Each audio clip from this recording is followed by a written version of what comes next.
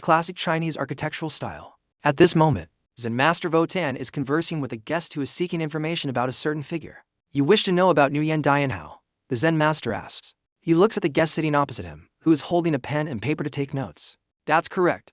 I am collecting materials to record the history of that hero. Hearing the word hero, the Zen Master closes his eyes and slowly spreads his fan, revealing the profound demeanor of a true monk.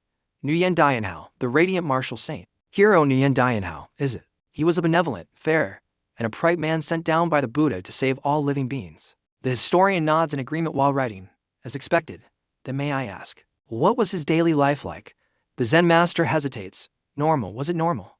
As he speaks, his body begins to tremble violently, surprising the historian. Recalling the normal moments of Nu Yandian how, the blood suddenly rushes to the Zen Master's face. His face turns red, veins bulge, and his eyes shoot sparks of anger.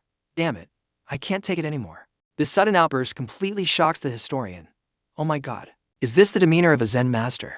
It turns out this hero Nu Yandian how was a man who specialized in provoking others. So much so that even a monk who had cultivated for years couldn't swallow the anger. Just then, outside the temple gate, the historian is mercilessly thrown out by someone. It is Bang Do Cook, the grand patriarch of the Ha Bak Bang clan. He looks clearly annoyed, cursing incessantly. Nu Yandian how, that damn trash. Where did that roughneck crawl out from to come here and spout nonsense to provoke people? After speaking, he orders his men to sprinkle salt on the historian to ward off bad luck, leaving the historian bewildered. The Zen Master was one thing, but who would have thought the head of a great clan would have the same attitude? At this point, the historian vaguely realizes that the hero Nu Yandian how was likely both a martial artist and a shameless scoundrel, the radiant martial saint Nu Yandian how, a prominent figure from 100 years ago. He was the one who ended the era of chaos and was praised by the world as a gentleman, a great hero, and a generous man. He was even hailed as the #1 in the world or the greatest hero of ancient and modern times. However, there are people who absolutely avoid him and refuse to mention his name, as if fearing some bad luck. Even so, as a historian, I have a duty to record history as truthfully as possible, including the hidden corners and unvarnished truths. The next day, I went to a certain village, determined to find the truth about this #1 in the world. After learning that I had been kicked out of Shaolin and the Ha Bak Bang clan, an old man approached me. He is Trong Hat, the grand elder of the beggar sect, facing his mockery. I could only bitterly admit it. Is that right? Yes, besides those 2 places, I went to many others, but the result was the same. I was thrown out the door every time. Whenever I mentioned the name Radiant Marshal Saint Nu Yandian how, they all sneered. But now, I believe I am about to touch the truth, because finally, someone is willing to reveal the whole story to me. The grand elder of the beggar sect begins to recount the tale. 100 years ago, that bastard was just a useless good-for-nothing. He was born into a martial arts family and learned the martial spirit. He knew the fastest way to become the #1 in the world was to ceaselessly make an effort and hone his skills. However, for a boy with such intellect and such correct judgment when he grew up, there was still a small problem. Nu Yandian how looks out the window. The brilliant sunset illuminates the room. Birds fly freely behind the frame. He sits up. He admires the beautiful scenery for a moment. Then he spins around a few times and lays back down on the soft mattress. What a pity, Nu Yandian how says. I intended to start training today, to lay the foundation for becoming the #1 in the world. But oh well, let's just have a good sleep. I can train tomorrow. Just then, footsteps approach. An old man witnesses the scene of the young man whose mouth speaks boldly of becoming the best, but whose body is lazy, sprawling on the mattress. Helpless, he says, get up. Seeing Nu Yandian how still sleeping so soundly he's drooling, the old man shouts in anger. I said get up, you little brat. Nu Yandian how bolts upright. Seeing the angry old man in front of him, he laughs awkwardly. Oh, father, you're here? That is Nu Yandian, the patriarch of the Guangdong Nuyen clan, known as the righteous sword hero. The sun is about to set. Do you realize that? His voice drips with sarcasm. The son awkwardly scratches his head. I know. Father. Chinhan asks further. You know, yet you still lie there. The son calmly replies, well, since the sun is setting, I was preparing to go to sleep. Nu Yandian turns purple with rage, veins popping on his forehead. Do you know you've been lying in this room for several days? He tries to search his memory, unsure how long he slept, and asks if it feels like 2 or 3 days ago. Maybe 2 days. Hearing this, Nu Yandian's anger peaks. He shouts, for days, it's been for days, you bastard. You've been hiding in your room under the covers for 4 straight days. Doesn't your back hurt? Even a bear hibernating turns over after 3 days. Thinking his father was worried about his back getting stiff, Nu Yandian how quickly replies, I did sit up and lie down a few times, father. Don't worry. Hearing this, the hot blood rushes to Nu Yandian's head. His blood vessels bulge. But fortunately, his remaining reason holds him back. No, he is my son. Seeing his father's furious face, he knows the anger isn't just about him sleeping too much. He hurriedly says, "Actually, I had planned to train, but every time I opened my eyes, the sun was setting. Since it was dark, I had to sleep. I slept early so I could train tomorrow." Nu Yandian's absurd excuses leave Nu Yanshin with no patience. He grabs the mattress his son has burrowed into and flips it over, sending him tumbling to the floor. "Damn it. I've had enough. You damn brat. Today I will definitely fix your laziness. I'll fix that back of yours that's turning into stone, and that brain of yours too. I'll fix it all." The angry shouting of Nu Yanshin and the pained screams of Nu Yandian echo throughout the village. But the people around seem too accustomed to this scene. No one bothers to pay attention. At the Guangdong office of the Nu Yan clan, Nu Yanshin rubs his forehead, trying to soothe his anger after the outburst. The general manager of the Nu Yan clan, Tao Fuang, asks gently as always, "Do you have a headache because of the second young master again?" Nu Yanshin nods, confirming inside and outside this Nu Yan clan. Aside from that deity of plague, what else is there to worry about? Tao Fuang tries to defend Nu Yandian. The young master will mature eventually. Please don't worry too much. Nu Yanshin sighs deeply. In the end, he still accepts that all the faults are his own doing. The story goes that in his youth, Nu Yanshin harbored the dream of becoming the top martial arts master. He decided to leave, leaving behind his pregnant wife and his young children. Initially, he only intended to be gone for about 2 years before returning, but one incident after another occurred, sweeping him into the whirlwind of the Jianghu. It took 8 years for him to fulfill his wish and return. When he returned, he had achieved the title of righteous sword hero that many admired. However, along with that glory came great trade-offs. The gentle and capable wife of the past had turned into a fierce lioness. Whenever something displeased her, she vented her anger on him. It made sense. People miss each other after just a week apart. But he had disappeared without a trace for 8 years, so how could she not be resentful? And the son whom he once expected to be a precious gem was now a lazy person who glued himself to the bed all day. Ending the flashback, cold sweat breaks out on Nu Yanshin's face. He sighs, trying to suppress his emotions. Beside him, Tao Fuang consoles, "Don't be too worried. We still have a way to deal with the second young master." He is surprised. "There's still a way. Why didn't I know?" Tao Fuang replies, "Have you forgotten? He is about to return. Which high expert can handle him?" Suddenly, Nu Yanshin realizes and bursts out laughing. "Oh, that's right. That's right. I still have that way. That's right. That brat Nu Yandian won't be peaceful soon. Because the person he fears most is coming back." The scene shifts to Nu Yandian lying on his bed. Suddenly, he shudders and bolts up. Behind him, a majestic martial artist appears, radiating a killing aura. Sensing the unusual presence, he turns his head and meets a cold face looking down with contemptuous eyes. It is the eldest son of the Guangdong Nu Yan clan, Nu Yandian. Nu Yandian immediately sits up straight, trembling and stuttering. Greetings. Elder brother, when did you get back?" Nu Yandian is too lazy to answer. He asks instead, "How many hours did you sleep today? Think carefully before answering me, you smelly brat." Nu Yandian stammers, raising his hand to scratch his head, mumbling. Seeing his lazy younger brother's evasive eyes, Nu Yandian's expression instantly changes. His face becomes cold as stone, his eyes sharp as daggers. Realizing the situation is unstable, Nu Yandian hurriedly denies his 3-day attempt to avoid work. "It's not what you think. Brother, I've been training hard since early morning. I practiced so much that I got tired and just took a nap. Really, brother." In his heart, Nu Yandian cries out in misery. This is bad. Why is big brother back so early? Wasn't he supposed to be back in a few days? Nu Yandian looks skeptical, as if the sun rose in the west, and asks again, "Did you really train?" Nu Yandian nods furiously. Yes, I definitely trained. Since they grew up together. Nu Yandian knows exactly how much his brother's words are worth. He orders Nu Yandian to use his sword to slash a candle to prove his diligence. "I want to see if you have truly practiced during the 3 years I was away." Nu Yandian takes the sword and approaches the candle, but he is clearly hesitant, as if he doesn't dare to strike. Nu Yandian urges, "Make your move. Don't dawdle." Nu Yandian looks for an excuse, but this is inside the house. What if something happens? Nu Yandian cuts him off. "I can handle such small matters. Don't worry, strike now. Or have you forgotten all your sword techniques?" Nu Yandian closes his eyes and clicks his tongue. Whatever. I can't escape anyway. He slowly approaches the candle, swinging the sword a few times to build momentum. At a certain distance, he looks at the candle in front of him with a reluctant expression. It's just slashing a candle. What's so hard? After preparing, he puts strength into his legs. He rushes forward, unleashing a flurry of chaotic movements, swinging the sword until it's a blur. The scene surprises Nu Yandian slightly. Can this kid actually use the sword properly? When the performance nears its end, Nu Yandian stops. in an extremely cool pose. But when he turns back to look, he sees the candle standing there unmoved, completely unscathed, without even a scratch, as if nothing happened. Seeing the candle still safe and sound, Nu Yandian panics internally. Asterisk, my life is over. How will it be this time? A beating or grounded for a month? Asterisk. Nu Yandian sighs. 3 years have passed. 3 years is enough for a normal person to master a set of sword techniques and break through a minor realm. But from what I see, you are even worse than 3 years ago. Having spoken, Nu Yandian turns and leaves the room, leaving Nu Yandian in a state of anxious existential doubt. Time passes quickly until evening.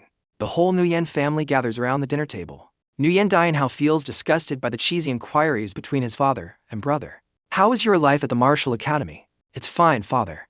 Did you encounter any difficulties? If training didn't have difficulties, it wouldn't be training. I believe I must experience it myself. These words only make Dianhao more nauseous. He has to cover his face and stick out his tongue. Hearing Sanhao speak, his father nods, feeling that his eldest son has become mature. You worked hard while I was away. Nu Yan Sanhao replies. You were the one who worked the hardest to create the title of righteous sword hero, father. Jinhan continues to ask, so, you surely have no more issues, right? Nu Yan Sanhao puts down his chopsticks. He prepares to speak seriously. Actually, I have something I want to discuss. It's about Dianhao. This sentence surprises his parents. Curious, they ask, what about Dianhao? But the most surprised person is Dianhao himself. His nausea vanishes. He panics, asterisk me. What about me? What did I do?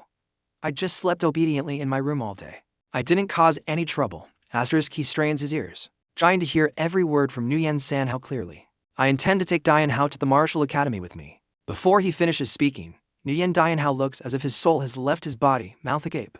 Brother, sending me to school is no different from killing me. Not only that, you want me to enter the academy with you. Is it to torture me more easily or what? Just let me stop breathing right here. And that was the beginning of a major event in history. The birth of a peerless #1 in the world. Early the next morning, Nu Yan Dianhao was forced to leave home, setting off for the martial academy. Although the family has some regrets, only the youngest sister truly feels that way. She cries sobbing, raising her hands as if wanting to hold him back. Boo-hoo, brother, don't go. Contrary to his sister, his father is grinning like a child given pocket money. Remember to return as a true man after you finish your studies. Nu Yan Dianhao's mother also advises him before he leaves, be careful on the road. Then, Nu Yan Dianhao and Nu Yan Sanhao mount their horses, preparing to depart. Before leaving, he doesn't forget to say goodbye to his little sister, the only one regretting his departure. Don't cry. Big brother will definitely be back soon. The little girl waves back, go safely, brother.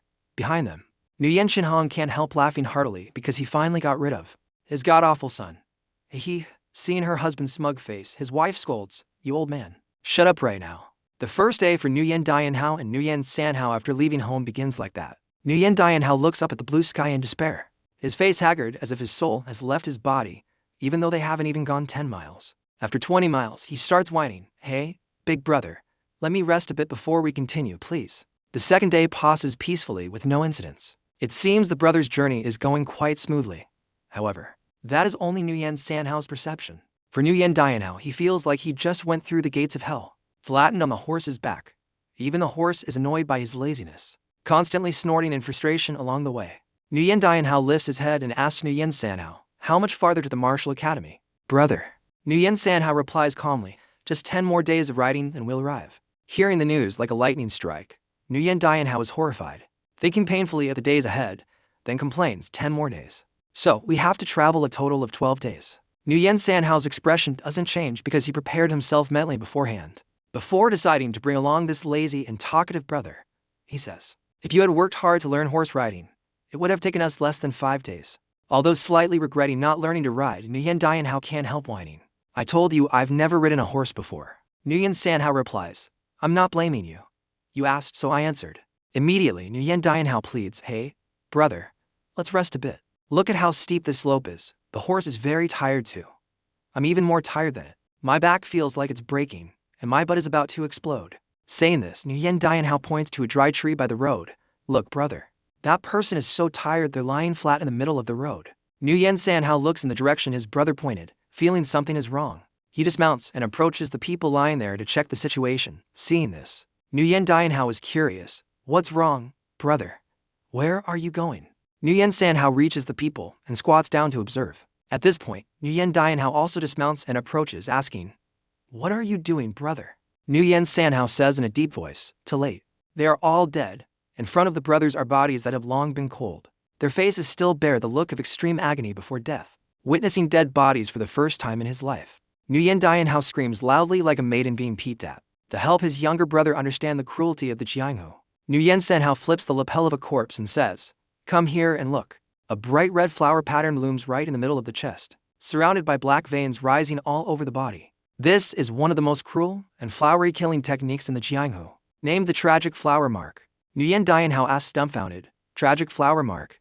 Is it a disease caused by picking flowers?" Nu Yandian explains calmly, "Initially, it was named the enemy flower mark, but because a group of nameless villains used this name to commit crimes everywhere, people later changed it to the tragic flower mark." Nu Yandian seems to understand. He asks, "Wait, a gang of villains? Does that mean they are lurking around here?" Sen Hao continues to lecture the inexperienced disciple. This villain does not frequent places like brothels but only targets solitary women on mountain roads late at night. Finding a corpse with the sign of the tragic flower mark here shows he is lying in wait, stalking some woman. Saying this, Nu Yandian's face becomes serious. It means there is a woman nearby being targeted by him. As soon as he finishes speaking, Sen Hao uses his lightness skill to leap into the air. But he doesn't forget to instruct Nu Yandian. "I will be back soon, you stay right there." Watching Nu Yandian's figure fade away, Nu Yandian calls out in fear, "You're leaving me here with these corpses? What if something dangerous happens?" Seeing San Hao continuing to move, Nu Yandian screams, "Brother, I'm scared." But Nu Yandian seems to ignore his words and keeps leaving. Nu Yandian stands frozen, watching San Hao's back disappear, not knowing what to do. He looks around, then he looks at the two horses, and the corpses nearby. He gives a bitter smile and sighs. Well, Nu Yandian is finished. Time passes, the sky darkens, becoming gloomy, strong winds blow, signaling a heavy rainstorm. Nu Yandian raises both hands to the sky, looking up and whining. "Why isn't brother back yet? Liar, if it was going to be like this, why didn't you just take me with you from the start?" After screaming until he is hoarse with no response, Nu Yandian crosses his arms, thinking seriously, did something happen to him? Otherwise, why is he taking so long? At this moment, the cries of wild beasts echo around him repeatedly, from the howling of hungry wolves to the cries of birds and the roar of tigers. A chill runs down his spine, and cold sweat breaks out on his face. He grabs the reins, intending to take the horses and leave, muttering, "If I stay here, I'll just be bait for wild beasts. I must find a way to escape." Immediately after, a sound. Thunder roars across the sky, making him jump and scream. Raindrops begin to fall, signaling a heavy downpour is coming. Nu Yandian looks up at the sky, helpless in his current situation. A series of unfortunate events makes him sigh. "Oh, this time I'm really done for." His pathetic scream echoes through the mountains and forests. His face reveals anger, grinding his teeth. At this moment, he is carrying the corpses on the back of the horse, holding them tight so they don't fall as the horse climbs the slope. He wants to bury them properly so the souls of the unfortunate people can be comforted, rather than leaving their bodies as food for wild beasts. But just as he intends to bury them temporarily, it starts raining. Nu Yandian urges the horse, slapping its rump. "We must quickly find shelter from the rain to preserve these bodies." Perhaps he touched a sensitive spot on the animal. The horse suddenly gets angry, turns its head to look at him, snorting heavily. Seeing this, he shouts, "What now? Acting up again. Go find shelter." Just then, a thunderclap roars, and the horse delivers a heaven-sent kick, sending Nu Yandian flying into the air. The intense pain makes him scream terribly. He falls to the ground, rolls down the slope, and lands into a pile of leaves. It seems there was luck in his misfortune. He sits up, rubbing his back, and continues to whine. "Oh my God, my back. That damn horse. Why didn't you listen?" Suddenly he feels strange. He no longer feels the rain. Looking up, he notices something unusual ahead. He stands up, looks around, and realizes he has fallen into a cave. He is overjoyed, smiling like a child. Lucky, got kicked by a horse, but found a shelter. At this moment, the two horses also find their way there, still carrying the bodies. Afraid they might act up and run away again, he has to tie them to a nearby rock and mutters, "I can't beat them, so I'll just keep them here." Seeing the two horses panting from fatigue, Nu Yandian decides to leave the bodies on their backs, as punishment for daring to kick him. Nu Yandian looks at himself, covered in mud, and tells himself, "What an ironic situation. This must be the consequence of leaving home." Then he plants a branch and ties a piece of cloth to it as a sign for Nu Yandian to recognize. After taking care of the necessary tasks, Nu Yandian looks out the cave entrance and sees the rain still pouring. He ignores everything, drops to the ground, and prepares to sleep. Whatever, sleep now. Sleep is the best policy. His mouth speaks boldly, but Nu Yandian tosses and turns, unable to sleep. He worries about Nu Yandian, wondering if his brother encountered any trouble. God bless him to be safe. But then he reassures himself that it's impossible. How could someone with such high martial arts encounter danger easily? Surely Nu Yandian will return soon. He rolls over, trying to chase away his worries. After calming himself, Nu Yandian quickly falls into a deep sleep. Late at night, the horses secretly bite through the ropes and quietly leave, taking the bodies with them. Nu Yandian sleeps soundly, completely unaware. He sleeps straight until the next evening, a full day and night without waking. Suddenly, a mysterious blue energy appears, hovering around him. It gradually diffuses, enveloping his entire body, and lifts him into the air. Nu Yandian continues to sleep, snoring softly. When he reaches a certain height, the energy pulls him to the side, entering a small tunnel. It carries his body through the rock wall. Deep inside, it isn't until an unknown number of days later that Nu Yandian finally wakes up. He sits up, staring blankly at the strange golden energy flow swirling around. Above, the cave ceiling is covered with long, sharp stalactites like giant spikes. The unusual scene surprises him. Where is this? Why is the ceiling so weird? He stands up and starts exploring. It seems like the same cave as before. Or did I roll into some weird cavern while sleeping? Suddenly, a voice echoes in Nu Yandian's head. Welcome, fated one. The strange sound in the gloomy space startles him, and he shouts, "Oh mother." He falls backward, his back, already sore, now hurts even more. Regaining his composure, Nu Yandian looks up and sees someone. The source of blue energy gathering into a sphere. From it comes the sound, "Welcome, fated one, to this place. I am the descendant of the radiant sword, Bok Vohan." Seeing the strange talking object, Nu Yandian points at the glowing sphere and asks suspiciously, So, are you speaking from this ball? The ball replies, "Correct, fated one. I have abandoned my mortal body, transcended time and space, and now I await a fated person. I want to pass on my will to you. Receive my will and unify the world." Before the ball can finish, Nu Yandian turns away screaming in terror, "Ghost! There's a ghost, help." The ball quickly explains, "You don't need to be afraid. I attained immortality long ago. What you see is just a remnant of my will. I left this will here to pass on my wish to the fated one who comes after. So, doubt no more, accept my will." Nu Yandian tries to calm down, thinking about the situation.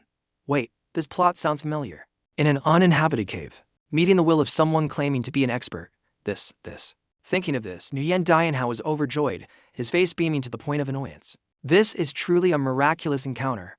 A true miraculous encounter. He begins to imagine all sorts of beautiful scenarios for the future. Must be because I lived well, that heaven blessed me. Thanks to this opportunity, I will become strong instantly, unify the world, and freely sleep until I'm old without worry. The academy. Who needs to go there anymore? The ball speaks again. Time is running out. Accept my will and restore peace to the Jianghu. I will transfer the radiant sword style to you. Therefore, you must ceaselessly strive and train. Nu Yandian is still immersed in his delusions, grinning broadly as he replies, "Yes. Of course, I will do my best." The ball continues, "If you truly carry my bloodline, you must have extraordinary talent. You only need to train hard here for 30 years to reach a portion of my peak strength." Hearing this, Nu Yandian's face instantly changes. He exclaims in horror, What? 30 years? The ball confirms, "Correct. You only need to train for 30 years, before he can finish." Nu Yandian raises his hand to signal stop. "Wait, I think I am not the fated one for you, sir. Please find someone else. An opportunity falling from the sky, anyone would be happy to accept it." Fearing they might miss out. So, facing his decisive refusal, the ball asks in astonishment, What? You don't want it?" Nu Yandian scratches his head, laughing awkwardly. "Oh well, if the opportunity takes 30 years of my life, I'll pass. So, I think we have no fate. I'll take my leave." Saying that, Nu Yandian bows politely, and then immediately runs for his life away from this damn place. The voice from the ball echoes after him. "Wait a moment." This old man said, "Wait a moment." Nu Yandian subconsciously turns his head to look. From the ball, the image of an old man with white hair and a long beard appears, exuding the aura of an enlightened expert, Bok Vohan. Seeing the scene, Nu Yandian was suspicious. "I guessed right, you are a scammer." Bok Vohan waves his hand angrily, shouting, "What scammer? What kind of person do you take this old man for to speak like that?" Nu Yandian immediately points his finger, asserting, "Why act mysterious? You've revealed your true form, haven't you?" Bok Vohan quickly explains, "I am not acting. I am truly just a sliver of will from a person named Bok Vohan who is separated from his body." Nu Yandian is still skeptical of this explanation, crossing his arms and asking, "Well, separated from the body?" As soon as the words fall, Nu Yandian immediately rushes forward, throwing a straight punch at Bok Vohan. The punch passes through the figure, sending Hao flying forward and landing on the ground. Witnessing the bewildered and immature look of the brat, Bok Vohan sighs, helplessly asking, "What game are you playing?" Nu Yandian turns pale, screaming in terror, "Ghost, a real ghost, he is a ghost." Bok Vohan immediately denies it. "I told you I'm not. You dare call me a ghost? Listen clearly. This is called the reincarnation art. It is a technique only martial artists who have reached an extremely high realm can perform." Nu Yandian argues back, "I've decided to call you a ghost." This sentence makes Bok Vohan so angry he could cough up blood. His face turns red, veins popping, and he screams, "Heavens! This brat! I told you I'm not." Back to the moment the old beggar is telling the story of Nu Yandian to the historian. The old man speaks slowly, and just like that, Nu Yandian met the master of his life. The historian looks skeptical. "Will reincarnation art? Do you mean that technique actually exists?" The beggar elder explains. "That technique indeed can only be performed by martial artists who reach the supreme realm. It used to exist, but currently no one is capable of performing it anymore." The historian asks, "Then exactly which martial artist could perform such a profound technique?" The beggar elder looks sternly at the historian asking, "Do you know the Sword Emperor?" The historian is surprised. "Why do you ask such an obvious question? Who in the world doesn't know the title Sword Emperor? Isn't he the historical figure known as the number one throughout history?" The historian answers, "Isn't he the greatest figure in history? Hailing from the Bok family of 10,000 swords, and also a top expert, whose name is recorded in martial arts history." The beggar elder continues, "Correct. Radiant Sword Bok Vohan, whom the world honors as the Sword Emperor, is the master of the radiant martial saint." The historian exclaims in astonishment, "Really? But isn't he a person who lived 300 years ago? How could he meet the Nu Yandian of 100 years ago?" The beggar elder affirms, "He was a great man of the generation 300 years prior. But the fact that he met Nu Yandian is an undeniable truth. Although there is much he doesn't understand." The historian chooses to believe the old man. What a strange encounter. So after knowing the truth, the radiant martial saint must have immediately begged to be his disciple, right? The beggar elder chuckles and replies, "Nu Yandian, no. You should say it was the opposite." At that time, the Sword Emperor realized that for 300 years, not a single descendant of the Bok family had come to find him to inherit his martial arts. Therefore, he was determined to accept a disciple at all cost, no matter who it was. Bok Vohan closes his eyes and shouts, "Today, you must become my disciple." Nu Yandian remains relaxed, hands clasped behind his back, slowly replying, "God, why are you so hasty? I really don't have the ability to learn. Besides, I'm not from the Bok family. I'm leaving." Bok Vohan channels internal energy into his palm, aiming forward. "Do you think I will let you go easily?" Immediately, a large rock falls from the cave ceiling, blocking Nu Yandian's only exit. Seeing the old man use unscrupulous means to force him to stay an apprentice, Nu Yandian is speechless. Bok Vohan laughs, "Ha ha, that is a rock 10 feet thick. How about it? With your current strength, don't dream of breaking it to leave." He approaches Nu Yandian from behind, enticing him with sweet words. "But if you agree to learn my martial arts, that tiny rock, you can slice it like mud. Once you learn, you can go wherever you want." Nu Yandian pulls his lapel and draws the sword at his waist. "TSK, I have no choice then." Seeing him being stubborn, Bok Vohan advises him once more, "I told you, with your current strength, you can't break that rock." Strange sounds ring out continuously. Asterisk clang clang, scrape scrape. Asterisk Nu Yandian is using his sword to chip away at the rock bit by bit. Witnessing this bizarre action, Bok Vohan is at a loss for words. He approaches and asks, "What are you doing?" Nu Yandian replies, "Can't you see? I'm digging a small tunnel to crawl through. No matter how hard it is, rock is still rock. If I use an iron sword to chisel continuously, eventually, after some time, it will break into small pieces. It'll probably take about 1 or 2 years to finish this tunnel." Bok Vohan scolds, "You intend to repeat this for 2 years? Aren't you afraid of wasting your youth?" Nu Yandian digs while mocking, "Ha, you talk funny. I dig here for only 1 or 2 years, while you want me to train for 30 years. Which one takes more time?" Bok Vohan trembles with anger, thinking, "Asterisk this insolent brat, if I had a body, I would beat him to death."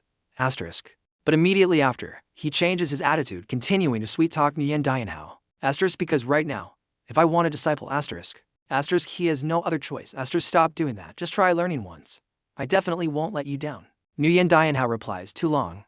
I don't like it." Bok Vohan continues, "Then how about 20 years? I will help you shatter this rock within 20 years. Nu Yandian stops his hand. 20 years. 20 years too. Become the number one in the world sounds a bit attractive. Nu Yandian immediately lies down on the ground, bargaining, "God, 20 years is too long. If it only took 3 years to become the top expert, maybe I consider it." Bok Vohan turns purple with rage hearing this. You mean you want to learn the martial arts I accumulated over a lifetime in just 3 years? Even if your ancestors came back to life, they couldn't do it. Nu Yandian sits up, preparing to continue digging.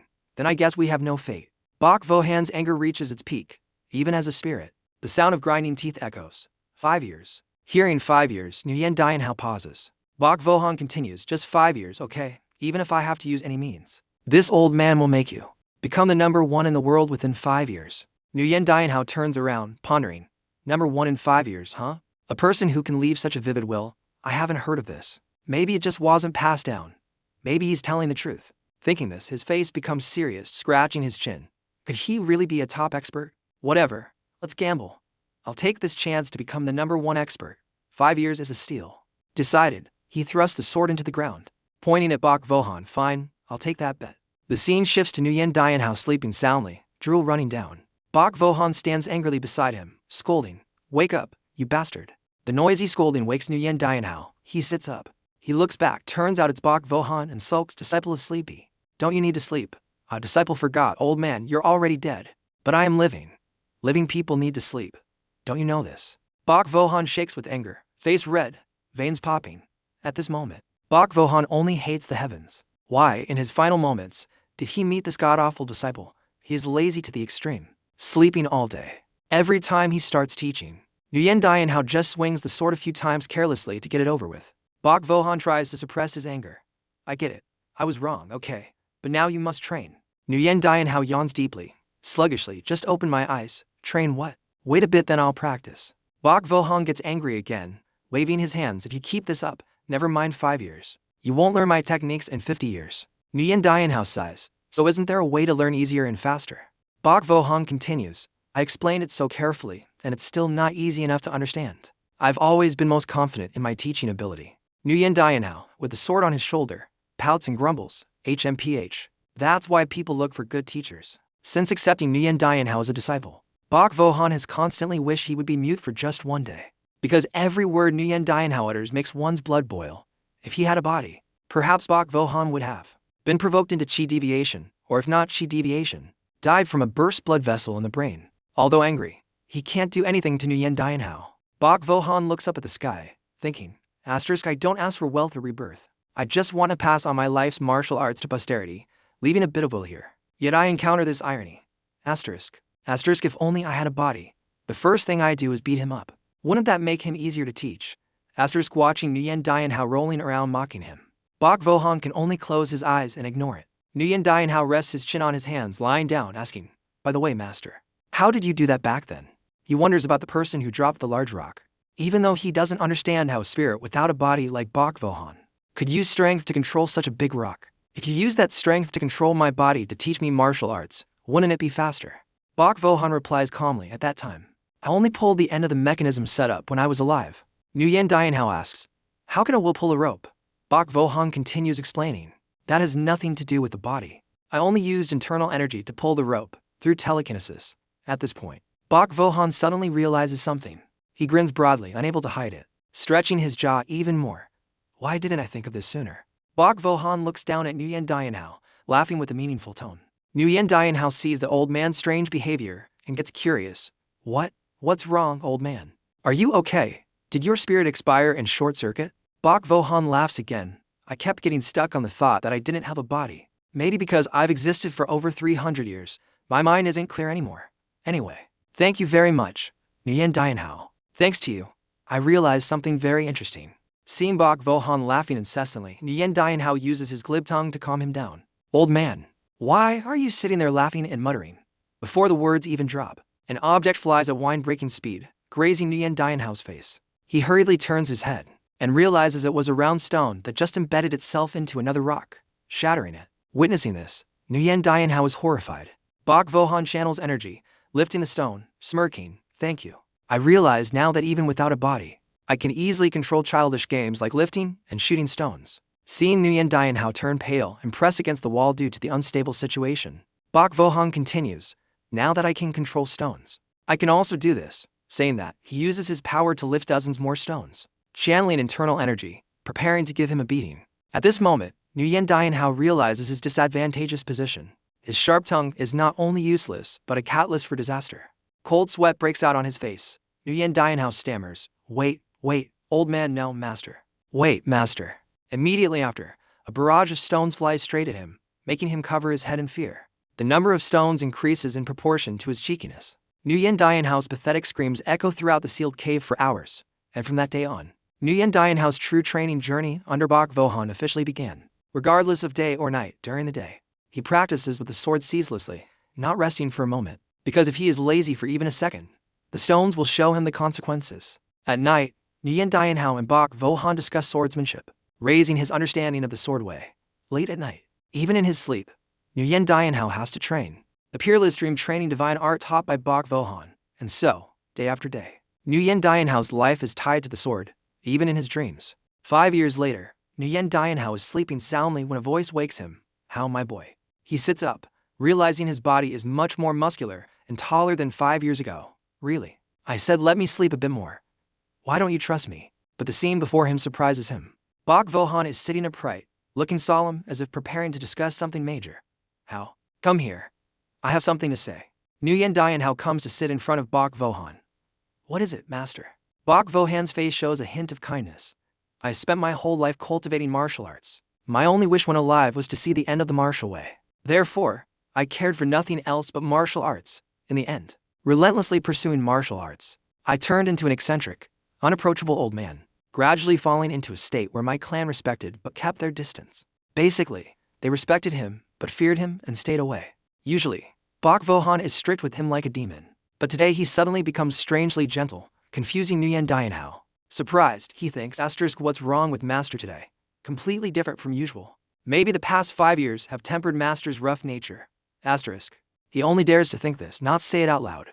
Bok Vohan continues, thinking back. "It's understandable that no descendant of the Bok family sought me out, because by putting martial arts above all else, I threw everything away, including children and family. At that time, I had the delusion that if I reached the peak of martial arts, everything would be perfect, for both myself and my family. But reality was not so. Martial arts, in the end, are just man-made things with no end. Even if there was, if I focus only on the sword way and lose the life of a normal person, what is the use?" "How? You helped me realize this. This is the first time I've tried teaching someone. There were times I got angry and frustrated, but seeing you improve day by day, I felt joy, satisfaction, interest, and gradually understood myself and the sentiments of the world." Hearing Bok Vohan's heartfelt words, Nu Yandian wonders, "Master, what's wrong with you today? Why do you speak as if this is the last time we'll meet?" Bok Vohan closes his eyes, his voice resigned. "Correct. It is time for me to go." Nu Yandian panics. "You? What are you saying? Time to go?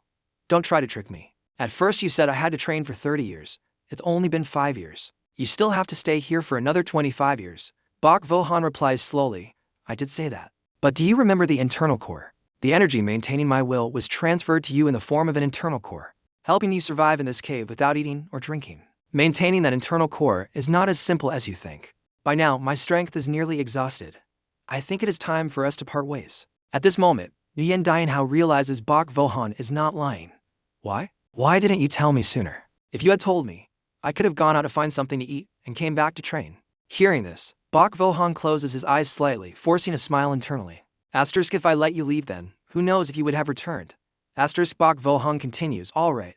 I understand your feelings. Anyway, I don't regret it. The time spent with you made me very happy, although I wanted to see you roam the world longer. This is enough, because in my eyes, the image of you dominating the world has appeared clearly. Go admire and conquer the world in your hands. By then, everything else will come to you naturally.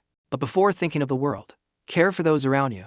Don't follow in my footsteps." I was so engrossed in the peak of the sword way that I forgot the precious things beside me, ending up lonely until old age. Even if I no longer have the chance to see you again, even if the whole world doesn't know of my existence, in every sword strike you unleash, there is my shadow. Therefore, you don't need to become outstanding or great before he can finish." Bok Vohan's spirit begins to fade. Dian immediately reaches out. "Master, you can't just leave like this. I still have much to learn." "No, you don't need to learn anymore. So, even just a little more, even just one more day." Before Nu Yandian can finish his sentence, Bok Vohan's spirit dissolves into the air, leaving only echoing words, "As long as you are happy, that is enough." Watching the stream of blue energy from Bok Vohan's spirit vanish, he stands motionless. He falls to his knees, crying, "Master, if only you had told me sooner." Time passes until the next day. Nu Yandian was extremely angry, veins showing on his face, grinding his teeth. "So this is why you left without a word." He holds the robe from 5 years ago, which has glowing words on it. "When did you write these things? You damn old man, if you're going, just go in peace." "What is this trick, master?" He looks up at the sky, shaking the robe violently before vanishing. Bok Vohan left a message on the clothes Dianhao kept. The content states that the martial arts Nu Yandian Rush learned in 5 years are still incomplete. Bok Vohan knew if he disappeared, Nu Yandian would quit training, so he planted a restriction in his body. This restriction uses Bok Vohan's internal core, which Dianhao swallowed, as the center to help the martial arts automatically develop within his body. Nu Yandian thought he would gradually get stronger over time without effort, but the truth is not entirely so. If his ability to comprehend martial arts does not keep up with the core's development speed, his internal energy will be drained by Bok Vohan's core, leading to death. In short, if he is lazy in training, he will die immediately. Reading this, Nu Yandian trembles with rage. This damn old man played a trick again. Bok Vohan's message continues, "Therefore, travel the world and observe the world. When you observe the world long enough, you will feel many things and reap rewards. Don't be content with being a mediocrity in a small corner. Aim for great things and become the number one. For that reason, the first place you should go is No Lam. Find a scholar famous throughout the world and stay by his side. You will surely comprehend something, and after No Lam will be." Nu Yandian angrily throws the robe to the ground. "Damn master, how many places do you intend to force me to go?" Then Nu Yandian stretches his muscles. "TSK, I plan to go home immediately. Who knew this would happen? I'll solve everything, and then return. Please don't worry, father, mother." Saying this, he turns to leave. What needs to be done must be done first. He kodos 3 times before the cave to bid farewell to his master, then prepares his gear. Looking back at the cave one last time, he says, "I'm telling you, I won't come back later. Because even at the end, you still play tricks on me." However, after walking a bit, he realizes he doesn't know where No Lam is, falling into a dilemma. On the other side, at the cave holding the memories between him and Bok Vohan, a figure gradually appears at the entrance. Bok Vohan has not yet vanished. He smiles so widely his jaw might drop. "Brat, you are so naive. Did you really believe that if you don't travel and learn, you'll be sucked dry by my internal core into a dried corpse? Where in the world is there such a thing? Ahi, you planned to hide in some corner and live lazily, didn't you? Goodbye. I won't let you have your way. So I had to do that." He smiles gently, watching Nu Yandian's back disappear. "My disciple, this world is very vast. Of course, I also regret not transmitting all my martial arts to you, you smelly brat." Bok Vohan's form gradually fades with the wind. It turns out he tried to keep a bit of remnant will to watch Nu Yandian leave the cave. He wanted to use this way to bid farewell to his first and only disciple. "Thanks to you, I was very happy, so you must live very happily too." As soon as he finishes speaking, he vanishes completely into space. He turns into a breeze, flying to Nu Yandian. He wonders briefly, why does this breeze carry the gentle scent of grass and flowers? Time passes. Nu Yandian appears in a land called Kaifeng. At this moment, he is facing someone who seems to be the leader of a group. Due to hunger, Nu Yandian looks haggard like a dried corpse, cheekbones sunken. He asks, "Excuse me, is this the beggar sect?" The person opposite is Trong Hat, the branch leader of the beggar sect, also the old man who told the story to the young historian. "That's right," Trong Hat replies. "But what is that smell on you?" Nu Yandian answers the question with another question. "I came here because I have something to ask." Trong Hat immediately holds out his hand. "Where is the money?" Nu Yandian is surprised. "I have to pay." "Of course," Trong Hat asserts. "Nothing in this world is free." Trong Hat assesses Nu Yandian silently, asterisk listening to his voice. He must be only 20. But his appearance is no different from an old man over 50. Asterisk. Asterisk, and he's among these beggars. This is the first time I've seen someone with an appearance of this level. He looks more like a ghost than a human. Asterisk. Trong Hat continues, "Seeing that you seem to be in the profession, I also want to make it free. But my branch has its own rules." Nu Yandian is confused. "In the profession? You mean colleagues?" Trong Hat explains. Hearing Trong Hat call him a brother, Nu Yandian gets angry. "Does any part of me look like a beggar?" Trong Hat retorts right in his face. "Does any part of you not look like a beggar?" Then he concludes, "In short, if you have no money, don't expect me to provide any information. Go. Or go beg and bring money back here." Nu Yandian still insists. "I told you I'm not a beggar." "What begging?" Trong Hat replies. "It's not that you beg because you're a beggar, but that you become a beggar because you go begging. With that appearance of yours, just putting a crack bowl in front of you is enough to beg a pile of money in a short time. Why do you waste this God-given talent?" Saying this, Trong Hat looks at Nu Yandian for a while as if calculating something. He grabs Nu Yandian's skinny hands. Hey, you want to do business with me? Sometime later, piles of money are stacked neatly in front of Nu Yandian. Trong Hat looks at the pile of money, overjoyed. Ah, truly the profession chooses the person. In just half a day, we earn the operating cost for half a year of the whole branch. The god of wealth is here. The god of wealth is here. Trong Hat shouts in joy, making people around curious. What's happening? Must be some wealthy beggar passing through. After receiving the money, Trong Hat and Nu Yandian have dinner together. Trong Hat asks, all right, what do you want to ask? Nu Yandian picks up a piece of meat and replies, I need a list of famous scholars in the world, including their residences, hobbies, and strengths. Similarly, I need a list of famous blacksmiths with detailed information about them. Besides, there are a few others who are also famous. Trong Hat hurriedly interrupts. There's more. You intend to clean out all the beggar sect's information. Fine, since I promised, I will try to find out for you. Come back in a week to get the information. Nu Yandian leans back on the floor, sighing, I have nowhere to go, and nothing to do. So I'll just stay here. Trong Hat looks at his messy appearance and says, who allowed you to stay here? But fine, just stay temporarily.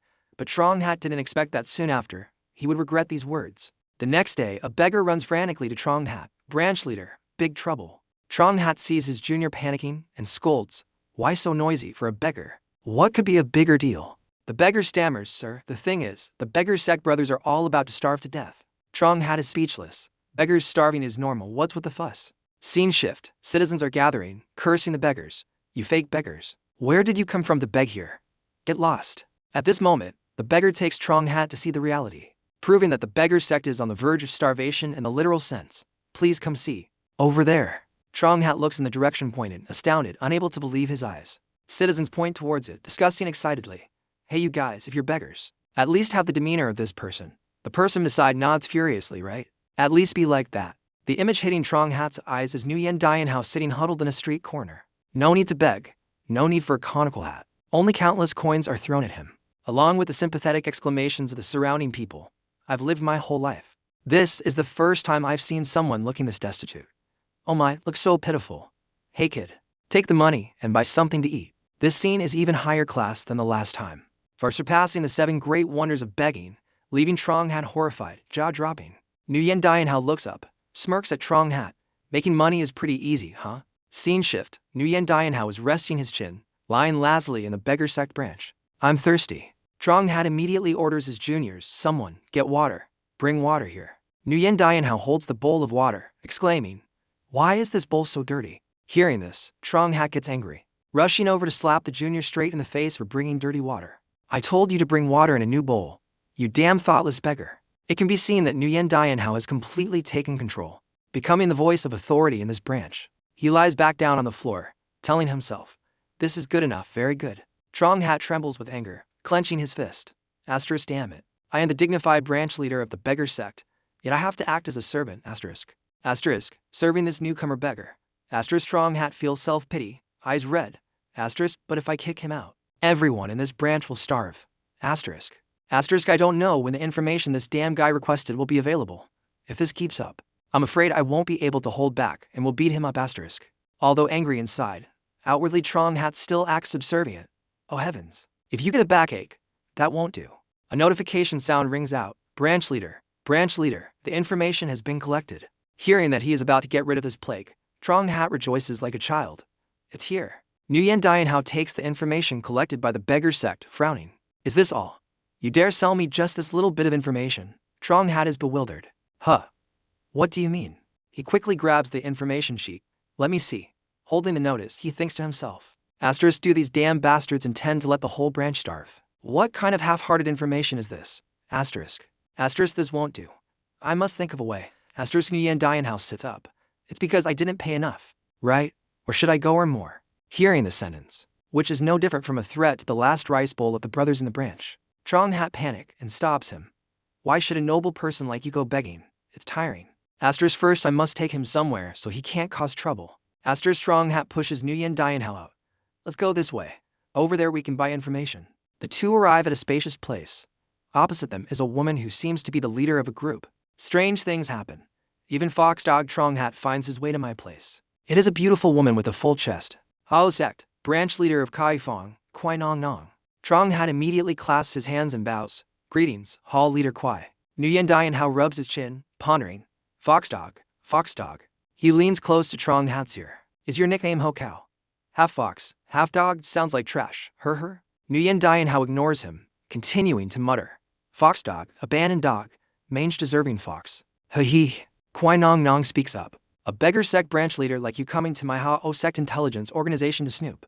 You know the beggar sect and Ha-O sect are like cats and dogs. What exactly brings you here personally? Trong Hat hurriedly pushes Nu Yandian forward. It's not the beggar sect that needs information. I brought a customer for your Ha-O sect. Kwai Nong Nong glances at Nu Yandian, her voice suspicious.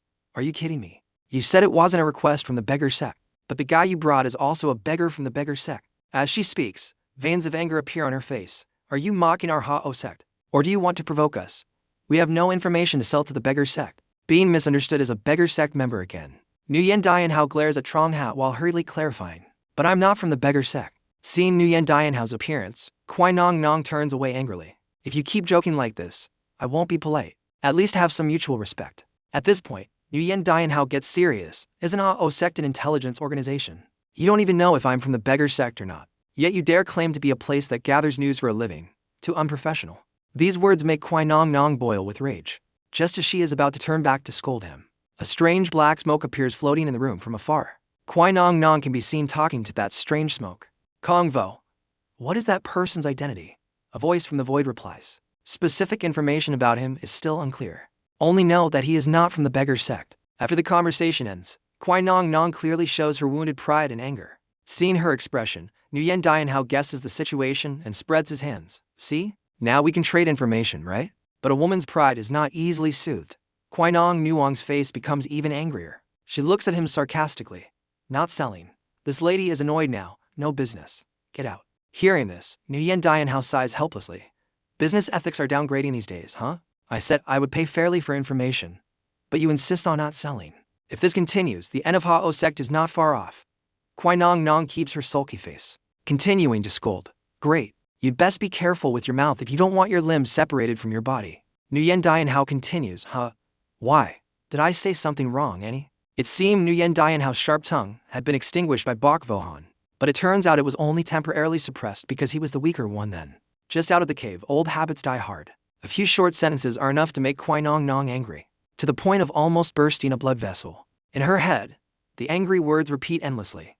Annie, are you deliberately insulting my Ha-O sect? Nu Yandian ignores Kwai Nong Nuong's cursing, casually putting his hands behind his head, turning to leave. Seeing this, Kwai Nong Nong orders, Kong Vo, teach him a lesson.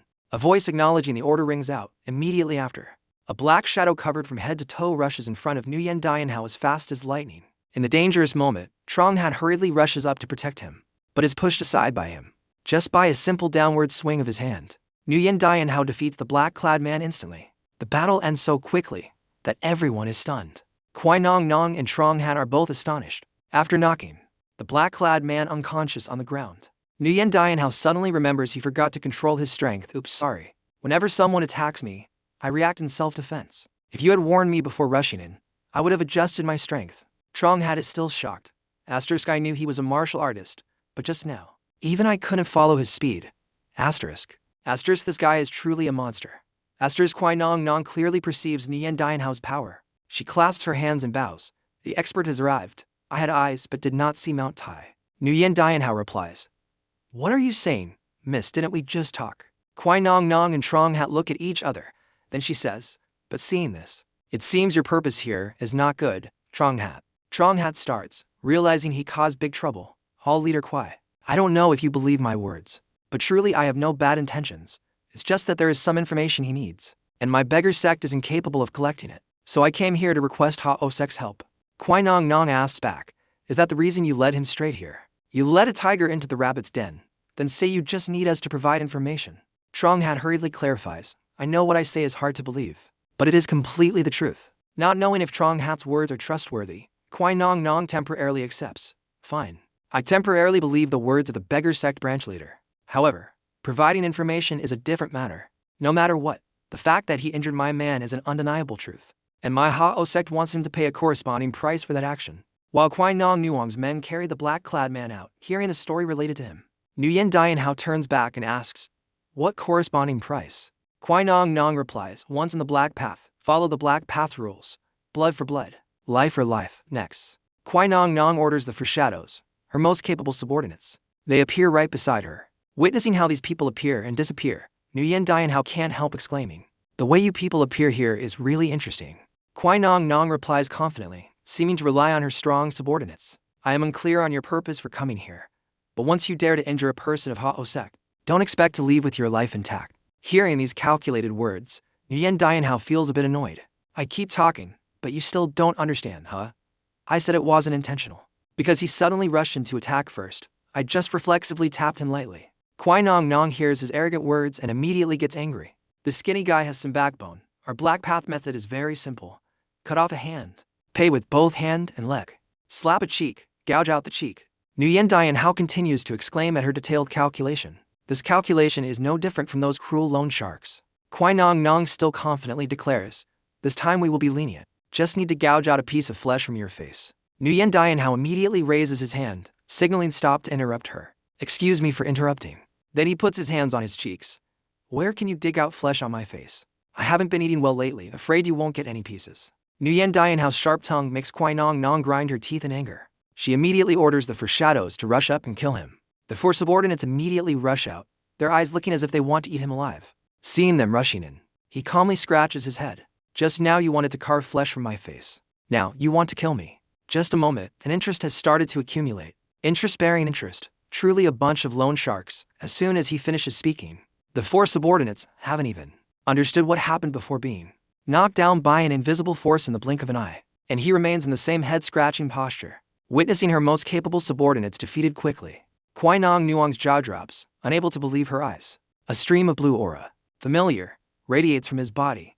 "It's best if all of you don't stand up anymore, because I don't want to kill anyone yet." Before the surprised eyes of the branch leader, and Kwai Nong Nong, Dian continues, "My master said, those who attack me a second time can also attack a third, a fourth time, so absolutely do not leave behind any future trouble. Although I hate that old man, I have to admit he was never wrong." Seeing his calm attitude, Kwai Nong Nong suddenly realizes he hasn't even used his full strength yet is already this strong. This battle was merely a casual wave of the hand from the skeleton demon. This time we really bumped into an expert. This guy isn't someone Hao sect can casually deal with. Must be very careful. Just a slight slip-up, and maybe the Kai Fong branch of Hao sect will be wiped out today. Kwai Nong Nong tries to suppress her confusion, asking, "What do you want?" Nu Yandian's killing aura has subsided significantly, but he is still unhappy because his initial purpose was to clear information, of course. "We stated our purpose from the start." Kwai Nong Nong asks again, "You mean, what specific information do you want?" Trong Hat butts in, holding the old information sheet collected by the beggar sect. "Look at this info sheet. It's missing a lot. You just need to fill in those blanks." Kwai Nong Nong holds the sheet, looking awkward. "Just this. Just for this trivial information. That bastard Trong Hat brought a monster to my Hao sect. She continues, "This is not hard, but I need some time to search the records. Can you wait?" After Nu Yandian agrees, she turns away. When sure Nu Yandian can't see her face, she reveals her anger, glaring at Trong Hat. "Beggar sect branch leader, please follow me inside for a moment." Seeing this, Trong Hat knows immediately he is about to be in big trouble with her. At the room where Nu Yandian is resting waiting for news, he clutches his stomach, laughing loudly. Opposite him is Trong Hat's bruised face, almost unrecognizable. "Your face is swollen like a dumpling. Did she beat you to a pulp?" The beggar sect's reputation is worthless if a woman from Hao sect beats you this badly. Trong Hat angrily points towards Kwai Nong Nong, searching for info. That woman is not a normal Hao sect leader. She is the daughter of the previous sect leader, and also the successor, the future sect leader. She grew up eating spiritual medicine like rice, chewing spiritual pills like meat. How could I resist that female monster?" Just then, Kwai Nong Nong suddenly appears behind Trong Hat. No one knows if she heard what Trong Hat said. If she heard it all, Trong Hat is done for. Kwai Nong Nong brings a paper, saying, "I have brought the information you need." Seeing the needed info obtained quickly, Nu Yandian clasps his hands. "Oh, thank you." Then all three sit at the table to start negotiating, but we also have our own rules. Nu Yandian doesn't understand what kind of rule Kwai Nong Nong is talking about. Is it a Jianghu rule like earlier? Another rule. Trong Hat hurriedly whispers to explain to him, "That is the information exchange fee." Now, Nu Yandian understands Kwai Nong Nuong's meaning. Information fee. So how much? She replies, 5 silver taels. He immediately rummages in his pocket, taking out 5 copper coins. "That's not much, here, take it." Seeing 5 copper coins in Nu Yandian's hand, Trong Hat has to remind him immediately. Silver tails are silver tails, not copper coins. Now, Nu Yandian was dumbfounded hearing Trong Hat talk about the amount to pay. Huh? What the hell? Why is the info fee so exorbitant? Kwai Nong Nong calmly explains, because it includes top secret information. The price is a bit higher. Hearing her explanation, Nu Yandian sighs, clicking his tongue. Then I accept it. What else can I do? Saying that, he stands up intending to leave. Seeing his strange action, Trong Hat asks, "Where are you going?" Nu Yandian replies instantly, "Where? If I have no silver, I must go earn money. Where else?" Hearing this, plague god intends to go out and steal his rice bowl. Trong Hat immediately jumps to hug his leg tight. Stop, stop. Come back here immediately, you bastard. Why did I bring you here? Nu Yandian is bewildered. Huh? Why stop me? Then tell me how to earn enough for 5 silver taels. Trong Hat is on the verge of tears. Asterisk, damn it, if I don't help him, he robs me. If I help, I don't have money. Asterisk. Finally, Trong Hat has to scrape together all the money Nu Yandian earned, plus the stash he had hidden for so long.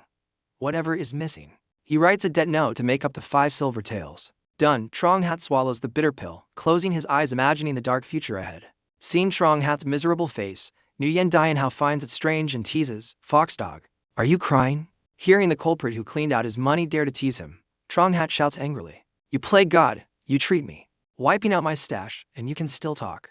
Nu Yandian ignores Trong Hat's scolding and focuses on looking at the info sheet Kwai Nong Nong just gave. It's truly detailed, different from what the beggar sect gathered. With the capacity of an intelligence organization, Hao sect's level seems to far surpass the beggar sect. Speaking, he holds a paper in hand asking Kwai Nong Nong, "By the way, I have a letter I want to send to Guangdong. Is the cost expensive?" Kwai Nong Nong replies, "It will be more expensive than usual, but instead, you just need to answer a few of my questions, considered as the mailing fee." Kwai Nong Nong picks up pen and paper, starting to ask, "What is your name?" Nu Yandian replies, "Nu Yandian, an age. Let me calculate, I am 17 now." Hearing 17, Trong Hat starts, asking back, "What? You are even younger than me." Kwai Nong Nong is equally surprised. How is it possible? 17 years old and already possesses such terrifying martial arts? She frowns, trying to recall. With a person of such high martial arts as Nu Yandian, could he be nameless in the Jianghu? She suddenly stands up, slamming her hand on the table. "Guangdong Nu Yandian, could you be young master Nu Yandian, the second young master of the Guangdong Nian clan?" Nu Yandian asks surprised, "Oh, you know me?" Kwai Nong Nong continues, "How can I not? The Guangdong Nian clan even commissioned us to search for you." Trong Hat adds, "Nu Yandian, second young master of the Nuyen clan in Guangdong. So you are Nu Yan Sanhao's younger brother?" Seeing many people know the Nuyen clan, Nu Yandian is curious. "Oh, you also know my big brother?" Trong Hat replies immediately, "Of course I know. We are friends." "Do you know that guy waited for you for years?" Kwai Nong Nong asks. "Do you want to send this letter to the Guangdong Nuyen clan? From sending to arrival at the Nuyen clan takes at least 10 days. Nu Yandian replies, "No problem. Waiting 5 years, what's 10 days? Kwai Nong Nong holds a red cloth in hand, saying, "Please accept this item. This is a token for guests of Hao sect. You just need to tie it where you stay, and Hao sect's intelligence will find you." She thinks while looking at Nu Yandian, asterisk only 17, and easily suppress both Kong Vo and the foreshadows with just one move. "I dare say currently in the Central Plains, hardly anyone can match him. Just befriend him first.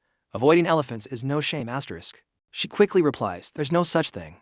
Nu Yandian clicks his tongue. Then what's the use? To keep the peace with Nu Yandian, Kwai Nong Nong concedes, "If you say so, then next time, only next time, I will give you free intel. This is a special favor I reserve for you because I don't want the relationship between Hao sect and you to crack just because of what happened earlier." Hearing free, Nu Yandian smiles brightly. "Nothing big. Why did you exaggerate?" Trong Hat glances at him. "Look at my face, swollen all over. My pockets are empty. And you say nothing big." Nu Yandian teases back, "Oh dear, just trivial matters. Who told your nickname to be Foxdog?" Afterward, both leave Hao sect. Nu Yandian is happy, arms behind his head, walking leisurely. Behind, Trong Hat lowers his head sadly, muttering, "Damn it, my money." Nu Yandian sees him sulking endlessly and comforts him. Money is a worldly possession. It comes and goes, gone then back again. Besides, a beggar like you shouldn't value money too much. Live true to the name of a beggar. Hearing these words that feel like insults disguised as wisdom, Trong Hat thinks uncomfortably. Asterisk, this bastard acts like my sworn enemy. Asterisk. Asterisk, and I can't beat him to death right now. Asterisk. Trong Hat turns to leave, saying, "Anyway, you got all the necessary info. You surely have no more business at the beggar sect, right?" Saying that, Nu Yandian turns and grabs Trong Hat's shoulder. Wait, actually I still have a small matter. He feels he can't escape Nu Yandian soon, being held back again. Asterisk so annoying. What now?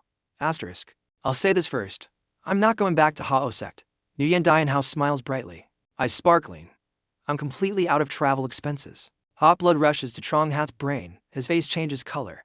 Damn it, truly damn it. On the highest floor of the Hao sect building, Kwai Nong Non looks down at the two people, ordering, Kong Vo, immediately report to the main sect. Say that Nu Yandian, young master of the Guangdong Nu Yan clan, has become an expert and returned to the Jianghu. At the Pine Forest Academy, the Han Lam Great Academy, the three perfection scholar Van Du-hon is sitting sipping tea, admiring the scenery. He enjoys the quiet moment to recite poetry. From behind, a beautiful young girl approaches reporting, Father, there is a guest visiting. That is Van Kai, daughter of Van Du-hon. He is surprised. I didn't have an appointment with anyone today. Van Kai replies. That person said he wanted to play Go with you. Hearing someone wants to play Go, Van Du-hon rejoices like a child, face flushing. Nu Yandian accompanies Van Kai to confront him. I brought the guest, and Kai says. Nu Yandian looks at Van Du-hon saying, I arrived abruptly, hope you forgive me. Van Du-hon stands up, smiling politely. Why would it be a bother? A guest coming is a joy for a scholar like me. He points to the table and Go set. You truly want to play Go with me? The two sit opposite each other at the board. Nu Yandian replies, yes, because besides Go, I know nothing else. Van Du-hon is eager to play. Very good. Let's try a game. I'll take white, please move first. Nu Yandian picks up a chess piece, preparing to discuss chess skills. Van Du-hon looks at his skinny, rough arm, thinking, asterisk looking like this, I can't expect anything from his chess skills. Asterisk. Asterisk he probably came here just for a meal. Well, I'll just play a match with him for relaxation. Then help him a bit. Asterisk. Nu Yandian reveals a deeply focused expression, placing a piece in the center of the board. Witnessing this move, Du-hon cannot help but admire. Asterisk unexpectedly, a novice can play such a good move. Let me see your strength. Asterisk. After competing for a while, Du-hon rubs his chin, pondering. Asterisk is he a follower of the fast attack school? This proficiency truly doesn't match his young appearance. Asterisk time passes. The game drags on. Du-hon's face becomes increasingly tense. The hand holding the chess piece starts to tremble as he looks at the position. Asterisk what is happening? This isn't just normal fast attack, but an aggressive, cruel playstyle like a demon on the battlefield. Asterisk. Nu Yandian calmly rests his chin observing, speaking up, aren't you playing next? Even as a seasoned player, Du-hon cannot help being astonished by the opponent. Sitting before the chessboard, he feels Nu Yandian's aura like a fierce wave, a storm. Asterisk clearly not the right time to engage in battle. Asterisk. Asterisk but the opponent attacks relentlessly, exactly like a warrior in a life and death battle. Asterisk. Asterisk if I reveal even the slightest opening. Asterisk. Asterisk. The opponent will immediately rush up like a starving demon. Asterisk. Asterisk biting and tearing without hesitation. Asterisk. Asterisk this aura is truly, asterisk. Asterisk, that of a war god. Asterisk. Du-hon clasped his hands, expressing admiration. That game was wonderful, truly extraordinary aura. Nu Yandian returns the greeting politely. Thank you. It's all thanks to my master torturing me regularly. Du-hon has no doubt, because a young person with such a high level must certainly be trained properly. He nods. Oh, you also have a master? Nu Yandian recalls the days being beaten black and blue by that old man. Whenever free, he dragged him out to play chess, and if he lost, he had to train 10 times more for the whole day.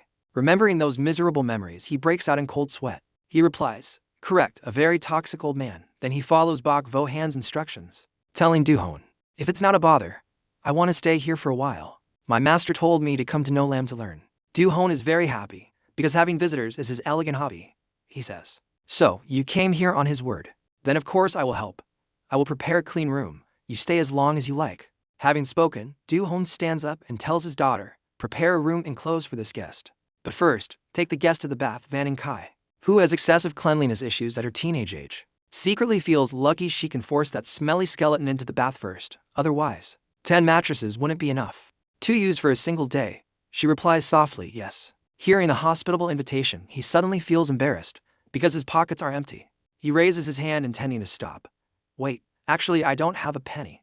Du-hon maintains his welcoming attitude. How can I worry about such trivial things? Meeting a valued guest is an honor. Actually, even if you didn't ask, I intended to invite you to stay for a few days.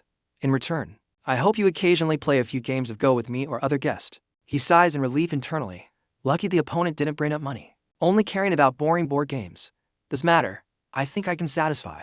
Saying that, he bows to Du-hon, preparing to leave. Behind, Van and Kai gestures inviting him to follow her to the bath. Please follow me. In the cozy family bathroom, he relaxes soaking in the hot tub, exclaiming, so comfortable. Back then bathing was torture. Why is it so different this time? The water here is really good. My skin is much less dry. He imagines Bok Vohan's sinister smile. It's all because of that damn old man. Now I'm living like a fairy. Outside the bathroom, and Kai taps her foot anxiously, looking annoyed as if wanting to leave immediately. She pouts, unable to understand why her father invited a smelly beggar to be a guest. After finishing the bath, he steps out, naked as the day he was born. The scene makes Kai startle and panic, screaming loudly. With his carefree nature, he is bewildered, not understanding why this young lady reacts so excessively. What's wrong? And Kai hurriedly covers her face with a towel, simultaneously holding out another towel to cover the obscene image before her. She says shyly, I thought a hungry ghost appeared to scare me. Hurry up and cover yourself. He still doesn't understand the situation, taking the towel, wondering, what exactly is wrong? You have to speak clearly so I know. And Kai is at the age of curiosity about gender, secretly peeking at him, wanting to know what a man's body is actually like. At that moment, sparkling effects seem to appear, turning a hungry ghost into a hunk. Before her eyes now is a handsome young man with a strong, muscular body. Then he looks at her asking, is covering like this okay? She is pulled back from her daydream. The girl stands frozen, dropping the towels to the ground. From a beggar suddenly turning into a handsome man, she asks in panic, who are you? A few days later, and Kai's angry scolding echoes throughout the garden. She finds Du-hon, grabbing his hand, looking annoyed. Father, please help me remind that beggar. Du-hon sits at the chess table holding a book, asking surprised, which beggar? And Kai continues, the one who just arrived in the garden. He eats, and then never steps out of his room all day. Rice and water served to his mouth. Aside from eating and sleeping, he only sleeps. Since he arrived 7 days ago, he has lived just like that. Du-hon doesn't reply, just looks at Kai, smiles slightly, then turns away. You reminding me makes me remember. I haven't asked his name yet. Seeing Du-hon remain calm after hearing her recount the daily life of that person, and Kai gets even angrier, louder, and blunter. Father, didn't you always teach me that laziness is a crime? Since childhood, you advised me that diligence makes up for intelligence. Yet now, why don't you criticize his laziness at all? Even if he is a guest, you can't let him be like that forever. Just having him alone in the manor makes me feel extremely suffocated every time I come here. Du-hon remains calm, analyzing the chess game while gently explaining, and Kai, Father loves playing Go very much. Because through each game, I can understand what kind of person the opponent is. Words can be true or false, expressions too can be true or fake, right? But a person's aura cannot be hidden. An impatient person cannot play a leisurely game. And a person calm is hard-pressed to play an aggressive game. A person's character and life will be fully shown through their aura. As for him, his aura is extremely strong and somewhat tyrannical. I have never seen anyone with such a strong aura. From that, I guess he certainly isn't a lazy or useless person. Perhaps he has been through a stormy life, suffering so much we cannot imagine. The harsher the sun, the darker the shadow. If he tries to appear lazy, it means his previous life was very hard and miserable. Moreover, who would chase away a bird sheltering from rain under the eaves? No one asks why it doesn't fly through the rain. So, can't you let him rest a bit more? Hearing Du-hon's advice, and Kai reluctantly accepts, asking no more. She closes her eyes, sighing. Yes, I understand. Her mouth says so, but soon after, she cannot let it go. At this moment, and Kai is extremely annoyed. Looking at the mess he created, she clenches her hands, trying to control her anger. Asterisk, surely father was deceived by him. Asterisk, she thinks to herself. Asterisk, a person lazy to this extent cannot be the kind of person father described. Asterisk. She observes his face, now fuller, no longer skinny as before, even drooling while sleeping. She secretly resolves, asterisk, I must definitely kick this guy out. If not, I must fix his lazy habit, asterisk. She approaches Dianhao, face still annoyed, crossing her arms and grumbling, wake up. Dianhao wakes up groggily, glancing at Kai standing there calling him annoyingly. He ignores her, turning over intending to sleep more, not forgetting to pull his legs up for comfort. What is it? And Kai immediately yanks his leg. I told you to get up. Oh my god, the sun is at the top of the head already. Having lost his blanket, Dianhao reluctantly sits up, scratching his head. Really? Why didn't you wait for sunset to call me? And Kai puts hands on her hips, standing like a mother scolding a lazy child. What kind of person are you anyway? How can you be lazy for 7 days and nights while everyone here studies hard? Dianhao is too used to this attitude. He picks his ear, waiting for her to finish before calculating. After Kai finishes venting, he slowly replies, you people study because you want to study, and I sleep because I want to sleep. Is there a problem? Hearing those bold words, Kai gets even angrier. Don't talk nonsense. Not just that. I can't answer. Can't stand the sight of you not bathing for a week and just lying on the bed. Do you think who has to wash those smelly clothes for you? You have to work to eat. Maybe you don't know, but the circumstances here are not abundant. If you were a scholar, I could sympathize somewhat. But here there's no excess rice to feed a freeloader. Seeing the lioness of the east wanting to eat him alive, Dianhao is a bit apprehensive. He hurriedly sits up straight, raising his hand to explain. No way, clearly your father said so. And Kai immediately interrupts, blocking the absurd excuse before it's uttered. The person managing money here is me. Seeing his face prepared for every excuse, Dianhao knows this time he cannot argue back against this lioness. So now, what do you want me to do?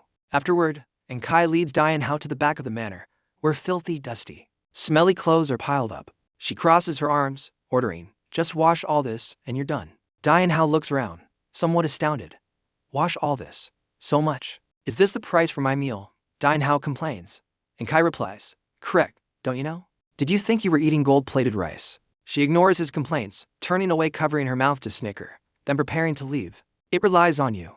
Remember to wash thoroughly. Just one unclean piece, and I'll drag you out to wash it again. Must wash very carefully. Walking away, and Kai can't help laughing secretly. Asterisk smug. Huh? Taste the suffering. Today you won't finish all that. Asterisk. However, just 1 hour later, and Kai returns with a surprised face. Before her eyes is a brilliant scene. The pile of blankets that smelled earlier is now, after less than an hour, clean, even reflecting sparkling light. She is shocked. How could this person finish washing that pile so quickly? She stares at the blanket in front of her, jaw dropping. This blanket was originally this color. Crossing her arms, she looks at Dianhao sleeping on the nearby roof, wondering, asterisk, exactly how did you do it, asterisk. But then, seeing Dianhao having an excuse to be lazy again, and Kai is not resigned, she clenches her fists, telling herself, asterisk, no, I can't let him slack off like this, just you wait, asterisk. Immediately after, she takes Dianhao to the wood chopping area, where hundreds of large logs are piled up, a heavy job a normal person would find hard to finish quickly. Looking at the mountain-high pile of wood, Dianhao sighs again. You want me to chop all this? And Kai replies, I give you 1 week. Try to finish it. Mouth says so, but she turns her back, covering her mouth, giggling. Asterisk 1 week. A weak beggar like you, just the first day alone, will surely run away in fear. Asterisk. However, when she turns back, the wood is chopped, stacked 10 meters high in front of her. On top of the woodpile, Dianhao is still sleeping soundly. Once again, she doesn't believe her eyes. What exactly is happening? This is a workload that 10 strong men would take 10 days to finish. And Kai is still unwilling to accept seeing Dianhao sleeping. If he can do heavy work, she will assign him women's work. She takes him to wash dishes. Soon after, the pile of dishes is washed shiny, stacked neatly in front of her. And then, the familiar scene repeats, Dianhao sleeping soundly right next to it, making her face start to sweat. Afterward, her face sweats even more when taking him to clean the garden. The yard is polished like a mirror, the lake clear to the bottom, and the lazy guy is still lying sunbathing. And Kai grinds her teeth in anger, clenching both hands. In the end, how does he handle all these tasks with such godlike speed? The old beggar continues telling the story to the historian. And so Nu Yandian's life began in No Lam. But the fact that Duhon, the 3 perfections scholar, accepted Nu Yandian was a big mistake. He should never have let him set foot in the manor from the start. The historian wonders, why do you say that? The beggar elder raises a finger to the sky, explaining slowly, because I dare say wherever that plague god goes, disaster follows. Even if not directly caused by him, wherever he sets foot, surely calamity will befall that place. No Lam was no exception. Before Nu Yandian arrived, it was very peaceful and quiet. Afterward, it was swept into a whirlwind of disaster. The historian's curiosity increases. So what exactly happened? The beggar elder looks at the ground, then raises his hand as if playing Go. It all started with the Go matches. Returning to the story, Nu Yandian sighs, face looking a bit awkward. Looking ahead, I thought guests coming to the manor just wanted to play a game of Go. Why did I fall into this situation?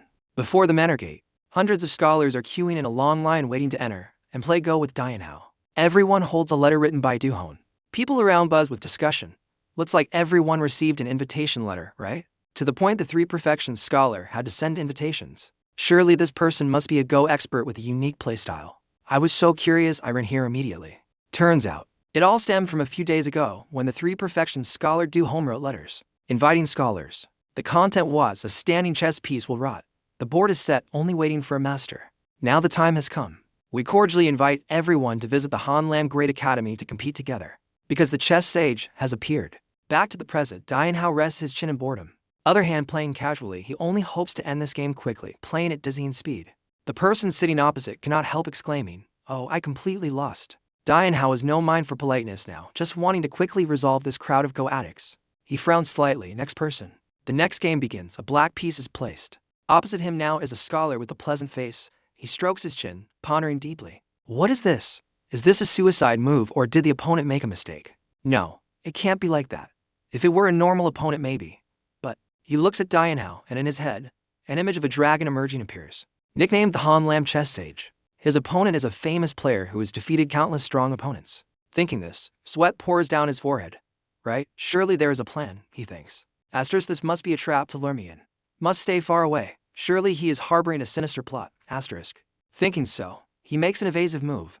All just due to his own overthinking.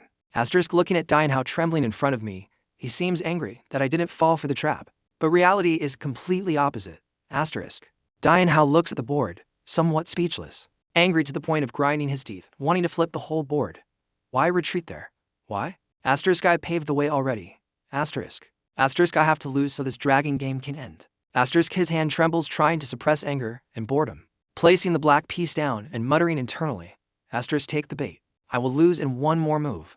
Come grab the victory. Asterisk. Dianhao completely doesn't understand what is happening in the opponent's head. He closes his eyes helplessly to streams of tears flowing. Biting his lip, clasping hands to return the gesture. Oh God, I'm going crazy. After serving the crowd of old go addicts, Dianhao returns to his room tiredly, his mind still lingering on the strange game. I deliberately made a terrible move to lose for sure. So why did he panic and run away? Even conceding? The more he thinks, the more depressed and frustrated he gets. He holds his head, messing up his hair. If this keeps up, those people will crowd in more and more. He sighs helplessly, knocking on his back. Oh, my back. I'd rather wash clothes and dishes. Suddenly, Dianhao hears Kai shouting angrily nearby. I told you I don't like it. Curious, he steps forward, poking his head out from the wall, wanting to check the situation. Before him is Kai facing a large man. It is an obese guy weighing over 100 kilos. Dark skin, wealthy appearance, wearing dozens of gold bracelets and gems, each finger a ring. Luke Mokfong, do you really not intend to marry me? Kai crosses her arms, looking at him uncomfortably. Correct, I have no such intention. He leans down, looking at her, dropping a threat. You will regret it. A hint of fear flashes on Kai's annoyed face. I said no. Seeing Kai slightly scared, he pushes further, threatening more strongly. Things I have my eye on. I must have. I am advising you gently like this. If you still refuse, next time won't be so gentle. Just for you alone to cause the collapse of the Han Lam Academy. You think it's worth it? Hearing this, Kai turns purple with rage, pointing straight at his face, scolding. Do as you please. The Han Lam Academy won't collapse that easily. Luke Mokfong gradually loses patience. He frowns, grinding his teeth. That is true, but for me, this isn't enough. Quite simple, surely you know that. Kai knows clearly the ability of this spoiled noble before her. Although angry, she cannot help worrying deep inside, fearing his words will become true. That is exactly why I hate you. You think everything in this world will go your way, he replies. That isn't entirely wrong. Kai continues scolding. No, at least I will absolutely not marry you. So there is one impossible thing not going your way. Finished scolding, she turns to leave, dropping a sentence. So I'm leaving. At this moment, Luke Mokfong has completely lost patience. He grabs Kai's hand and pulls her hard towards him. Kai cries out in pain. Let me go and talk, can't you? Having lost patience, veins pop out on Luke Mokfong's face.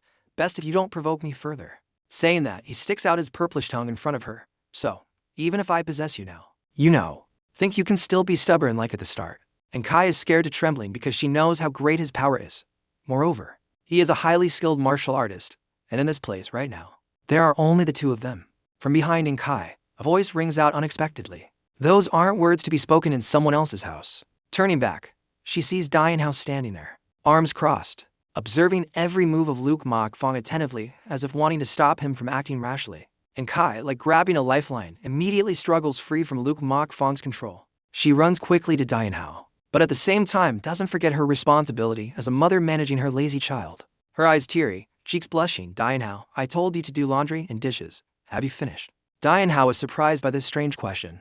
I've only been playing Go all this time. What a weird question. But looking down and seeing her hand trembling from fear, Dianhao feels a bit annoyed that the person who took care of him all this time was frightened.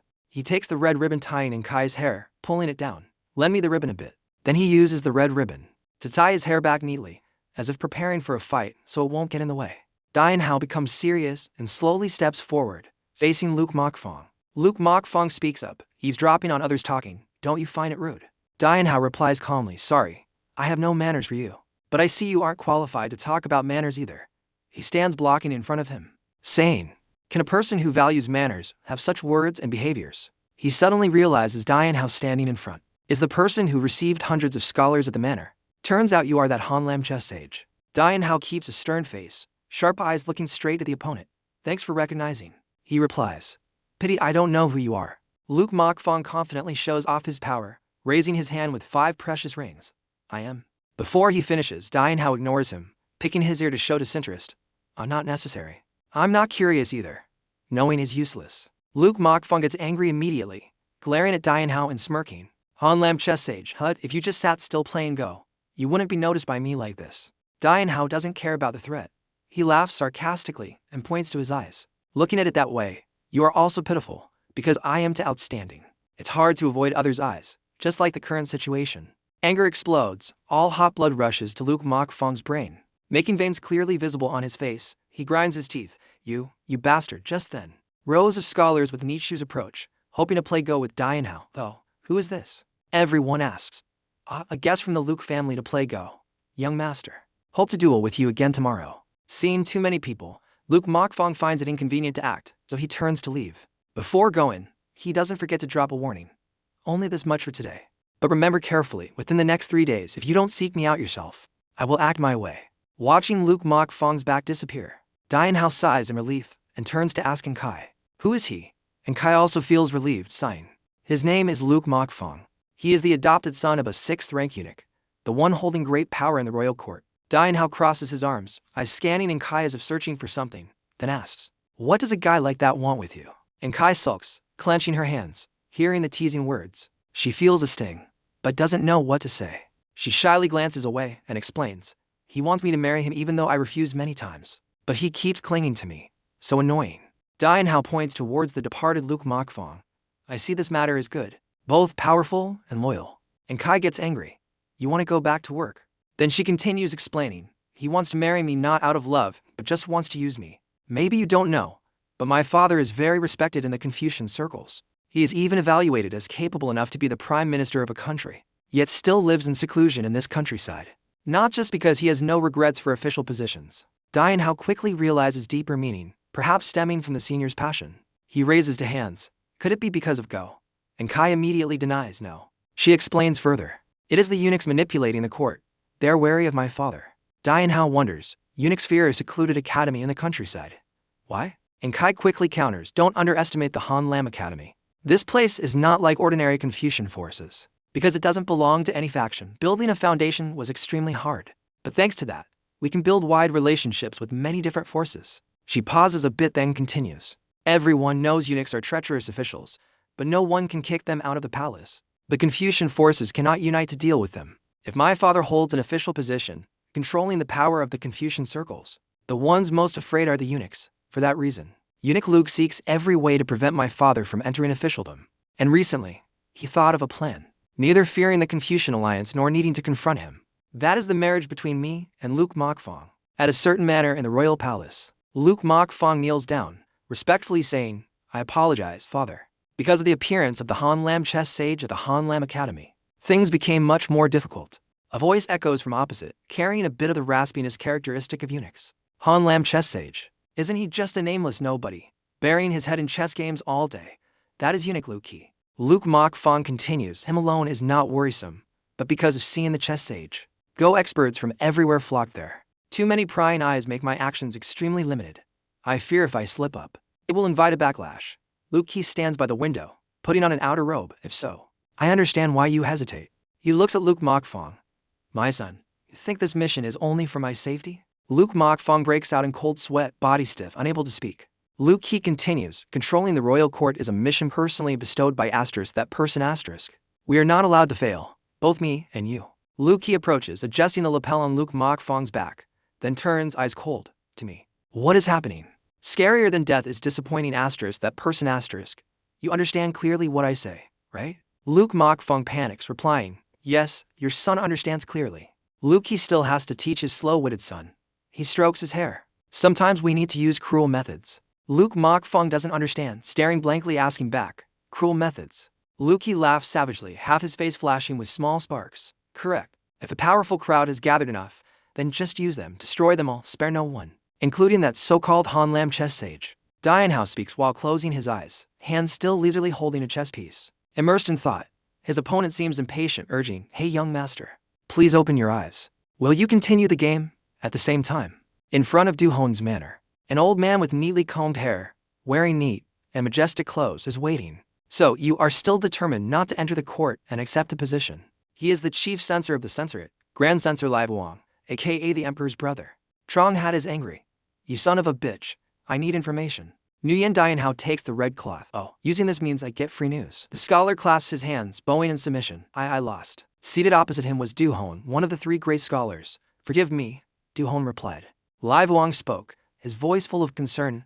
Why don't you understand? Only you can maintain the balance in the court and stop Luke Qi from seizing power. Du Hon remained silent, not responding. Lai Wang continued, Scholar Du Hon. Their recent movements have been very suspicious.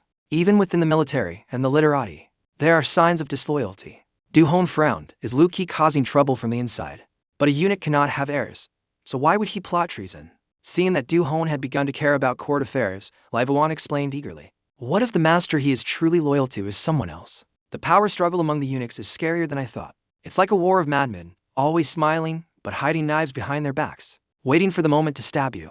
Luke Qi had no strong backing, yet he wiped out other eunuchs to climb to his current position. Isn't that very strange? His rivals died in accidents, and those who didn't oppose him, but didn't obey fell ill and passed away. It's as if someone paved the way for him. Du Hon closed his eyes, contemplating these words. Perhaps it is just a coincidence. Lai Wang disagreed. I thought so too at first, but lately, looking at his actions, I started to suspect. What if there is someone else pulling the strings behind him? That is why I need you. You must rally the scholars. Only then can we oppose Luke Qi's forces. Realizing this was a grave matter, Du Hon dared not answer hastily, simply saying, I will think about it more. Seeing his advice had some effect after many failed attempts, Lai Wang did not push further and change the subject. Alright, let's put that aside. What about the talent you mentioned? Hearing about the talent he had mentioned to Lai Wang, Du Hon smiled brightly like a child. He is an outstanding person, but he seems to be intentionally hiding his talent. Witnessing Du Hon praise someone so highly, Lai Wang couldn't help but be curious. If you value him that much, I want to know more about him. When can I meet him? Du Hon glanced toward Dean Hao's room and replied, I think Kai has already gone to invite him. Just then, Kai's voice echoed from outside, Father. Du Hon was somewhat surprised, not expecting her to bring him so quickly. Oh, he's here? Invite him in. The door opened and Dean Hao stepped in, water dripping from him into a puddle. He shook his head and shook out his outer robe. He accidentally revealed his 8-pack abs behind him, and Kai smiled politely, contrasting with Dean Hao's soaked appearance. Lai Wang couldn't hide the puzzlement on his face, but Du Hon wasn't surprised at all, as he understood Dean Hao and his daughter's personalities too well. Forgive me for disturbing you so early. Did you sleep well? Seeing a chance to snitch, Dean Hao immediately remarked. Yes, I slept very well, except someone suddenly threw cold water on my face while I was sleeping. Otherwise, I could have slept a bit longer. Seeing him dare to snitch to her father, and Kai just smiled awkwardly to smooth things over. Du Hon laughed loudly. So that's it. Anyway, you look like you've rested enough. He gestured toward Lai Wang, introducing him. I called you here to introduce you to someone. Not wanting to reveal his identity yet, Lai Wang quickly interrupted. I am just an old man passing by. Let's just leave it at that. Dean Hao bowed, his reply sounding full of hidden meaning. So, what business do you have here? Lai Wang calmly put his hands behind his back, smiling slightly. You ask what I am doing here. What business could an old man like me have with the Hanlin chess saint? I just want to play a game of chess with you. Dean Hao immediately refused. I'm afraid I can't. Lai Wang was surprised. You can't? I heard you play chess with everyone who comes to the manor. Dean Hao shook his head while trying to dry himself. I didn't say I wouldn't play. I meant there is an order. Someone arrived before you, so please wait. Hearing it wasn't a flat refusal, but had a reason, Lai Wang smiled. If that's the only issue, I can resolve it. I will ask the people who came first for their opinion. Dean Hao suddenly became serious. That isn't resolving it. That is coercion. This statement stunned both Du Hon and Lai Wang. This demeanor was completely different from his careless attitude just a moment ago. Dean Hao continued, looking at your appearance, you must have a very high status if you speak up. The others will yield to you, but they won't be convinced in their hearts. Though I may look different, I still have my own principles and promises. Lai Vuong looked at Ding Hao, evaluating him seriously. He is more steadfast than I thought. This is a difficult problem. Still, he wanted to test him further to see his reaction, so he raised his hand. Can't there be an exception just this once? Ding Hao crossed his arms, confidently holding his ground. I told you already, just wait. From behind Du Hon, and Kai, who already had a solution, spoke up, Father. I think I can resolve this. Du Hon asked in surprise. You can resolve it. In front of them was a childish argument between Lai Vuong and Ding Hao.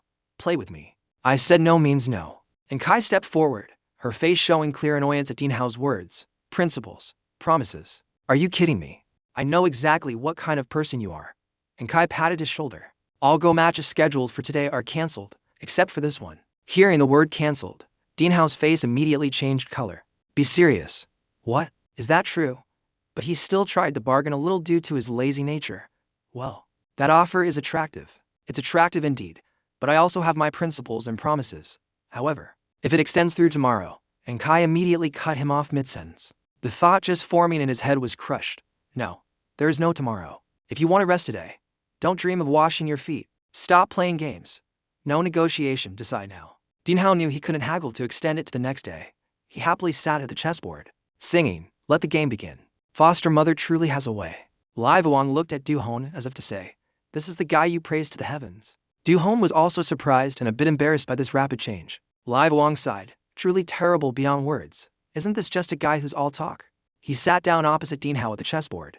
I just want to stand up and leave immediately. But once started, I must finish. Let me see what kind of person you are. Until that evening, Lai Vuong still sat before the chessboard, reflecting on the morning game with Ding Hao. Du Hon stood beside him and asked, did you not enjoy the game with him? Lai Vuong was still deep in thought. He stroked his beard, looking closely at the board again, as if a killing aura was radiating from it. Such an aggressive, terrifying style. The style, even on a battlefield, implies something rarely seen. He frowned, serious. What exactly has he gone through in his life? He recalled Ding Hao's appearance playing Go that morning, but felt something didn't fit. The intense aura on the chessboard versus his usual lazy demeanor. This is not the kind of talent I need to find. Thinking this, he replied to Du Hon. What a waste of time. I can't understand why you value him so much. Du Hon immediately explained. Because I witnessed it with my own eyes. When playing Go with him, I had a moment of trance. A technique so brilliant that even I had to treat him as an equal. I have to admit it was a brilliant move. I assumed the game was over, so I looked away from the board and toward my opponent. I caught a look of selflessness. A look that only appears in those who are completely immersed in something, in a lifetime. Such moments can perhaps be counted on one hand. Outside the manor gate, Du Hon was seeing Lai Vuong off. Lai Vuong turned back, asking, are you sure you didn't see it wrong? Du Hon firmly replied, absolutely not. Lai Vuong sighed slightly, then looked up. Anyway, I don't intend to use that guy. It's a waste of effort, he said, but then told himself, no, seeing someone like that, I can't consider it a waste of time. Lai Vuong then announced, I will depart early tomorrow. Du Hon wondered, are you that busy? Lai Vuong replied, didn't I tell you? The current political situation is very chaotic. Lai Vuong looked at the moon, showing a lingering sadness. What a pity. A beautiful moonlit night, yet filled with sorrow. Outside the manor, a heavy footstep stomped on the ground. A masked black figure reported that preparations were complete. Luke Mok Long and a group of assassins stood before Du Hon's manor, their eyes radiating viciousness. Luke Mok Long initiated the action. He ordered, quickly subdue them all. Yes, sir. The subordinates responded in unison, then rushed forward like a swarm of bees, weapons in hand, scaling the walls to invade the manor. A gatekeeper yawned due to a moment of inattention, and lost his guard. By the time he realized the danger, it was too late. A moment of negligence cost him his life. Fresh blood splattered on the gate. The gate slowly opened to reveal the gold chain on Luke Mok Long's neck. At this moment, the workers in the manor panicked, realizing, there are assassins. Save me. But it was too late.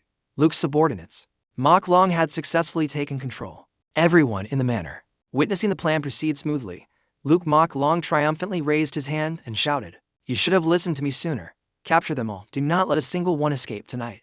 Not even a mouse is allowed to survive. At the same time, Ding Hao was still sleeping soundly, snoring loudly. Luke Mok Long strode in his mind, and Kai's arrogant image appeared. You bitch. Today I will trample your pride. He entered the center of the manor.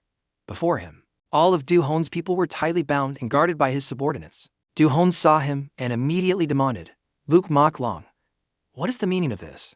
He didn't understand why he and everyone else were being held captive. Mok Long approached and replied, reporting, We received secret intelligence regarding suspicious activities at the Hanlon Manor. According to sources, this place has recently been frequently hosting powerful figures from all over the country. Hearing Mok Long's report, Du-hon was even more confused. What is suspicious about that? Mok Long smiled with hidden meaning. Please think. Why would those holding military and court power gather here? Isn't this a plot for treason? Hearing the word treason, Du-hon and those around him were shocked. Some even dropped their jaws. Du-hon hastily defended, nonsense. Treason.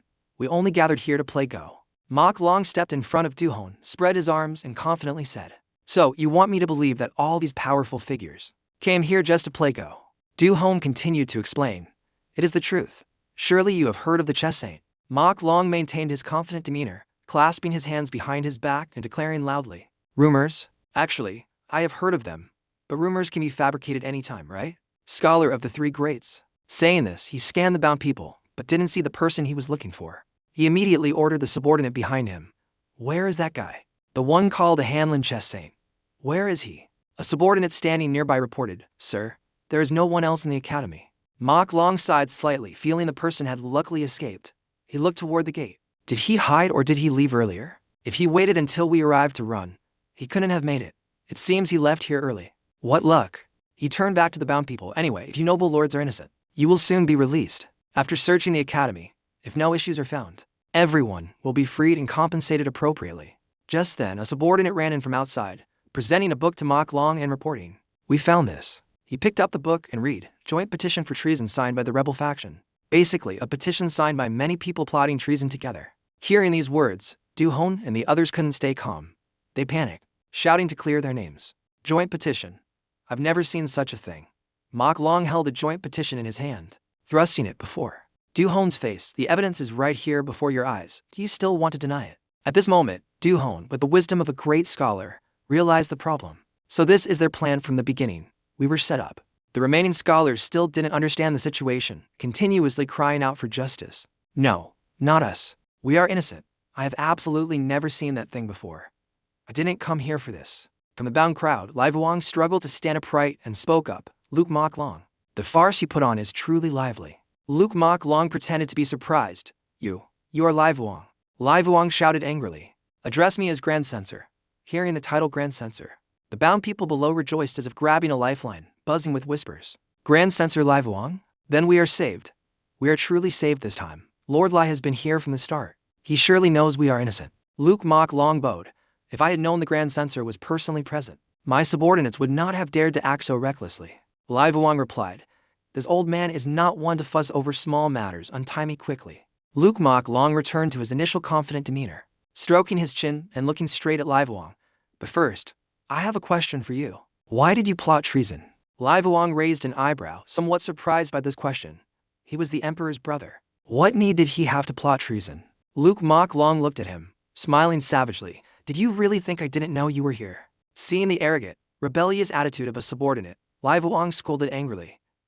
You traitor. What are you implying?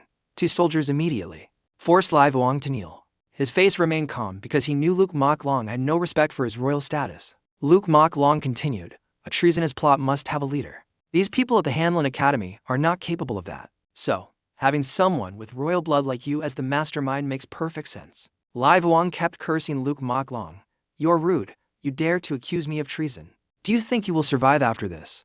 This prince will not let anyone survive. Luke Mok Long remained calm in the face of Lai Vuong's threats.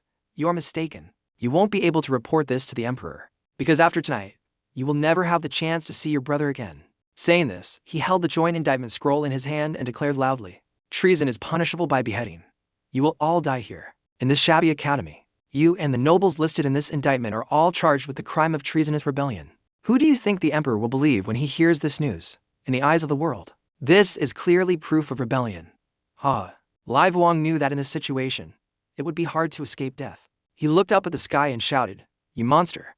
Heaven will not forgive you. Luke Mok Long couldn't care less about Lai Vuong's words regarding will or heaven. He turned away boredly, then hold on to that belief as you die. Saying that, he approached Shinkai because someone had to die first. He bent down, stroked her chin, and sneered. I warned you already, everything is decided by me. This is the end for those who refuse me. Thanks to you, all the bugs here will be buried with you. He leaned his face close, lifting her chin with his hand, his tone full of challenge. Well, how is it now? before he could finish. And Kai spat directly in his face and cursed him without hesitation.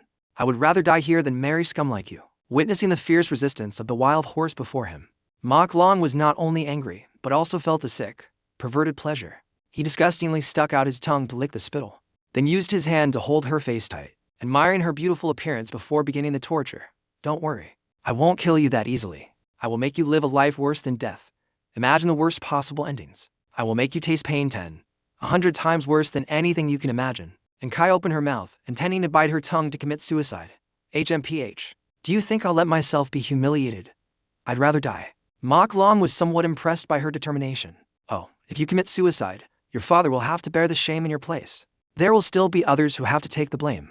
Don't think only the people here are involved. Treason implies the execution of 9 generations. If you want to die, go ahead.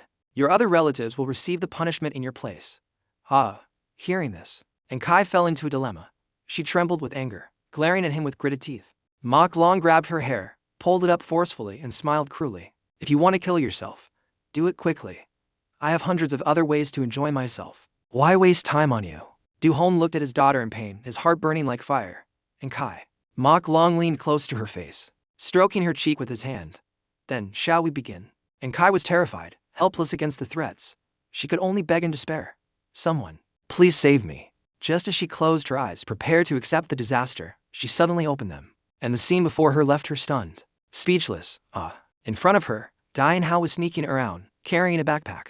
Looking back and forth preparing to escape, he jumped up, grabbed the eaves, and climbed onto the roof. With no other choice, whether he was a hero or a beggar, he was her lifeline. She shouted loudly, "And Guy Dian Hao, you bastard!"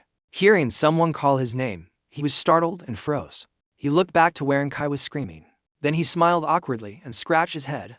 Haha. And Kai asked in surprise, "What on earth are you doing?" He replied without hesitation, "Can't you tell? I'm fleeing." Hearing those bold words spoken without any shame, and Kai angrily asked, "You dare to blatantly announce you're running away like that?" Dian Hao didn't find it shameful at all, waving his hand. "So what? Is there something wrong with admitting I'm running away? What? You think I'm too noble to say it straight? Or do you want me to beat around the bush and say I'm using a strategic withdrawal? Of the 36 stratagems, running is the best." Listening to this absurd dialogue, everyone down below, whether tied up or not, shared the same thought. What the hell are we listening to? And Kai scolded him in frustration. "You should be helping us." Dian Hao looked at the situation and declared loudly, "Help? I can't even take care of myself. How can I help you?" And Kai was furious to her core, gritting her teeth as she spoke each word. "You have martial arts skills. You can totally help us." Hearing that, Dian Hao immediately waved his hand, telling her to banish that thought. "If I risk my life with my shoddy kung fu, I'd just be wasting another life. In this situation, playing deaf and dumb is the best strategy. Or at least playing dumb is the secret to a long life." Saying that, he raised his hand toward Luke Mok Long, smiling brightly. "I didn't see anything. You guys carry on with your work." Hearing these words, except for Du Hong, all the captured people shifted from fear to outrage. But everyone thought in their hearts, he truly is a useless guy. Luke Mok Long immediately shouted, "Stop right there." He pointed at Dian Hao. "Run. You are already involved in treason. The entire empire will hunt you down. There is no place for you to hide." Dian Hao kept scratching his head. "How do you know if I don't try to, stupid? The empire boasts about being big, which is true. And officials are everywhere, making hunting people as easy as turning a hand." But Dian Hao didn't care about the threat. Yeah, I know. I'm leaving now. Come find me later if you have time." Luke Mok Long couldn't stand Dian Hao's insolent mouth anymore, and barked an order to his subordinates, "Chase him."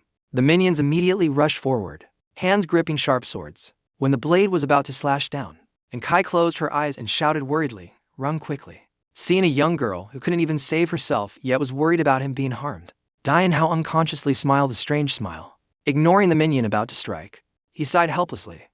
"One moment begging me to save you, then telling me to run. What exactly do you want me to do?" The moment the minion slashed down, he clasped his hands behind his back, his sharp eyes flashing right behind the man. The minion instantly realized it was just an afterimage, but it was too late. He was struck hard in the head by Dian Hao's elbow and slammed face down into the ground. The ground beneath Dian Hao's feet couldn't withstand the terrifying force, and cracked into countless fragments. After striking, he stood up straight, looking toward Kai. Indeed, this woman is truly strange. The scene just now would likely be etched in Kai's mind forever. Her cheeks flushed pink, just like a maiden moved by love. Before her eyes was a brave hero, forcefully defeating evil right in front of her. All happening under a romantic moonlit night. The contrast between the image of the useless guy sneaking away, boldly declaring his uselessness, and him taking down the black-clad man in the blink of an eye shocked the bound captives to the core. Even Luke Mok Long couldn't help but be surprised. What? Turns out this brat has some skill. Dianhao scratched his head awkwardly. Thanks for the compliment. Mok Long was angry at being misunderstood.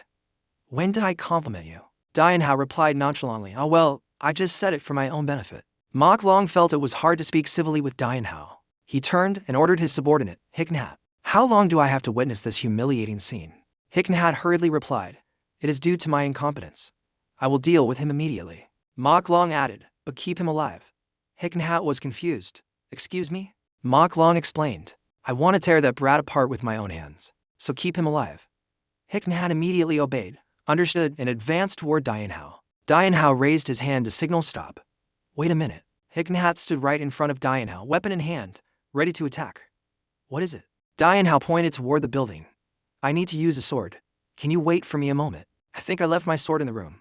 I'll go get it and come back right away. In the suffocatingly tense atmosphere, these words left Hiknhat speechless.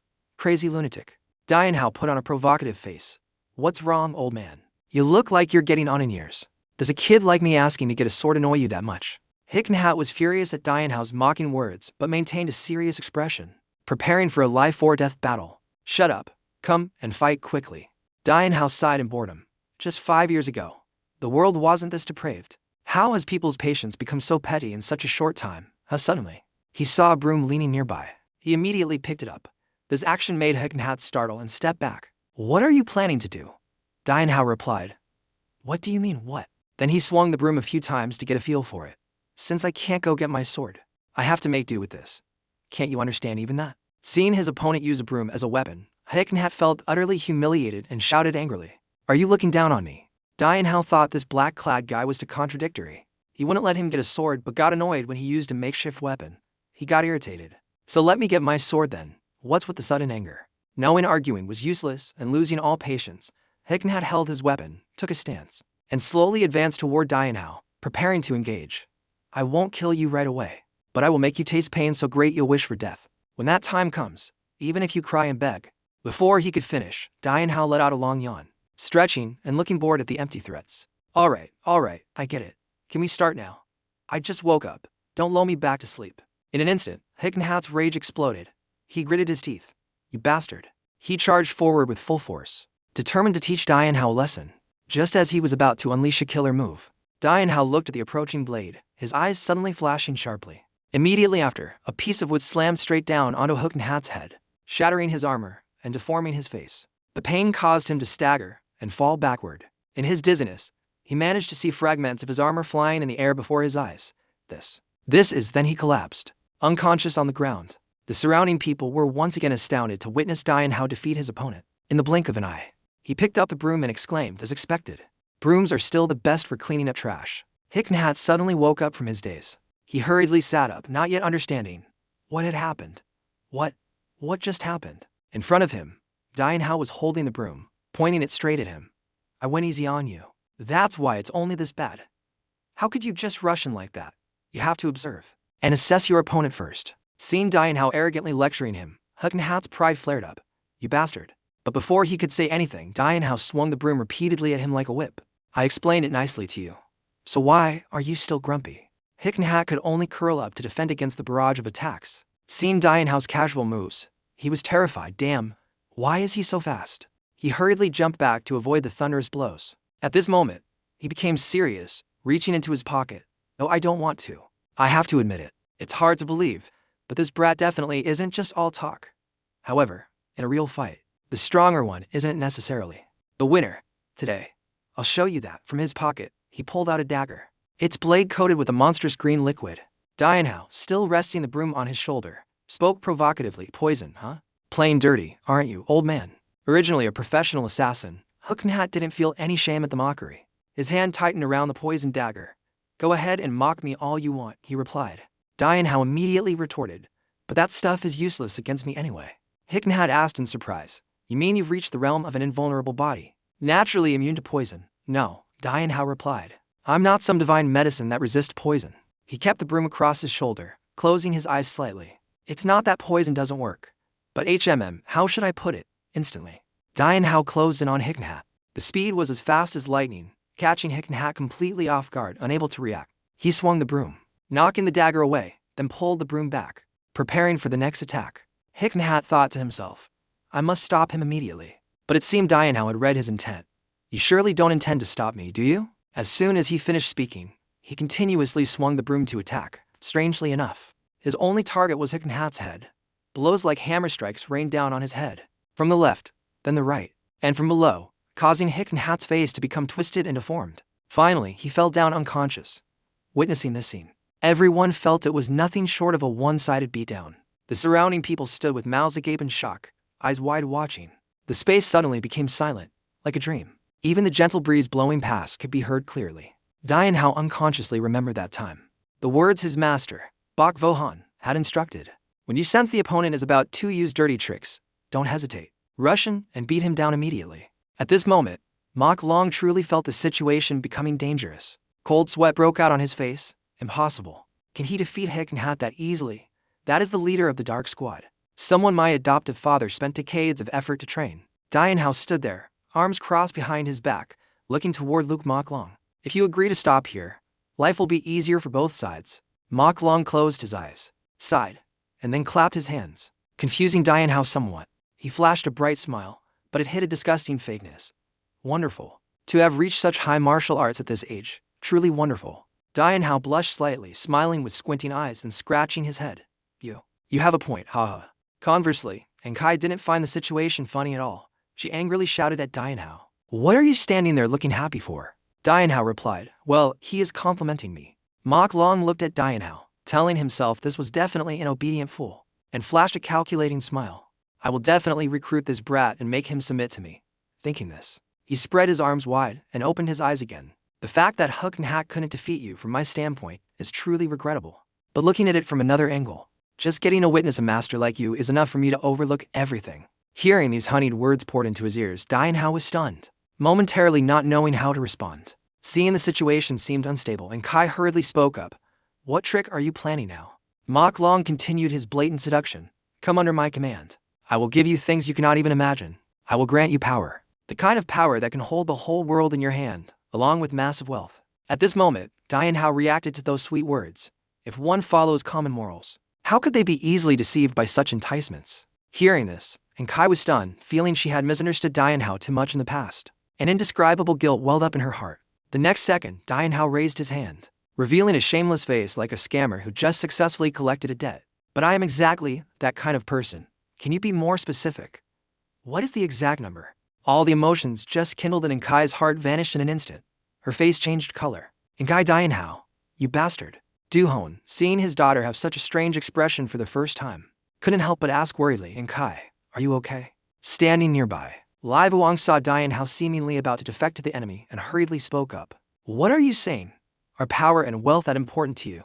Dian Hao calmly and fluently replied, of course they are important. Mok Long also acted as if it was obvious. Isn't it very important? The question made Lai Vuong awkward, not knowing what else to say. Even in Kai standing in front of him, had to admit, it is actually important, huh? The statement made Lai Vuong immediately change his attitude.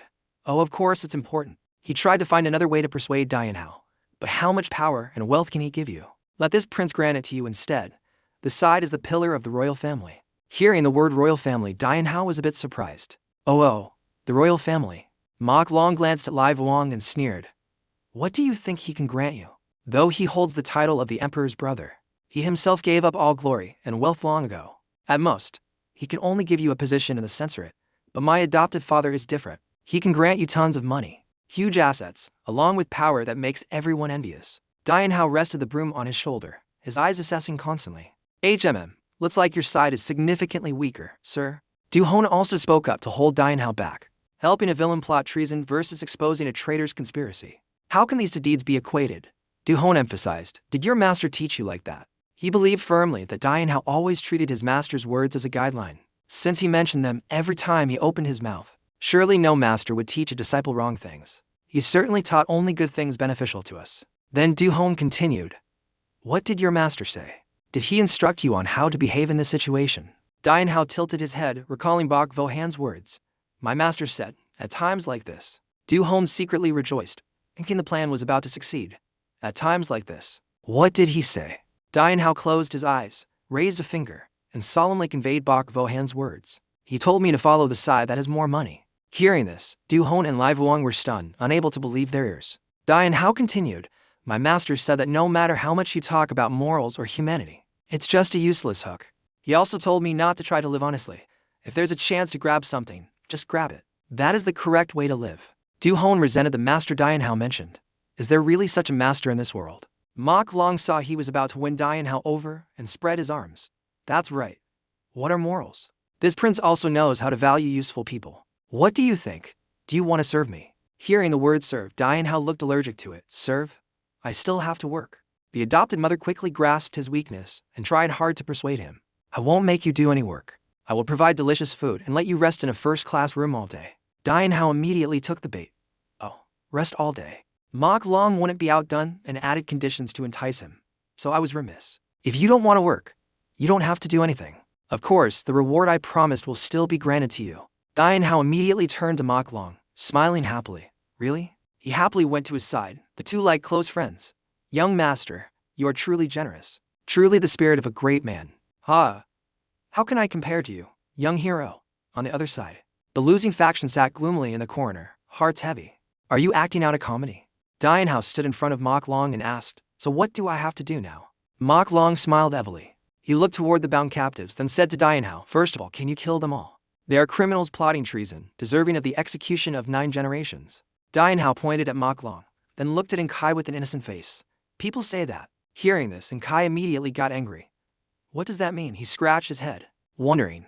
So why did everyone plot treason? We never plotted treason. It's all fabricated by those people up there. Why do you believe those lies? However, the current situation doesn't look good. Even the joint indictment is here. This bastard. Dianhao whipped around to face Mok Long. No matter what, I still think we shouldn't kill people. Besides, I've never killed anyone before. Mok Long didn't show annoyance. Knowing Dianhao wasn't easily controlled, he just waved his hand to signal his subordinates. Move aside. Let me do it. Give me the sword. He took the sword, looking toward the kneeling death row prisoners. I didn't want to dirty my hands, but since the national law is strict, I have no choice. Sensing an imminent threat, Du Hon tried to salvage the situation. Stop. You must have been taught about loyalty and righteousness. Someone who receives the court salary. How can they betray it? But these empty moral words didn't sway those who already had no respect for the court. Mok Long swung the sword, eyes determined. What I am doing, this is true loyalty. And Kai knew that tonight everyone would hardly survive. She closed her eyes in helplessness and heartbreak, calling out her last words to Du Hon. Father. Du Hon closed his eyes tight, ready to accept death. He gritted his teeth, waiting for the final pain to strike. Father has failed you. Father is truly to blame. Mok Long gripped the sword hilt tightly. Just at the moment Mok Long was about to swing the sword down, he spoke up. Stopping here is enough. Seeing the sword didn't move even though he used all his strength, Mok Long couldn't help but be surprised. Your strength? What realm has it actually reached? Mok Long asked further. Did you forget all the words I said before? Dianhao immediately replied. How could I forget? But I can only act in this play with you up to this point. Saying that, Dianhao snapped his fingers, dropped the sword. Saying that, he put his hands behind his head to comfortably laze about. Do you know what the most important thing to do is? It is not to do anything that makes you feel uneasy inside. Dianhao continued. In the past, I once broke an inkstone my father loved very much. Ironically, he wasn't home at the time. He didn't return until 3 days later. Those 3 days of waiting were truly like living in hell for me. Although, when he finally returned, I was beaten half to death. But after that, I could rest my mind and relax comfortably. Hearing this, Lai Vuong nearby exclaimed, better if you had just died then. And Kai also nodded, agreeing with Lai Vuong. Mok Long was confused by Dianhao's words. Hey Han Lam Chess Saint, why are you suddenly talking nonsense? He continued, repeating his master's teaching. Never forget a debt of gratitude. Those who don't know how to repay will pay a price many times higher than the favor received. Before the debt of kindness gains interest, expanding 10 times. 100 times the debt must be paid in full. The reasonable words of Dianhao moved everyone deeply. He opened his eyes, looking at Du Hon and his daughter, telling himself this was the time to repay. Du Hon and Lai Vuong were surprised by these words, because before this, Dianhao seemed to side with Mok Long. Yet now, he talked about repaying a debt. On the other side, Mok Long closed his eyes slightly and sighed. So that's it, beautiful words. But the ultimate goal is still to stop me. He opened his eyes, looking straight at Dianhao. His eyes revealed clear killing intent. Did you think I didn't kill you because I was afraid of you? Dianhao scratched his head and replied, "Not exactly. I don't see you acting like you're afraid of me." Mok Long raised his hands to the sky, a powerful energy exploding, forming thousands of energy hands pointing upward. "Good that you know. Let me tell you, once I've decided, killing someone like you is no difficulty. Watch. Dying by my hand is your honor." As he spoke, he channeled internal energy, preparing to launch an attack. Lai Vuong was extremely shocked because he had never seen Mok Long practice martial arts before. Luke Mok Long, that bastard, knows martial arts too. Thousands of energy hands from Mok Long rushed toward Dianhao. Seeing the broom couldn't withstand these powerful attacks, he threw it behind him. Seeing this, Mok Long assumed Dianhao had given up and laughed confidently. "Let me give you some advice. In your next life, drop the laziness and live more diligently." As the attack was about to hit, Dianhao remained expressionless, his eyes sharp and looking straight ahead. Everyone thought Dianhao wouldn't survive. The scholars around either closed their eyes or felt pity for him. No one believed he could withstand it. Dianhao stood there, watching the approaching energy hands. Strange. I feel like I've seen this somewhere before. Seeing he was about to successfully kill Dianhao, Mok Long was smug. "That's right. Because I saw you had some skill, I used a killing move immediately. You won't even have time to react." But before he could think further, his eyes suddenly filled with horror. He saw Dianhao calmly dodging, each attack like a storm, moving leisurely as if dancing. Sometimes Dianhao used his hand to parry, sometimes swayed to dodge, and even adjusted the direction of the attacks. Witnessing Dianhao remaining safe and calm amidst his dangerous moves, Mok Long was utterly shocked. How can this be? Dianhao, with a challenging expression, was already right behind him. Out of cards. Any new moves? Unleash them all. He whipped around, unable to hide his terror. "No, impossible." "How did you do that?" Dianhao replied nonchalantly. "You saw it all. Why ask? Anyway, I only intended to use one hit." As he spoke, Dianhao raised his leg, preparing a thunderous kick for Mok Long. The thunderous kick slammed straight into Mok Long's stomach, leaving him no time to react. Only able to stammer, wait. He was flung away by the force of the kick, rolling several times before slamming hard into the wall. The wall shattered into 100 pieces under the weight of his body. Witnessing the scene that just unfolded, everyone was once again shocked into silence because the truth was too far from what they had imagined. The space was strangely silent, with only the sound of wind hissing created by Dianhao's kick remaining. Then, Dianhao began untying the people detained in the manor. Lai Vuong looked at Dianhao and asked suspiciously, "Is he dead?" Dianhao replied, "No, not yet.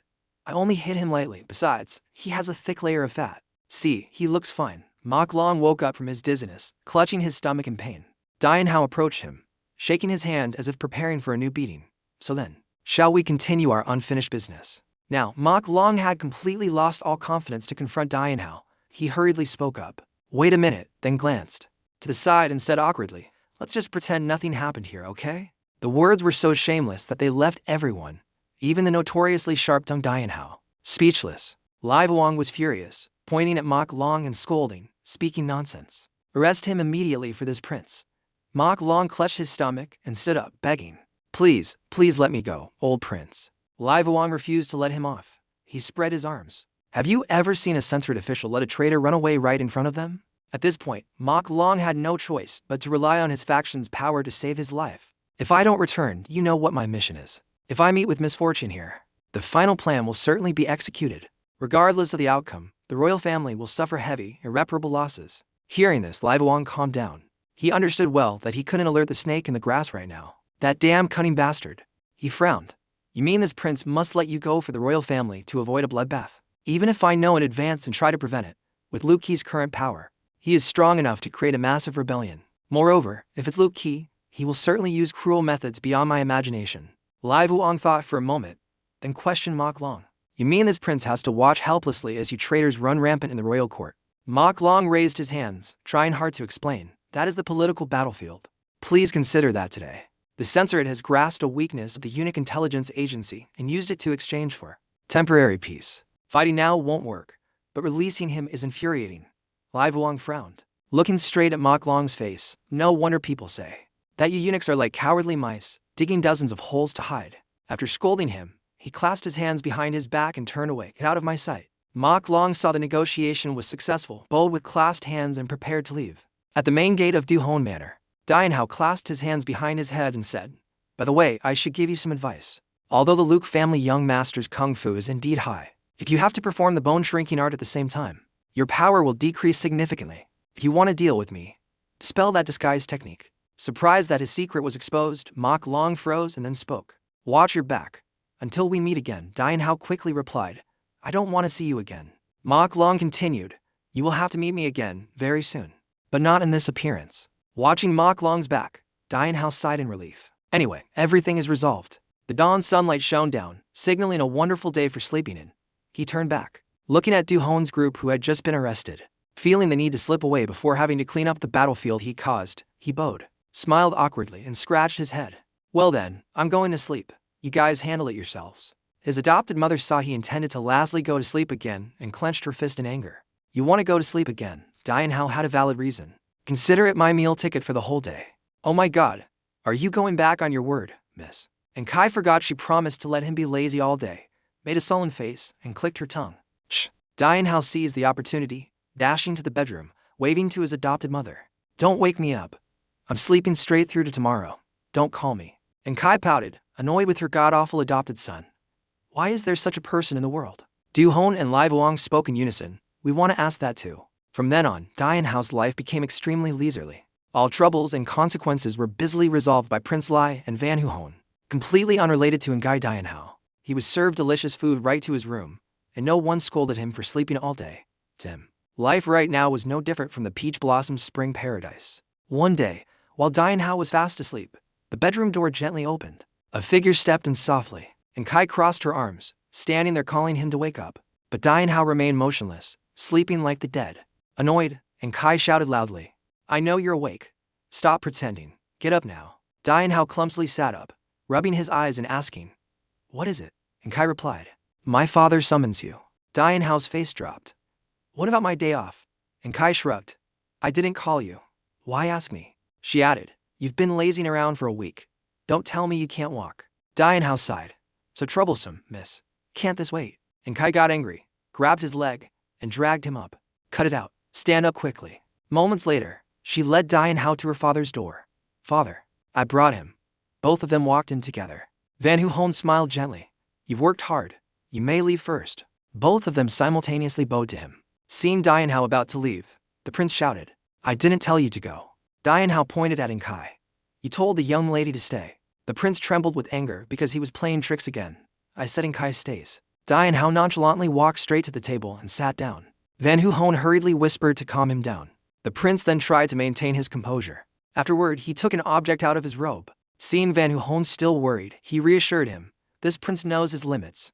Saying that, he placed the object on the table and told Dian Hao to take it. He didn't even need to know what it was. He immediately grabbed it and stuffed it into his clothes. The prince frowned and asked, You know what that is? Dian Hao nonchalantly shook his head. No idea. The old man sighed helplessly. Then why did you accept it immediately without asking? Dian Hao smiled brightly and replied, My master taught me. If you see something that looks valuable, just take it first. No need for many questions. He added, and since you gave it, no asking for it back, okay? Seeing the prince stammering, Dian Hao interrupted. Surely a figure of such stature as Lai Vuong wouldn't intend to go back on his word with me? He continued, You just gave it, and now you want it back. Do you really intend to do that? The prince hurriedly shook his head. No, this prince means. Dian Hao cut him off again. I already spat on it, consider it marked. It's mine now. The prince couldn't hold back anymore and roared in anger. You bastard. Let this prince finish speaking. He continued, Treason is a crime deserving execution of 9 generations. That sword is the token of the censorate. Holding it in your hand, wherever you go, people will treat you as they would treat this prince. Hearing this, Dian Hao frowned, looking closely at the object he'd just stuffed in his clothes. Seeing Dian Hao's expression, the prince asked, What's wrong? Is there a problem? Dian Hao showed clear disappointment, replying, Is that all? He added, I mean, don't you have anything more practical? Like something that can buy rice to eat or a house to live in, for example. If one understands the world, who does this? Dian Hao continued, I also made a great contribution that day. If you intend to use this object to settle it, it's a bit difficult for me. In life, the core is give and take. These days, valuable things must be concrete, material, Dian Hao said bluntly. Is that right? It's not convenient for me to say it out loud. The prince angrily slammed the table. You mean ignoring the censorate token? You just want this prince to give you money. Dian Hao smiled brightly, confirming, Honestly, I'm shy to say it because, after all, I'm an educated person who knows manners. The prince was so angry he threw a spoon straight at him. The object flew towards him. Dian Hao caught it, examined it, and laughed. Are you giving this to? Looks valuable. It was the inkstone Van Huhon cherished most, making him startle. The prince took a deep breath. trying to stay calm, then declared seriously, "This prince will tell you again so you understand. That is the token of the censorate. Holding that object, you will be welcomed in any prefecture as if welcoming this prince." Understood. Dian Hao raised an eyebrow and asked back, "In other words, the responsibility is also mine." "It increases, right?" The prince shouted. "It is granting you an official rank." Dian Hao sighed boredly. "The meaning of those two phrases is pretty much the same, isn't it?" The prince grimaced. "Different. It's different. If this prince says so, then it is so." Dian Hao sighed. "Since manners teach me to respect elders, allow me to pretend it's different." At this moment, Van Hu-hon also spoke up. "Since ancient times, the censorate has often sent secret royal inspectors to the Central Plains. But this position has been vacant for some time. If you agree to take it now, it would be wonderful." Dian Hao held up the short sword and asked, "Just for lying on this thing alone?" The prince slammed the table again. "That is not something to use lightly. This prince will certainly reward you heavily. Even if I have to sell the entire residence, this prince can do it. My warning is this. Where is that shrinking turtle?" Dian Hao crossed his arms, smiling slightly. "If you say so, that's great, otherwise, I almost caused big trouble." The prince was suspicious. "Cause what trouble?" Dian Hao shook his head. "No, nothing. I just intended to." Looking at his attitude, the two understood somewhat. "You intended to sell it, didn't you?" The prince asked further. "Ultimately, what is your sect? Who is your master?" Dian Hao shook his head. "I cannot reveal that." While they talked, Van Hu-hon quickly stuffed the inkstone back into his robe, hiding it carefully. The prince didn't give up, continuing to probe. "Could it be you don't want to say because you don't trust this prince? Even though you know what my identity is, you still won't open your mouth? Do you intend to hide it to the end?" Dian Hao replied seriously. "The problem doesn't lie in identity." He continued, "But rather, I cannot trust someone who is clearly proficient in martial arts yet deliberately hides it, acting out a clumsy play right before my eyes." "Prince," Dian Hao asked, "how much time did you need to subdue Luke Mokfong? 5 seconds or 3 seconds?" He emphasized, "Being played by others right on my own chessboard is something I hate immensely." The prince unconsciously broke into a cold sweat, asking in shock, You realize I know martial arts?" Dian Hao slowly explained. "At first, I just felt something was wrong." He continued, "Even if there really are people passionate about Go, crossing thousands of miles just to play a game is a bit hard to believe. Yet, too many people use playing Go as an excuse to gather here." Dian Hao said, "Clearly you all prepared beforehand." He concluded, "As for me, appearing unintentionally became a convenient excuse for that plan, whatever the true purpose was. When Luke Mokfong appeared and the incident occurred, I was forced to choose which side to stand on," Dian Hao said. The prince asked suspiciously, "Choosing to help us, isn't that natural?" Dian Hao calmly analyzed. "From what I saw, the possibility that Luke Mokfong was telling the truth was higher." He explained, "Even if that joint indictment scroll was fake, the fact that a royal like Prince Lai secretly gathered forces from all over to this manor is real." Dian Hao continued, "It would be hard to believe if you said it was all just to make friends. The greatest possibility remains a plot for rebellion." Hearing this, the prince asked back, "You thought of that and still decided to help us?" Dian Hao replied nonchalantly, "Because that girl called me." He added, "If not for that call, perhaps I would have silently left. But she was completely unaware of anything, so I couldn't turn a blind eye. My master used to teach, ambition is very important, but the state of the world cannot be taken lightly," Dian Hao said. "If you don't understand the human heart, all great undertakings are just empty words." The prince suddenly understood. "So those suspicious actions of years back then were actually to test my reaction?" Dian Hao shook his head. "Not exactly. More correctly, it was because I felt uncomfortable." Then he looked straight at the prince and asked seriously, "By the way, are you really actually plotting rebellion?" The prince asked back, "If I say yes, what will you do?" Dian Hao smiled. "Then I can sleep soundly with peace of mind." The prince was surprised. "Even if I really intend to rebel?" The two continued to banter until Dian Hao made his point. Conclusion: if forced to choose, I would support the prince more. He explained, "At least, you gave me something." Hearing this, the prince laughed loudly. "I knew you weren't a simple person, but I didn't expect you to be even more than what I thought." He continued, "What you said is indeed reasonable, but I can use this life to guarantee we have absolutely no intention of treason. We are secretly gathering forces to counter Luke Qi. Who would have thought he already knew about it?" He looked at Dian Hao, his face full of worry. "You know why Luke Qi sent Luke Mokfong here. He wanted Luke Mokfong to die by my hand. He didn't need to capture me. What he wanted was for me to kill a person. As soon as I made a move, he would use that excuse to accuse me of hiding martial arts. Then from there, expose the fact that I was secretly recruiting soldiers. Fortunately, someone stepped in to help at that moment. If this makes it difficult for you, I am very sorry. But this chess game was absolutely not a staged play. At least, in the moment of confronting Luke Mokfong, both Hu-hon and I truly fought with all our might, disregarding life and death." Dian Hao heard this and nodded slightly. "I understand. The prince continued to persuade. Please trust me. Dian Hao kept his indifferent expression. I said I understood. The prince didn't give up, asking further. So, are you willing to accept the position of secret royal inspector? Dian Hao looked straight into his eyes and said seriously. Let me say this first. I have absolutely no intention of taking trouble upon myself. The prince smiled. That's fine, because even if you don't want to, this world won't leave you alone. Dian Hao scowled. Are you cursing me? The prince shook his head. No. That is the path that great heroes must walk. Dian Hao hurriedly waved his hand. Then allow me to refuse right from the start. The prince spoke gently. Destiny is something you cannot hide from. Hearing this, Dian Hao immediately stood up, turned his back, and walked away. Then allow me to take my leave. The prince still tried to hold him back. Then let's decide it like that. Today I will also leave this place. Dian Hao didn't look back, only waving his hand. I sincerely hope never to meet you again.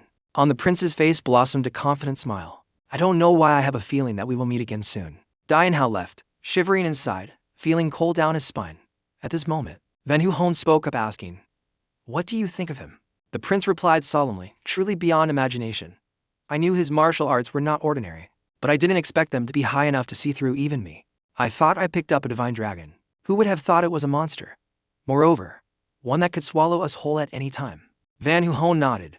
Dangerous as he is, it makes it all the more worth risking a venture. The prince analyzed slowly. If it were only high martial arts, it wouldn't be concerning. But his mind is even more terrifying. He grasped everything in the palm of his hand yet remained silent until the very last minute. He isn't just a strong person, but something that transcends all normal standards. Who on earth taught such a person? Anyway, investigate him thoroughly. Even if you can't find his missing master, you must find his family background. Is that clear? When night fell, Dian Hao lay alone on the roof watching the moon. Suddenly he heard a voice from below. Are you planning to leave? The person appearing was none other than Van Hu-hon. Dian Hao scratched his head, a bit hesitant. Oh well, you took me in and fed me well. I couldn't leave without saying a goodbye. Van Hu-hon continued. If not for this timing, you must have harbored the intention to leave before, right? Dian Hao didn't hide it, honestly nodding. That's right. I felt I had experienced enough in this place, so I decided to leave. Van Hu-hon asked further. So what have you learned? Dian Hao replied slowly. If I have to choose the two most important things. First, no matter how many scriptures of sages one reads, people can't live entirely according to what is written in them. And second, the so-called Confucian forest is even scarier than what I imagined. Van Hu-hon stroked his beard lightly and asked, Scary? Dian Hao explained. I didn't expect that person to be hiding in the academic circle since stepping into the Jianghu. That person is the strongest expert I have ever seen. Van Hu-hon nodded in agreement. Indeed, Prince Lai's martial arts are extremely outstanding. Dian Hao narrowed his eyes slightly, smiling a half-smile, looking straight at Van Hu-hon. So, what if I ask you to stop acting? A vague aura of internal energy suddenly radiated from Van Hu-hon. He sighed softly. It seems you realized it. Dian Hao scratched his head, confirming. Yes, I realized it very early on. Van Hu-hon exclaimed. Then it's a bit awkward. Can I presumptuously ask you a favor? Dian Hao replied. I promise not to reveal this matter to anyone. Van Hu-hon sighed in relief. Then I am extremely grateful to you. I still wish to continue living with the identity of a scholar. Dian Hao raised his hand to stop him. In exchange, please let me know one thing. My master told me to come to the Confucian forest to contemplate life. I thought this place would help me understand righteousness or the spirit of a gentleman. But what I witnessed was the dark side of the world. Van Hu-hon calmly explained. Everyone pursues learning, strives, and nurtures a unique ideal, but ideals come in thousands of shapes. When these ideals conflict with each other, people will realize that to achieve an ideal, one must first overcome reality. Everyone wants to untie life's complex knots, but that takes too much time and no one can be sure effort will bring results. Therefore, impatient people will choose to cut them. Acts of oppression, sacrificing others' lives, pushing people to death, are all products of those dark schemes. That is deceit, the stain of the world. Dian Hao's voice deepened. So, the world is inherently like that. Van Hu-hon nodded. The royal palace might be even more cruel, but other places aren't much different. Dian Hao looked up at the sky. I really don't understand. What exactly did Master want me to see? This world changes too fast, while I am a slow person. How can I see through, feel, and understand everything? Van Hu-hon asked back, isn't that even better? If this world moves too fast, then you just walk slowly. People born talented can see many things, but who knows if a lazy person might perceive things more deeply? If you have already predetermined in your heart what to see and how to feel, what meaning does the experience hold? Walk the path with your own feet. Look at the world with your own eyes. Then, the world will naturally show you the way. Dian Hao was surprised. You mean I should use my true self to view the world as it truly is? Finishing his sentence, he closed his eyes, sitting in meditation to contemplate the world as it is. Feeling with his true self, true chi gradually radiated around him. Van Hu-hon looked up from under the eaves, smiling. Suddenly his figure flashed, and he was standing on the roof next to Dian Hao. Unknown how much time passed, Dian Hao slowly opened his eyes. Van Hu-hon was still standing there, pensive. At this moment, he softly asked, "Have you realized anything yet?" Dian Hao scratched his head, replying honestly, "I still don't understand very clearly." Van Hu-hon laughed heartily. "That is good. As long as you feel with your heart, it is enough." He gently landed on the ground. "I hope one day, you will find your own answer." Saying that, he left, his silhouette gradually disappearing behind the trees. Dian Hao stood looking after him, unclear what he was thinking in his heart. A moment later, he lay back down, lazy as usual. "I think I just realized something." Then looking up at the sky, he mumbled, "Or has the inner core master gave me finally taken effect?" In his mind, the image of his master gradually appeared blurry amidst the moonlight. "Did I just realize something? But I still don't understand clearly, master." The next morning, Van Hu-hon went to Dian Hao's room, only to find him still sleeping like the dead. "Didn't you say you were about to leave?" Dian Hao clumsily sat up, scratching his head. "Well, it's late today. I'll go tomorrow." Van Hu-hon frowned. "You've said that sentence for half a month now." Dian Hao laughed. Her. "Starting a bit late doesn't matter, does it?" Van Hu-hon nodded, agreeing it made sense, but just then, outside, loud noises rose. "Thank you for trusting Koi Long Escort Agency. We are the oldest escort agency in this region." "So what is the cargo this time?" a customer's voice asked, and Kai stood nearby, pointing into the room. "It's this thing here." The thing she pointed at was none other than Dian Hao, making everyone stare in blank surprise. The escort narrowed his eyes suspiciously. "But that looks like a person." And Kai nonchalantly replied, "Only the appearance is human. But essentially he's exactly like a piece of luggage." The escort looked troubled, pointing at Dian Hao. "Miss, we do accept human escorts, but we would prepare a separate carriage. This time is for goods transport. We can't let a person go along." And Kai immediately interrupted, "No need to worry. Doesn't that wagon carry cattle and poultry too? He's not much different. Just throw him on the pile of goods, feed him 3 meals, and it's fine. He won't have any opinion, won't cause any extra trouble." She finished, "I'll pay the shipping fee, no double. So please, take this human-shaped cargo away from me." The escort was still hesitant, but after some bargaining, both sides agreed on a price 4 times the original. The escort happily led Dian Hao away. "Please go this way, young master." Dian Hao was startled, turning to Kai and crying out, "Miss, are you sending me away like goods?" And Kai felt a bit guilty. "That was fast." Van Hu-hon asked awkwardly, and Kai, "What is this about?" She nonchalantly replied, "Must take the opportunity to get rid of this useless guy as soon as possible, father." Dian Hao cried to the heavens again. "Oh heavens, the moral way of the Jianghu has degraded. But how can it be this ungrateful? I am the savior of this whole place. You know," he continued, "yet I'm betrayed. Thrown away like an object like this." Van Hu-hon nodded gently. "All right, and Kai, after all, he is our benefactor. Let him decide for himself. Consider it repaying the kindness." And Kai sighed. "If we leave it like that, he will laze around until next year. Besides, doing this is helping him, isn't it?" Dian Hao, who was lying down, sat up upon hearing that. "Helping with what?" And Kai explained. "Didn't you want to go to Thantha Manor in Hobak? The shipment is also heading to Hobak. You didn't want to walk there yourself, so I helped arrange a wagon ride. What's wrong with that?" Dian Hao heard this and seemed wavered. "Well, that is true. But," and Kai smirked, "you get to sit in a carriage comfortably.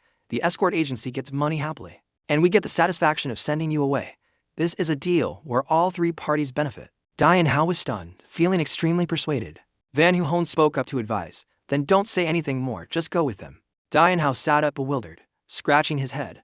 "But my mother told me not to go with strangers." And Kai reassured him, "It's fine, these people are trustworthy with clear identities. Just rest assured and go with them." And so, Dian Hao was officially shipped out along with the escort team. "Then allow me to depart. I didn't expect to leave so suddenly." And Kai and her father stood at the door seeing him off. "Travel safely. Remember to take care of your health." Dian Hao glanced at Kai.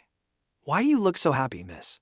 And Kai's face was radiant. "Is my happiness too obvious?" Dian Hao mumbled in frustration, then shouted, "Let's move out." After that, he lay flat on the roof of the escort wagon, and the group quickly set off. While sunbathing on the wagon roof, Dian Hao heard a call, and turned his head back, and Kai stood behind waving goodbye. "Remember to take care." Dian Hao grimaced, feeling mixed emotions. Truly, wouldn't it have been better to just kick me out from the start? And Kai shouted after him, "You should fix that lazy habit of yours too." Dian Hao helplessly waved goodbye, and then lay back down. As soon as the wagon disappeared, Van Hu-hon turned to his daughter. "It's done." And Kai smiled and nodded. Yes, father. Then the two of them went back into the manor together. And Kai glanced back slightly, the corner of her lips curving into a small smile. Goodbye, weird lazy guy. Regarding the escort team, Cook Fai Han, the leader, looked helpless and asked, the thing sent by the Han Lam Academy called cargo is exactly that. The mentioned cargo was innocently sleeping covered by a blanket on the wagon roof, paying no attention to the surroundings. The escort confirmed, yes, exactly like that. Cook Fai Han frowned, showing annoyance. Are you guys joking with me? Do you know how much trouble adding another person causes for the escort mission? The escort hurriedly explained, reporting to the leader. We didn't want to accept this person either. But this is an order from the Han Lam Academy. We didn't dare to argue. The leader continued asking, when did he start sleeping, sir? He slept as soon as we left the academy. Cook Fai Han crossed his arms, looking pensive. Lying like that doesn't make him tired. But thinking about it, this could also be considered a form of talent. The escort added, the young lady at Han Lam said just feed him enough 3 meals a day. Treat him like cattle and poultry, and he will be very obedient and won't cause any trouble. Cook Fai Han sighed. Really, I can't understand it. Saying that, he moved forward, knocking hard on the carriage box a few times, calling loudly, hey hey. Finally managing to wake Dian Hao up, he asked sleepily, what is it? Cook Fai Han pointed at himself and said, I am Cook Fai Han, the leader of this escort mission. Dian Hao rubbed his eyes asking back, so? The man said seriously, this trip is for transporting goods, not escorting people. If you tag along, brother, I fear there will be many inconveniences. Dian Hao smiled reassuringly. Don't worry, sir, because I was registered as cargo, not a person. Cook Fai Han was still worried, but the road will be very hard. Dian Hao replied nonchalantly, just a little inconvenience, I can take it. They said as long as I lie still, someone will take me to the destination. What's better than that? The leader shook his head, looking helpless. Little brother is truly optimistic to the point of astounding others. He waved his hand to signal. Then let's move out. Dian Hao lay flat on the wagon roof again, waving, please take care of me on the way. Allow me to sleep first. Time just passed by. He sat up, yawning and mumbling. So it's been 5 days since leaving Han Lam Academy. Sitting on a carriage all day like this truly isn't for normal people. When awake I'm sleepy. When a sleep master appears in my dreams forcing me to practice kung fu. Truly torture. When will this damn dream of practicing kung fu end? Do I have to suffer this for the rest of my life? Oh well, whatever. Just then, the moving convoy suddenly stopped at the leader's signal. His sharp eyes looked toward the bushes ahead. He raised his voice. I don't know which personage is hiding ahead. I am Cook Fai Han of Koi Long Escort Agency. Greetings. Dian Hao sat up straight, tilting his head asking, bandits. The bushes remained silent, making the leader even more uneasy. No one answers. Sensing something unusual, Cook Fai Han thought to himself, either these bandits are just a disorderly mob, or there's an expert hiding and stalking. But with this flickering aura, it's certainly not an ordinary person. Cook Fai Han raised his voice. Allow me to repeat, I am Cook Fai Han, leader of Koi Long Escort Agency. Whichever expert is hiding, please reveal yourself. Otherwise, we are forced to assume you want to confront Koi Long Escort Agency. As the words finished, the bushes rustled. A burly figure stepped out, just seeing him. Leader Cook Fai Han broke into a cold sweat. The person stabbed a large blade into the ground, clasped his hands in greeting. I am Bang Dao Cook, of the Bang family in Hobak. Cook Fai Han hurriedly returned the greeting. I am Cook Fai Han of Koi Long Escort Agency. I don't know what business a descendant of the Bang family has here. Bang Dao Cook explained. I am being chased by enemies. It's hard to escape alone. I hope you can help. This matter not only concerns me personally, but is also a great disaster for the entire martial arts world. Returning to reality, the young historian heard this and was surprised. That person, the beggar sect leader, didn't hesitate to say, that's right. He is the guy who sprinkled salt to chase you away. The historian recalled that rough appearance while the old beggar continued. That was the beginning of the meeting between Ngai Dian Hao and Bang Dao Cook. Back then, even Ngai Dian Hao was completely unaware of that encounter. That's right, exactly that meeting. No mistake. It was definitely that meeting. That was the beginning of him sinking Bang Dao Cook into the river of misfortune. Contemplating Bang Dao Cook in front of him, Cook Fai Han silently assessed. This must be the type who values martial arts over literature. But this Jiang who doesn't lack heroes. If someone from that background asked for help, surely the matter isn't small. Cook Fai Han asked, so how can we help you? Bang Dao Cook clasped his hands before his chest. Currently, enemies are frantically hunting me. If you help me escape this mountain, there will definitely be a worthy reward. Cook Fai Han moved to the goods wagon, just about 15 minutes. He tapped on a wooden crate and said, we will help. Please quickly hide inside this crate. Suddenly, his eyes glanced toward Dian Hao. The young man was lying on the wagon, propping himself up and looking at him with indifferent eyes. Cook Fai Han opened the crate lid, saying, please enter. Bang Dao Cook replied, thank you. Cook Fai Han instructed, absolutely keep silent. From inside the wooden crate came Bang Dao Cook's soft reply, I understand. Lying on the wagon, Dian Hao glanced back, thinking to himself, truly someone who likes looking for trouble. But this personality isn't hateful. The convoy continued rolling. From inside the wooden crate, Bang Dao Cook spoke up. I feel truly guilty involving you all in danger because of me. Then added, if we are safe this time, I will definitely repay everyone. The male lead kept his eyes closed, replying indifferently, about to die. What use is a reward? Bang Dao Cook stammered, that is. The male lead continued, his tone sarcastic. Do you have no conscience left? Dragging a whole group of people into danger. Then added, at least, if you had any shame, you should pretend not to know us. Finally, he concluded, all right, stop babbling. I need to rest. Bang Dao Cook replied, okay. Sitting in front, Cook Fai Han crossed his arms, his face pensive. Almost down the mountain. He told himself, luckily, no one has discovered Bang Dao Cook's trace yet. Are things going this smoothly? Suddenly, a figure dressed in blue, wearing a blue scarf covering his face, rushed out to block the wagon, shouting loudly and startling everyone. Stop.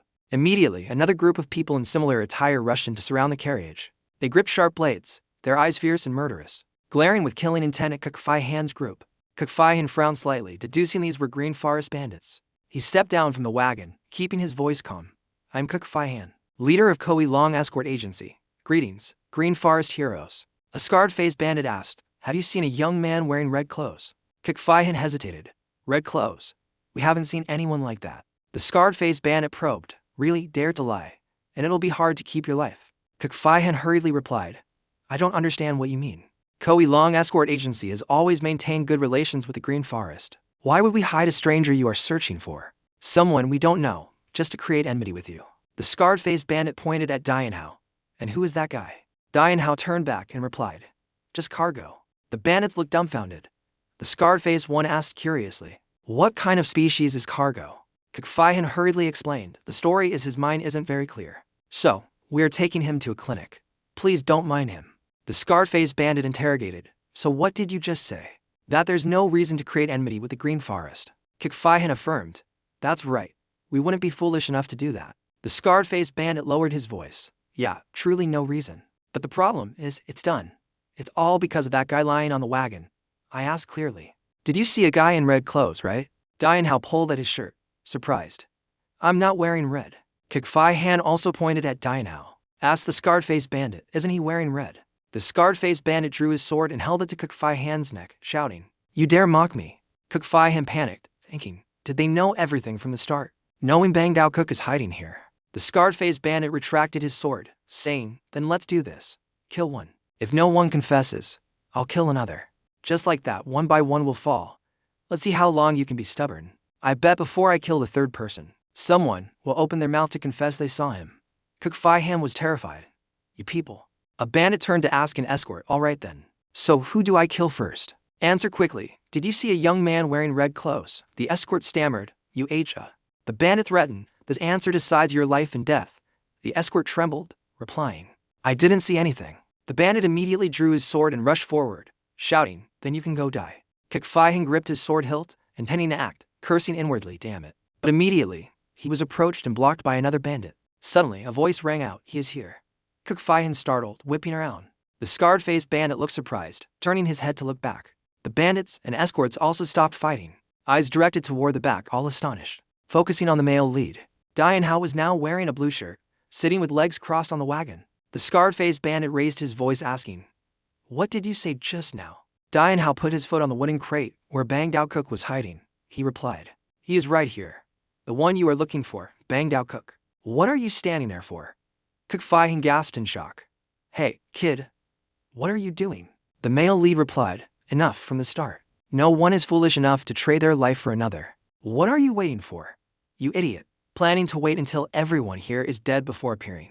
Hearing this, Bang Dao Cook slowly pushed open the wooden crate lid. Crawling out, he looked around at the crowd and sighed. The scarred-faced bandit spoke up. If you had just stubbornly hidden, there might have been a chance to survive. Who knew you'd stick your head into the noose yourself? Bang Dao Cook stepped down, glaring back. If I didn't come out, wouldn't you kill all the people here? The scarred-faced bandit sneered. Now you want to act heroic. Bang Dao Cook shouted. I, Bang Dao Cook, am not a hero, but I cannot stand by and watch innocent people die because of me. Then he turned and clasped his hands, saying to Cook Fai Han, thank you for your help. But this is my private matter. Please continue your journey. Their target is only me. If I split up, Koi Long escort agency won't be implicated. Cook Fai Han was confused. But what about you, young hero? Bang Dao Cook interrupted. I'm fine. Anyway, I can't escape them. Cook Fai Han sighed pensively. He got into the wagon, continuing the journey, and said, Then I wish you peace, young hero. Let's go. Suddenly, Dian Hao spoke up. Wait a minute. It can't be like this. Cook Fai Han asked in surprise. What do you mean? The male lead continued. You intend to go towards the green forest, right? With this situation, they will swing their blades in Russian. Everyone will lose their lives. Cook Fai Han was stunned. You mean those bandits will attack us? Dian Hao stuck his head down, said, Oh heavens, leader, why are you so slow? No matter how aggressive the green forest is, they don't want to directly confront the Bang family. If we survive and return, then spread the news that someone from the Bang family was killed by the green forest. What then? The Bang family will certainly be furious, searching this entire mountain. At that point, might as well kill us all to be done with it. The scarred-faced bandit swung his sword, saying, That is indeed true. I hadn't thought that far. But it makes sense. Dian Hao stared blankly at them, asking, So you guys never thought about this? Cook Fai Han turned back angrily, looking at the male lead, cursing, This crazy guy. Bang Dao Cook glanced back, saying, Hey, whoever caused it takes responsibility.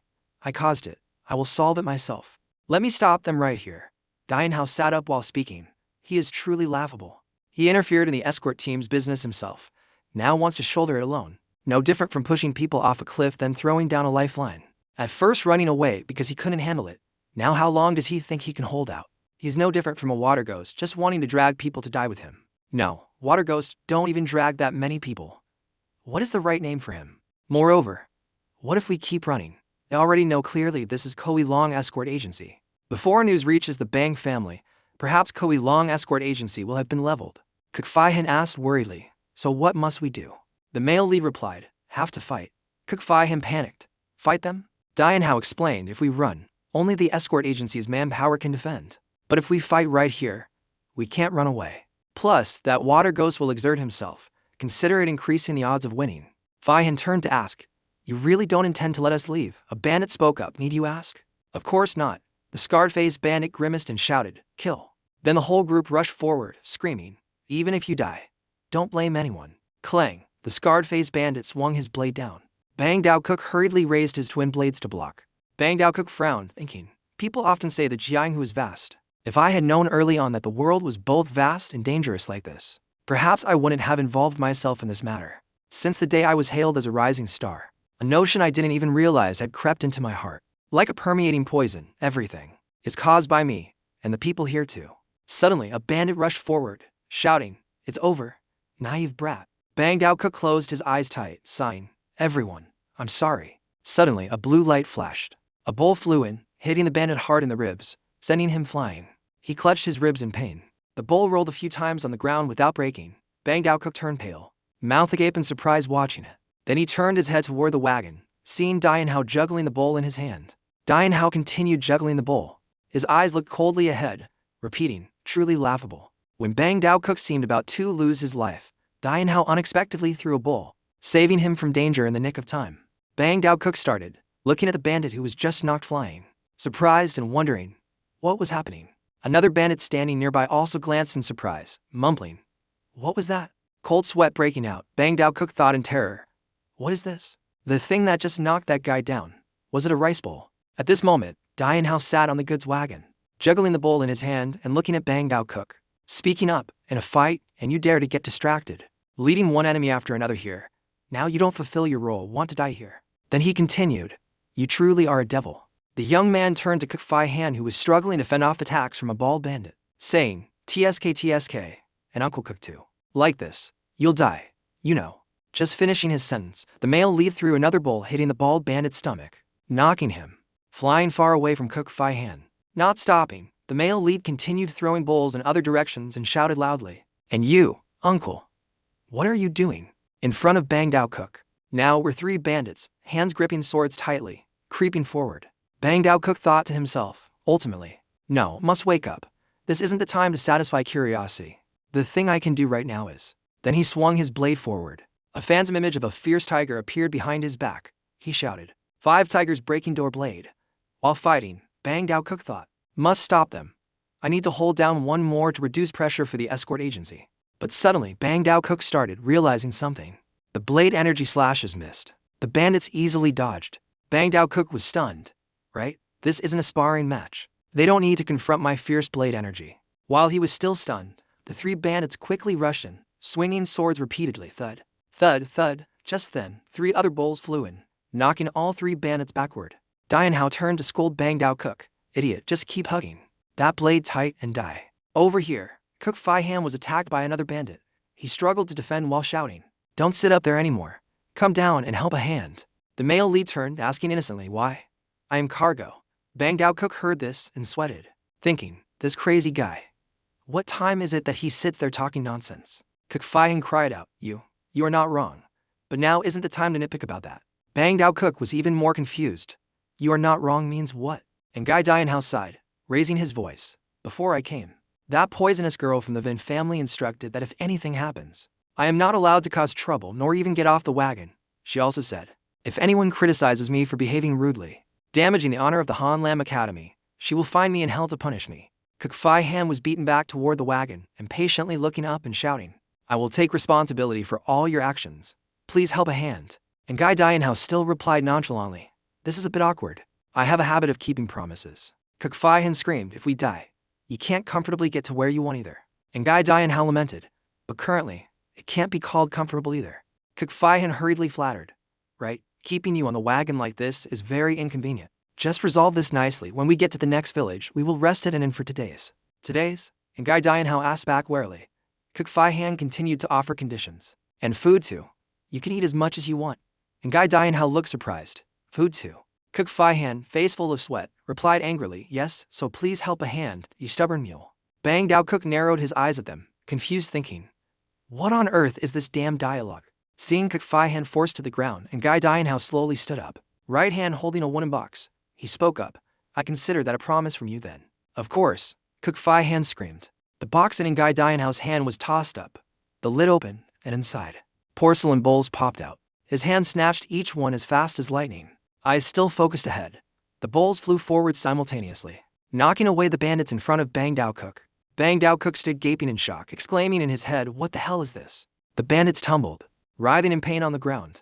The scarred-faced leader wiped sweat, thinking in horror, expert. And Guy Dianhao jumped from the wagon to the ground, hands behind his head, slowly walking forward, calling out curtly, hey. Bang Dao Cook turned back confused. Yes? And Guy Dianhao glanced at him. You are the one who led them here. So, if you have any conscience left, shouldn't you try to be a little useful? Then Guy Dianhao continued to criticize Bang Dao Cook. Cause trouble yourself. Led this whole bunch here. Yet when fighting, you don't do anything worthwhile. With your crippled ability, if you had tried your best, I could still sympathize. Why were you so careless you almost dropped your sword? Where is your brain? Listen clearly. Your blade technique is inherently domineering, right? Domineering means what? Obviously, it must be strong, powerful, mighty, but in return speed will be slow. What do you swing that slow and strong blade into a crowd for? Want to kill two guys then die together? Bang Dao Cook stammered. No, that's not it. And Guy Dianhao continued lecturing. Then you must know the right time to act. Otherwise, you must cleanly finish one guy first. The move must be certain. The move you just unleashed was the same. Why wastefully slash into empty air like that? Suddenly, the male lead stepped up and snatched the blade from Bang Dao Cook's hand, making him startle. You have to do it like this. Bang Dao Cook looked at his empty hand, shocked to realize sweat was beating up. He took my blade before I could even react. Whoosh whoosh. The male lead swung the blade continuously, creating swift slashing lines. The thing you just performed must be like this. Immediately, walls of blade energy appeared, trapping the bandit inside. Bang Dao Cook was terrified. Five tigers breaking door blade. Why can this person perform the 5 tigers breaking door blade? Could it be he can reproduce it completely just by watching me perform it once? The male lead turned back, holding the blade up, index finger pointing straight at Bang Dao Cook's face. To deal with many people, you must swing the blade faster. Even if the internal energy gathered on the blade decreases, in exchange, enemies getting hit and staying down is better, isn't it? Bang Dao Cook stammered. True, truly better. The male lead continued swinging the blade, demonstrating for Bang Dao Cook. Depending on the situation, sometimes you must reduce power and swing the weapon really fast, but sometimes you must swing slower and put in more power. That bandit stood like a reluctant model, gripping his sword but daring not move. Around him, the blade energy flows just created by the male lead still swirled like a storm. Facing the bandit, The male lead turned to remind Bang Dao Cook. Such simple logic. Why don't you understand? Bang Dao Cook sweated profusely. Sorry, but he's startled thinking, wait, why do I have to apologize to him? The male lead handed the blade to Bang Dao Cook, and Bang Dao Cook hurriedly received it with both hands. The male lead instructed, here, now, do it well yourself. After that, Bang Dao Cook held the blade and turned to the remaining bandit. The young man closed his eyes slightly, recalling Ngai Dianhao's words, even if internal energy on the blade is reduced, just executing the move fast and cleanly is enough. Thinking done, he opened his eyes wide and shouted, now take this. But unexpectedly, the bandit turned and ran into the forest, singing while running. You guys just wait. Bang Dao Cook sweated profusely, mumbling something. Meanwhile, the male lead returned to the wagon, continuing to lie flat and sighing, really annoying. A moment later, the male lead went to Kuk Fai Han, clasped his hands and bowed. Thank you for taking care of me on the way. Kuk Fai Han also clasped his hands in return. No need to thank. I only took money to do a job. The male lead continued, anyway, thanks to you, I arrived safely. Kuk Fai Han smiled radiantly. We are the ones grateful to the young hero for saving our lives. This kindness, we will absolutely never forget. Dianhao scratched his head and laughed. Just empty gratitude? That's enough. Regarding the return gift, just go get it from that guy named Bang. Kuk Fai Han asked curiously, may I ask a question? Why is young hero so cold to him? Young hero doesn't need to chase him away like that. After all, he isn't actually a devil. The male lead closed his eyes slightly, replying, Uncle Cook, if not for me just now, you would have lost your life. Not only you, others too. And all of that was caused by him alone. Kuk Fai Han smiled and replied, that is true. But considering the situation then, he was also carrying out an important mission concerning the whole martial arts world. He added, he ended up like that because of acting heroically for righteousness. The male lead looked at Kuk Fai Han asking, acting heroically. Kuk Fai Han replied, that's right. Dianhao said, just for the word hero, one can rush headlong into death. My master taught me, nothing is more stupid than betting your life on something unrelated to yourself. He also said, whatever you do, you must live first before thinking of others. He continued, true, there are those who value righteousness, heroism, but if because of those things someone has to be sacrificed, then that so-called great righteousness is better off not existing. I must be happy for others to be happy. Therefore, the person who needs to be prioritized first must be myself. Dianhao concluded, besides, to protect him, your side also suffered heavy damage. Kuk Fai Han laughed, Before leaving, he said he would compensate for the damaged goods, and also send martial artists to Koi Long Escort Agency to prevent mishaps. Moreover, this is a matter concerning the Green Forest. The Sung Thien Orthodox Martial Alliance will also directly step in to resolve it. We are somewhat reassured. Sung Thien Orthodox Martial Alliance, the alliance of the 5 great families and the 9 sects one gang. Dianhao clasped his hands and bowed. It's fortunate that everything has been handled well. Hope to have a chance to meet again in the future. Kuk Fai Han smiled. I think probably not. In his heart he thought, do you know the words you just said sound very scary? The male lead turned and walked away, waving his hand. Then, I take my leave. Kuk Fai Han slightly closed his eyes, standing still muttering something, just a little more. If he were a bit more diligent, everything would be different. The male lead looked resolutely ahead, exhaling lightly. Finally arrived at 10th Manor. At the same time in Guangdong, Nu Yandian family. The male lead's parents were talking, faces full of worry. Still haven't found him this time. The mother said sadly, surely our son is still alive somewhere. The father comforted. Where exactly are you? How? Just then, a servant ran in panicking, shouting loudly, Master, Master. Dianhao's father asked, what is it? The servant replied, there is a letter sent. A letter from young master and Ngai Dianhao. The young master sent a letter home. Dianhao's father's face was stunned, stiff. Mumbling, a letter from Ahao. Scene change, in a room. Luke Kong Kong lay propped up on his hand, eyes looking coldly down below. Speaking, truly useless. Such a simple plan, and you failed. Are you that afraid of death? Luke Mok Fong knelt on the ground, voice trembling. That's not it. If I die by Prince Lai's hand then, it would have had some meaning. He continued. But the one fighting me wasn't him. Therefore, even if I died, it would be useless, causing no damage to Prince Lai. I am not afraid of death. But I don't want to die in vain. I want to dedicate my life to more useful things, adoptive father. Luke Kong Kong lay on the bed, reminding. Carve this into your bones and heart. I don't raise useless dogs. If you want to stay by my side, you must train your ability.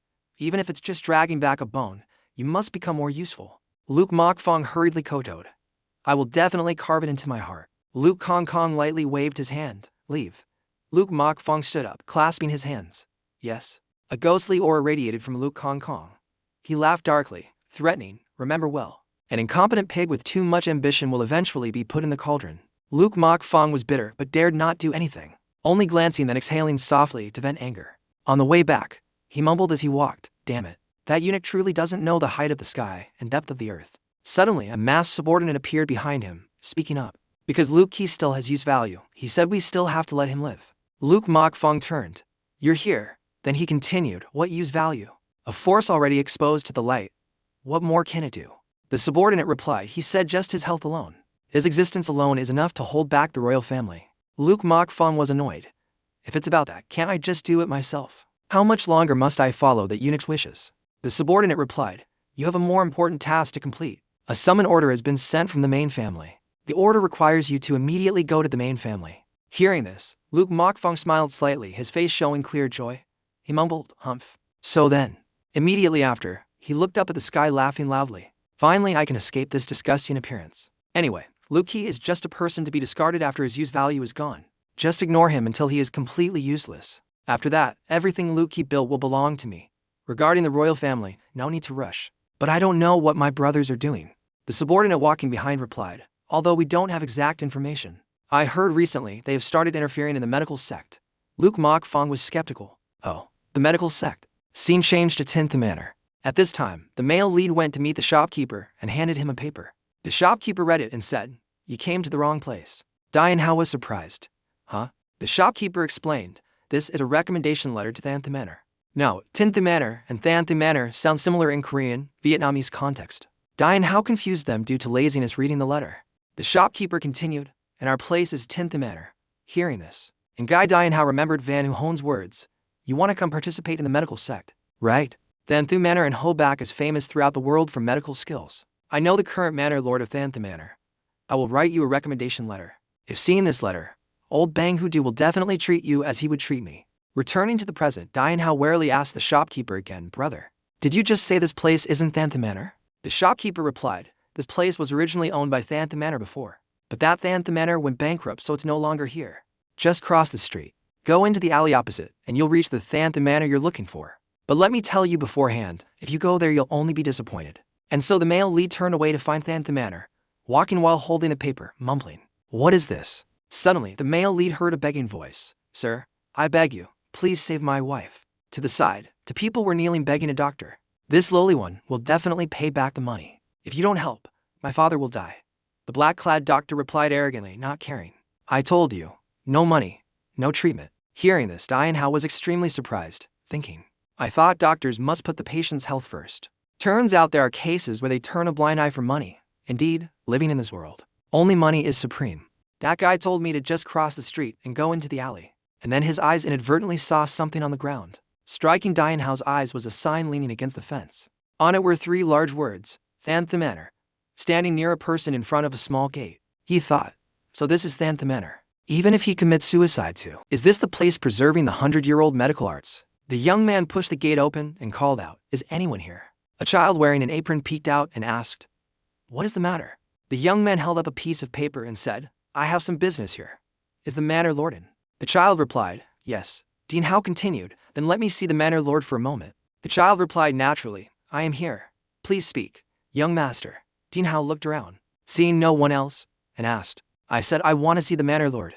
Why are you telling me to speak? Is your father not home?" The child replied, "My father passed away last year. So now, I am the current manor lord of Sacred Hand Manor. Let me introduce everyone. This child's name is Chan Thuinga, the manor lord of Sacred Hand Manor." Dean Hao exclaimed in surprise, You are the manor lord." He scratched his head, muttering to himself, "My luck is truly terrible. Why would I ever be treated well?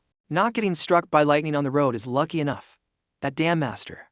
Why? Did he force me to do this? I want to go home." Suddenly, the warm, gentle voice of a young woman rang out. "What is it, Thuinga?" Thuinga turned to the person and replied, "Sister, a guest has arrived. This gentleman wishes to pay respects to our late father." A small foot stepped out as the girl asked, "You wish to find my late father, young master?" Upon seeing this girl, Ngai Dinhao froze completely, his eyes wide and mouth agape. The girl's beautiful face turned toward the male lead as she asked gently, "May I ask what business you have, young master?" "Let me introduce everyone. This young lady's name is Chan Dulan." The male lead's face flushed red as he stammered, Well, yes." He then handed Dulan the paper in his hand, speaking incoherently this. Dulan took the paper, read it over once and looked surprised. A moment later, She looked at the male lead and said softly, "Although this place is lacking in simple, I hope you will stay for a few days." Dean Hao scratched his head and replied, "Well, sort of." Du Lan continued, "As you can see, Sacred Hand Manor is currently not in the best state. However, I cannot let someone recommended by Uncle Vin leave empty-handed. Even though we are lacking, please stay here for a while." Hearing this, Dean Hao hurriedly waved his hands. "It's fine, I don't mind. I can find another place. If you find it troublesome, I will leave immediately." Du Lan smiled. "How could we do that? If I let a guest seeking my late father leave like this, people will laugh at Sacred Hand Manor." Dean Hao laughed sheepishly and agreed, "If you insist, young miss, I will stay." Du Lan spoke happily. That is how it should be. Afterwards, Dean Hao was led by Du Lan to a fairly clean and tidy room that had been prepared. Sitting alone, he sighed, reflecting on everything. He should have realized the moment the young lady addressed the scholar as uncle. Since she referred to him as her uncle, her personality wouldn't be much different from his. Whatever, he thought, since I'm already here, staying a few days won't hurt. Thinking this, Dean Hao lay back, preparing to take a nap. Just then, there was a knock on the door. Dean Hao glanced at the door and said, "Come in." The person entering was Du Lan. She began to set the table, bringing in a tray full of delicacies. She placed the tray in front of Dean Hao and said, "I thought you might be hungry, so I prepared dinner. It is not very lavish, but please enjoy your meal." Looking at the food, Dean Hao was stunned, swallowing his saliva as he thought, "You call this not lavish? I couldn't finish this in 3 days." Seeing Du Lan about to leave, Dean Hao quickly called out, "Wait, won't you join me?" Du Lan politely replied, "I have already eaten. Please enjoy your meal. Do not worry about me." Looking at the food in front of him, Dean Hao thought, "It seems they aren't as destitute as I thought." But then, with his profound internal energy, he accidentally overheard the conversation between the two siblings downstairs. "Sister, what is with that table of food? Quiet, the guest is eating. How could he hear us from this distance? We are out of rice. So, where did you get the money to buy all that food?" As a man, you do not need to worry about household matters. Just focus on your medical studies. I tried not to worry. But sister, the necklace. What did you do with it? "I only put it away temporarily. That was mother's keepsake from the day she passed. You never took it off once. And now you say you put it away. Did you sell it?" Hearing this, Dean Hao froze, muttering, "What the hell? Her mother's keepsake." The siblings continued their conversation. "I only pawned it at Nganha pawn shop to borrow some money. When our situation improves, I will redeem it. Even if he is a distinguished guest, why sell? Mother's keepsake to treat him like this? What are you saying? That gentleman was recommended by Uncle Van to find father. How could we treat such a person poorly? I did not mean that." Hearing this, Dean Hao looked down at the food, smiling awkwardly as he thought, "How can I swallow this now?" Scene change. Shortly after, Du Lan entered Dean Hao's room to clean up. She saw the food remain untouched, surprised. She bowed and asked, "Was the food not to your liking? I will bring something else immediately. Please wait a moment." Dean Hao hurriedly waved his hands. "No, it's not that I'm unsatisfied with the food." In his head, he wondered, "Can I exchange this food back for money?" The next morning, the male lead walked out onto the street, clutching his stomach. Sweating profusely, he sighed, thinking he had finally finished that table of food. But it hadn't digested yet. Seriously, if they are poor, they should treat guests poorly. Why did that young lady create such pressure? He muttered. "Nganha pawn shop, was it?" The male lead asked himself as he walked in. Immediately, someone approached to welcome him. "May I ask what business you have?" "I am looking for an item." The male lead replied. The person hurriedly invited him inside. "If it is an item, may I ask what you are looking for?" "I am looking for the jade necklace that the young lady from Sacred Hand Manor pawned yesterday," Dean Hao said, inviting him into talk. The person replied. It turned out to be Ha Dai Bang, the branch manager of Nganha pawn shop. Ha Dai Bang smiled. "I apologize, sir. That item was not sold, but pawned by Sacred Hand Manor. If you are not from Sacred Hand Manor, I cannot hand it over to you." Dean Hao sat down opposite Ha Dai Bang, crossed his arms, and said, "I am from Sacred Hand Manor." Ha Dai Bang looked skeptical. "It seems this is the first time we have met." "I just arrived yesterday," the male lead replied. Dean Hao threw a bag onto the table and asked, "Is this enough?" Ha Dai Bang opened the bag, saw details of silver and some coins inside, and replied, "It is still not enough." Dean Hao was surprised. "There are more than details of silver in there, and it's still not enough." Ha Dai Bang smiled, holding up 3 fingers. Naturally, the amount the young lady pawned the necklace for was 1 tael of silver. According to the pawn rules, when redeeming an item, the shop collects 3 times the borrowed amount, and if it is not redeemed within 3 months, that amount will triple again. The male lead was annoyed. "Is your place running a loan shark business?" Ha Dai Bang calmly replied, "Of course not. This is the unchangeable rule of Nganha pawn shop. If you do not like it, you can simply sell the item outright. So my money isn't enough to redeem it." The male lead asked, It is regrettable, but that is correct. Sacred Hand Manor is so poor they are out of rice, Ha Dai Bang replied. Hearing this, the male lead sighed softly, thinking, that means Miss Chan has no ability to come back and redeem this necklace. There is no way she doesn't know that. Yet she still. Thinking this, the male lead reached into his shirt, took out an object, and said, then can you accept this item for pawn? To cover the missing amount? Of course, if you can repay 3 times the amount. Within 3 months, I will return it to you, Ha Dai Bang replied. Dean Hao placed the object on the table, decisive. Fine, use this to cover the remaining balance. It was a dagger made of gold, clearly of significant value. Ha Dai Bang picked up the dagger, slowly unsheathed it, and couldn't help but exclaim, oh, it is real gold. Wonderful. He continued, with this item, I can lend you 1 tael of gold. However, the redemption price will be 3 taels. But then, Ha Dai Bang's expression suddenly changed, turning to horror as he saw something on the blade. He stammered, this. On the blade were engraved the words Royal Inspector, along with the dragon pattern. Opposite him, the male lead hadn't noticed Ha Dai Bang's panic and asked calmly, is that so? 3 taels of gold. Ha Dai Bang was dazed, muttering, I'm dead. He mentally screamed, damn it. And Gai Jinhao actually dared to pawn the dagger gifted by the prince. Elsewhere, a middle-aged man wearing a white hat was reporting to a scarred old man with clasped hands. Sir, there was a failure. An unexpected incident occurred. Our plan to take over the royal palace has failed. The scarred old man asked in surprise, the royal palace? Did the 6 arts act on their own? The man in the white hat replied, not exactly. The royal inspector is applying pressure, weakening the 6 arts position. We may have to find a solution and give up on interfering with the royal palace. The old man lowered his voice. Is that so? The man in the white hat continued, there is also a small problem regarding the Green Forest. When we moved to take over the Green Forest, someone from the Ha Bak Bang clan interfered. The old man frowned. Did the Bang clan sniff out our movements? The white-hatted man explained. It does not seem to be the Bang clan, but the Martial Alliance itself. It wasn't that they knew our plan, but the Martial Alliance accidentally encountered our group while suppressing bandits. The old man said, to achieve great things, incidents are unavoidable. The important thing is how we solve them. The white-hatted man quickly replied, I will remember that. The old man sighed in relief. Luckily, everything related to the medical family is progressing smoothly. The other matters are also nearing harvest. After that person went into seclusion, we went through difficult times. But now, our power is great enough that we don't need to worry about that empty seat anymore. Soon, we will show the martial arts world those who oppressed us just how terrifying our swords are. Back at Nganha pawn shop, Ha Dai Bang turned pale when he saw the dagger unsheathed, stuttering. This is the royal inspector's sword. And Gai Jinhao scratched his head, looked at Ha Dai Bang, and asked, is that so? 3 taels of gold, right? Ha Dai Bang trembled, sweating profusely, thinking, I am definitely dead. He hurriedly knelt and kowtowed to Ngai Jinhao. My lord, I was blind. I dared to speak nonsense in front of you. I deserve to die. At this moment, the young male lead looked majestic, his cold eyes glancing down at Ha Dai Bang trembling on the floor. Ha Dai Bang, sweating like a pig, was confused about which issue to resolve first, forcing the price of the 10-tael necklace down to 1, or the loan sharking that tripled the debt in just 3 short months. Thinking fast, he clasped his trembling hands and said, my lord, although my interest rates are a bit high, it is because too many people pawn items and never redeem them. So it is a reluctant measure to cover the losses. Moreover, if calculated by compound interest, the rate I offer is only for 0.5%, my lord. Hearing this, Nu Yandian asked in surprise, for 0.5% just for pawning. The monthly interest is for 0.5%. Then how much is the annual interest? Ha Dai Bang smiled bitterly. It is not too much.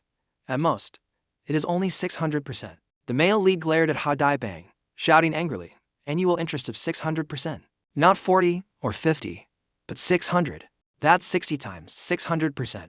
I've lived this long, and this is the first time I've heard the word 600%. Ha Dai Bang quickly waved his hands. But if you think about the value of that item, it's not that bad. That silver necklace is worth at least 10 taels of silver. If you calculate it, the interest is really only 60%. Dinhao frowned, pursed his lips, and said angrily, you old geezer. Just now you said you only pawned it for 1 tael of silver. Now you say 10 taels. Ha Dai Bang stammered in fear. That matter. What happened next could be understood just by listening to the shouting. Close the door. I will settle this right here today. Don't, my lord, my ass. Scene changed back to Sacred Hand Manor. Chan Dulan was sitting in her room writing when she suddenly heard a noise outside. Opening the door, she wondered who would visit at this hour. She froze, surprised to see a necklace placed on a piece of paper on the floor. Looking at it, she was stunned to realize it was her necklace. She muttered, this is. Then she picked up the necklace. Clutching it with both hands, she whispered emotionally, Mother. But then, Du Lan looked around and saw no one. She wondered who left this here. At that moment, Ngai Dinhao was lying on the roof right above Chan Dulan. He had retrieved it from Ha Dai Bang. Lying on the roof, Dinhao scratched his cheek and thought, consider that my payment for the meal. Scene changed to the Martial Alliance, Military Strategy Hall. Bang Dao Cook appeared there. He was sitting in the meeting room. On the table in front of him was a war map. Bang Dao Cook wondered why he was there. Had he done something wrong? Knowing he had made many mistakes, Bang Dao Cook couldn't help but doubt himself. Just then, someone walked in, making him immediately stand up straight and salute. At ease, young hero, the person said. Bang Dao Cook hurriedly clasped his hands and bowed. Yes. Yes. That person was the divine strategist Tru Heen, the advisor of the Martial Alliance. Sitting opposite Tru Heen, Bang Dao Cook couldn't help but worry why the grand strategist called him personally. Tru Heen spoke slowly. I know what happened in the Green Forest. I heard you encountered the Green Forest 10 Swords. Bang Dao Cook was startled and stammered. What? The Green Forest 10 Swords. Tru Heen tapped his fan on his palm and replied. Correct. The ones chasing you were the Green Forest 10 Swords. For you to represent. Safety is truly a blessing from heaven. Hearing this, Bang Dao Cook sweated, recalling. No wonder they were so terrifying. Tru Heen continued. I will handle the matter regarding the Locked Dragon Escort Agency myself. Thanks to you, I have cleared up a major doubt. The issue lies with the young man who helped you escape danger. Tru Heen thought to himself. The Green Forest 10 Swords are elites. Even though Bang Dao Cook is a highly rated talent, dealing with even one of them wouldn't be easy. Yet that young man single-handedly defeated all 10. What did you say his name was? Bang Dao Cook replied. His name is Nu Yandian. Tru Heen muttered. Nu Yandian. He pondered. I have seen this name in the intelligence sent by the beggar sect. The second young master of the Guangdong Nian family has truly returned. But to achieve such martial arts in just 5 years. The eldest son is the Crimson Demon Sword Ngai Sunhao, and now the second son Ngai Dinhao too. The Guangdong Nian family might become the center of a storm in the martial arts world. Thinking this, Tru Heen stood up and asked, where did he go after that? Bang Dao Cook replied. He said he was going to Sacred Hand Manor. Tru Heen was even more confused. Someone missing for 5 years finally appears but doesn't go home, going to Hoback instead. Tru Heen patted Bang Dao Cook's shoulder and continued. It seems we need more information about that young man. Currently, you are the only one who can recognize his face. Can you help me find him? I can only rely on you. Bang Dao Cook immediately knelt and clasped his hands. I am very willing. Inside, Bang Dao Cook thought, sweating profusely, we have to meet again. Nu Yandian. Scene changed to Sacred Hand Manor. Morning had broken, and Ngai Dinhao was still sleeping soundly on the roof. Below, Chan Thuinga, Chan Dulan's younger brother, walked by and stopped in surprise. He thought he climbed up the roof without a ladder. Is he a martial artist? But he looks as scruffy as a street beggar.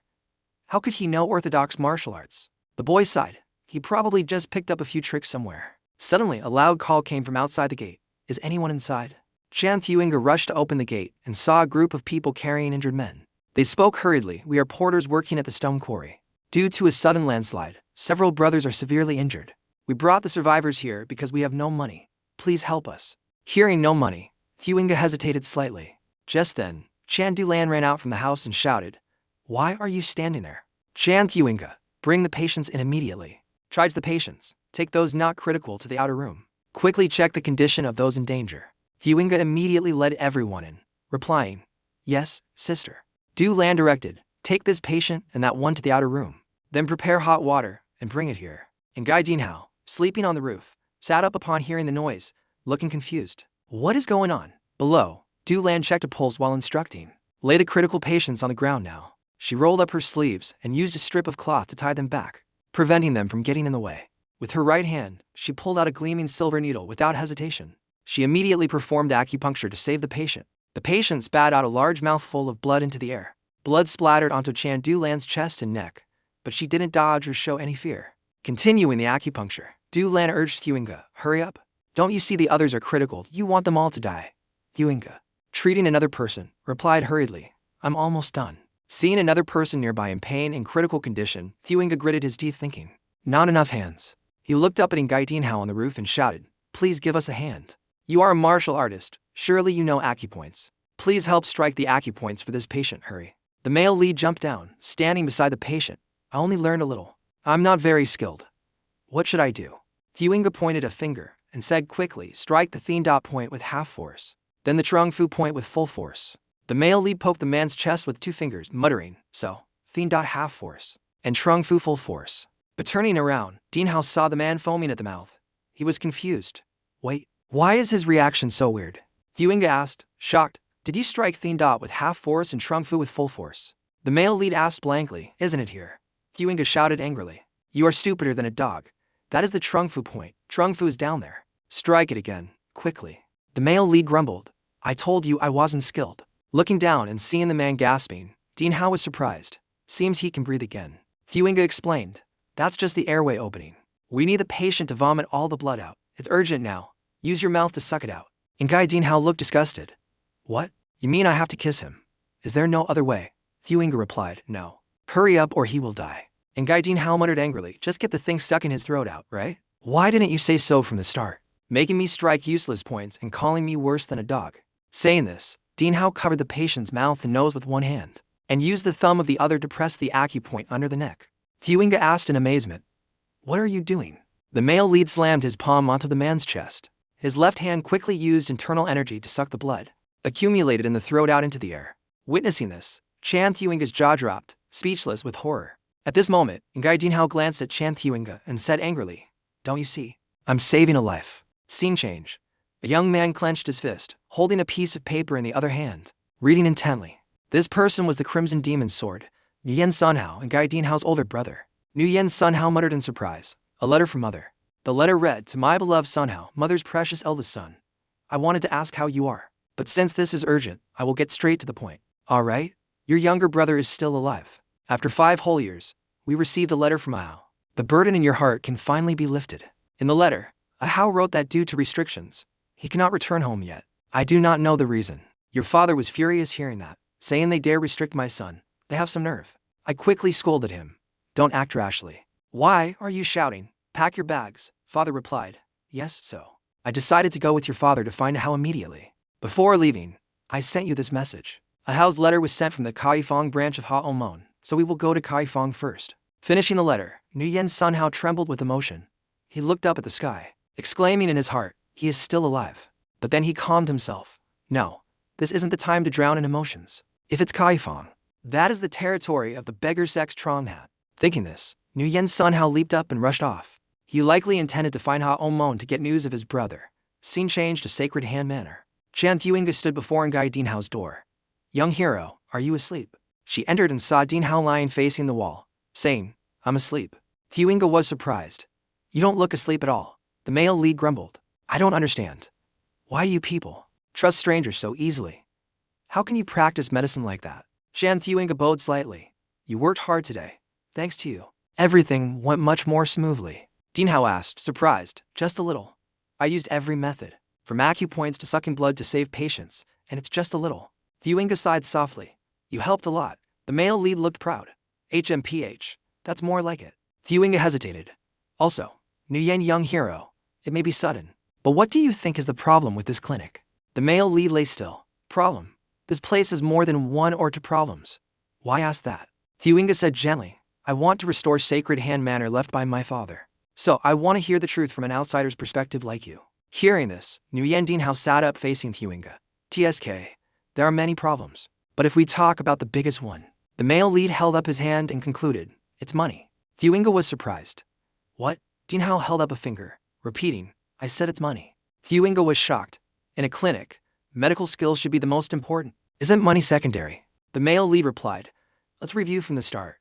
Why did this clinic collapse? I heard the big clinic out on the street was the original Sacred Hand Manor.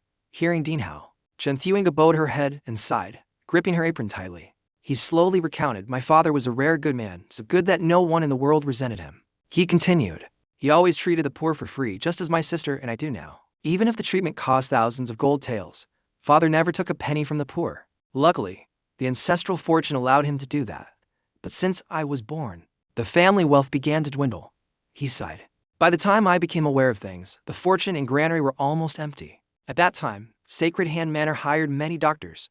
Money, even borrowed, vanished quickly. Much faster than now. Even so, the debt was manageable. Father had fame and talent, so the income wasn't small. But one day, perhaps realizing he couldn't continue like that, father thought of a way to pay off the debt at once. Suddenly, Nu Yandian Hao interrupted.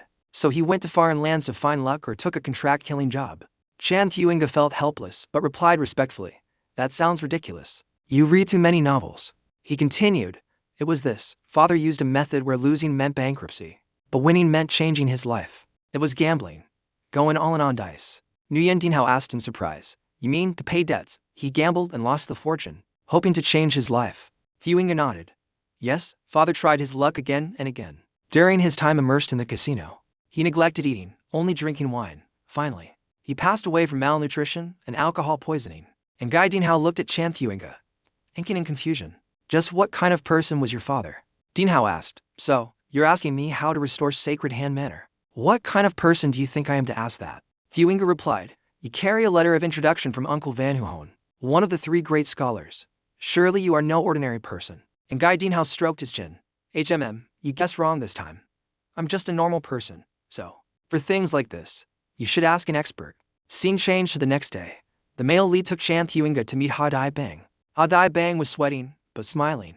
For medicine, ask a pharmacist. For illness, ask a doctor. As for money, so, Royal Inspector, you want me to invest in sacred hand manner? The male lead replied, correct. You understand my meaning. Think about it. If you managed sacred hand manner, would it have reached this state? Ha Dai Bang quickly waved his hand. No, absolutely not. The male lead held up 2 fingers. Exactly. He continued, the medical skills here are great but lack management. If combined with your management skills, it would be perfect, wouldn't it? Hearing this, Ha Dai Bang looked interested, muttering, it is indeed a combination that could make money. However, Chan Thewinga sitting next to him refused. I really have no intention of cooperating with him. Nu Yandian immediately turned around. Angrily, he said, you don't have a choice. You should worry about whether he accepts you or not. Who do you think you are to be picky? Chan Thewinga asked tearfully. What did I do wrong to hear such harsh words? The male lead replied, having no money is a major sin. Chan Thewinga hesitated, looking at Ha Dai Bang, whispering, still, my family has a long-standing reputation. Cooperating with a loan shark like him is. Ha Dai Bang heard this and shouted angrily. What? A loan shark? People like you who only know how to spend ancestral money are so high and mighty. At least I know how to make money grow. Sitting next to Chan Thewinga, the male lead also spoke up. Chan Thewinga, wasn't your prestigious family built on the sweat and blood of others? Where did that great reputation come from? If your ancestors gave everything away like you do you think sacred hand manner would last 10 years? Look at your manner. How magnificent it is. In the end, the ancestors you are proud of treated patients and took money to build this foundation. Chan Thewinga seemed to wake up. He asked, is that really true? The male lead affirmed. Of course. From the start, the reason you are proud of your family is because it's a famous medical clan. So, you must make money and grow strong so people, those called great medical families in the world, are all wealthy clans. Ha Dai Bang added, that's right. They are extremely wealthy when patients are hanging by a thread. How could they spare any expense? Dinhao turned to Thewinga and said, see that dummy? Chan Thewinga stammered, well. Thewinga was still hesitant. But isn't medicine about saving people? Scene changed to sacred hand manner. The atmosphere was quiet as usual, devoid of patience. At this moment, Nu Yandian recalled Chan Thewinga at Nganha pawn shop. He lay under the blanket, eyes closed, thinking, maybe I was too blunt. It seems since that day, the kid has become depressed. Sigh. Whatever. It's not my business. Dinhao was sleeping soundly when he was startled awake by a loud shout. I said come out here. Annoyed at being woken, the male lead glanced at the door, wondering what was happening now. Outside, a large, muscular man grabbed the person by the collar, lifted him up, and growled. Call the owner of this place out. Where is Chan Dulan? He shouted. Where did the manor lord go? This fierce-scarred man, Ta Kayat, was from the Black Spider gang. As soon as he finished speaking, Chan Dulan rushed over, shouting, what is this disrespectful behavior? Why dare you drag a patient out of their room? Ta Kayat spun around, laughing. Ha ha, so you are Chan Dulan. Dulan replied angrily. Do you not know? Compassion for the sick. Ta Kayat glared.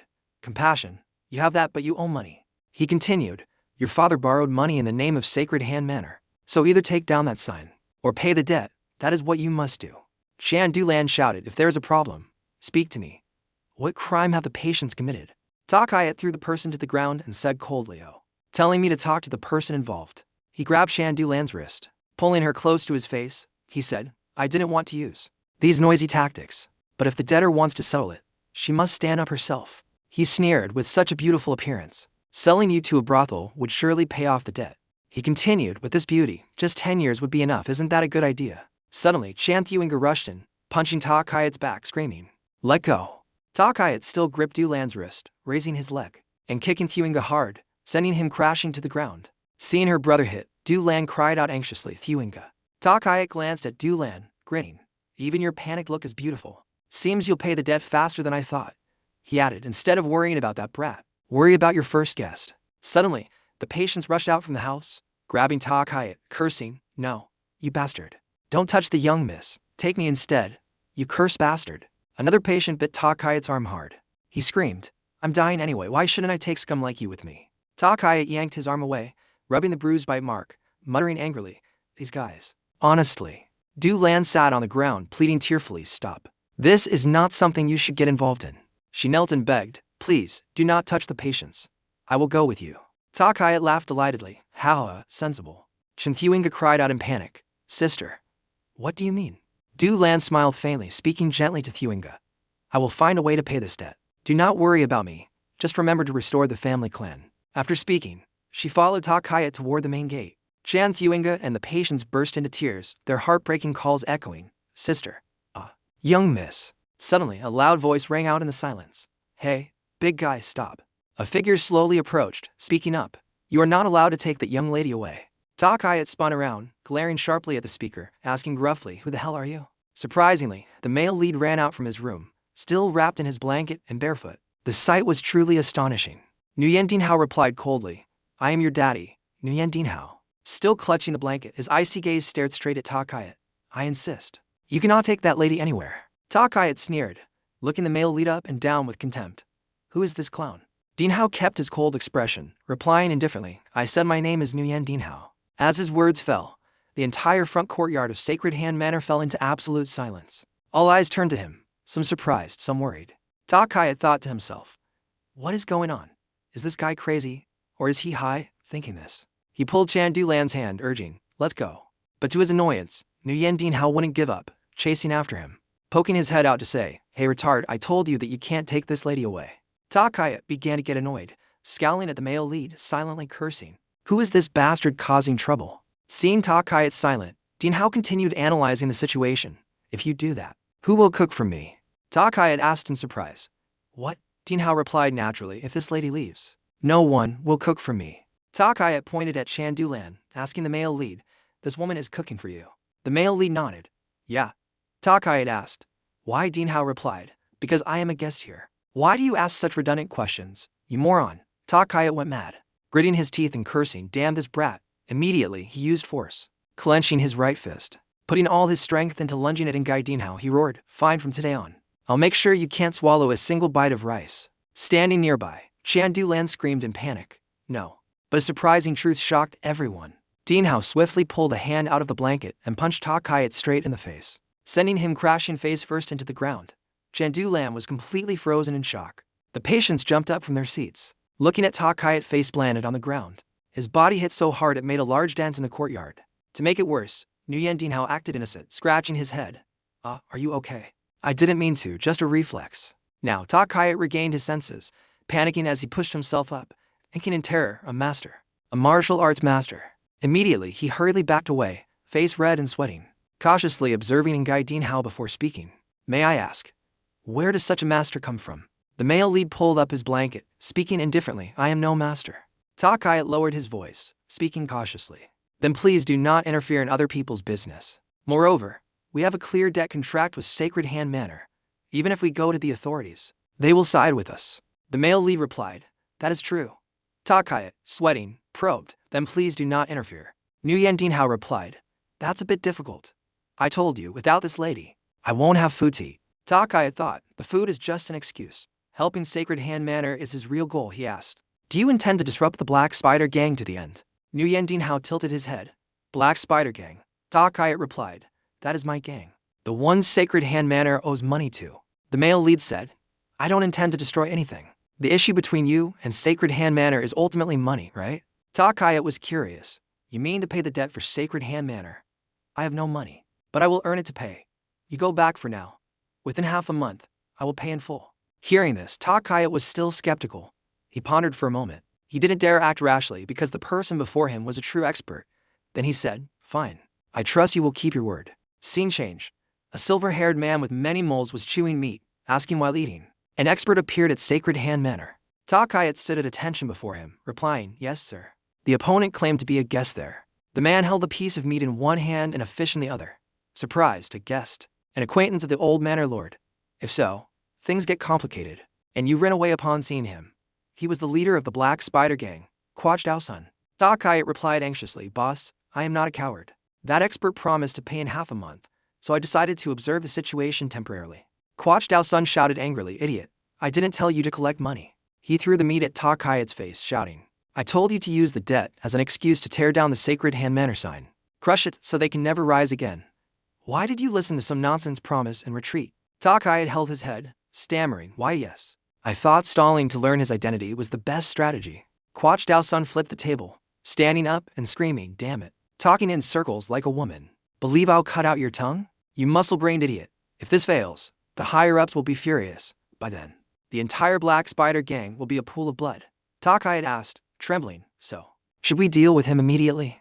Kwaj Dao-sun gritted his teeth, sneering, No need to poke a beehive we might not handle. Just go. Do as he says. Watch him and improvise. Scene changed back to Sacred Hand Manor, where everything continued as usual, and Gai Dinhao was lying on the bed, while Chan Thuinga sat nearby looking worried. Chan Thuinga asked timidly, What do you plan to do? Young hero, Nu Yandian asked blankly. Do what? Chan Thuinga replied, Didn't you promise to pay Sacred Hand Manor's debt in half a month? And Gai Dinhao was indifferent. Oh, really? Chan Thuinga was impatient. Have you thought of a way? What is that attitude? Nu Yandian turned around and replied, A way? I have one. I will use the best method from ancient times. When targeted by creditors, there is no better way. Chan Thuinga asked seriously. What is it? Nu Yandian teased. Haven't you heard? People call it fleeing by night. Chan Thuinga, furious, punched in Gai Dinhao repeatedly. How can you say that now? You are disappointing. Nu Yandian held up a finger asking, Wait, how much is the debt anyway? Chan Thuinga calmed down, sat, and replied, I don't know exactly, just about 20 gold taels. Nu Yandian was surprised. That's 1,000 silver taels. How can someone owe that much? Chan Thuinga sighed. Originally, it was over 100 gold taels. We sold everything to pay it down to that. And Gai Dinhao was exasperated. Speechless. Chan Thuinga said sadly, Yes. Everyone says that. Nu Yandian stood up, sighing. Guess we have no choice. Let's go.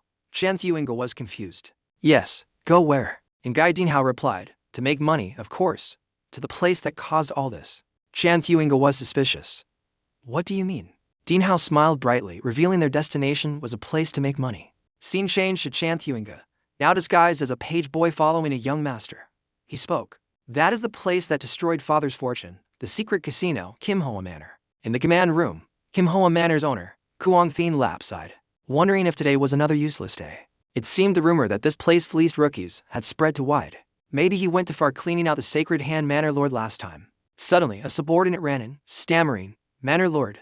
Kuang Thien Lap was startled. What? Are the officials here for money?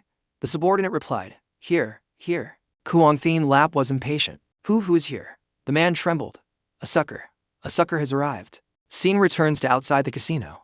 The male lead was surprised to see the busy gambling tables. This is a casino? He asked. Chan Thuinga followed closely. Yes, please don't look around, sir. Thuinga worried. Is this okay? Winning back what was lost to gambling right at this casino. Suddenly, a man in blue ran over, welcoming them warmly. Young master, what wind blows you to this humble place? And Gai Dinhao asked in surprise. You know me? The blue-clad man rubbed his hands, smiling.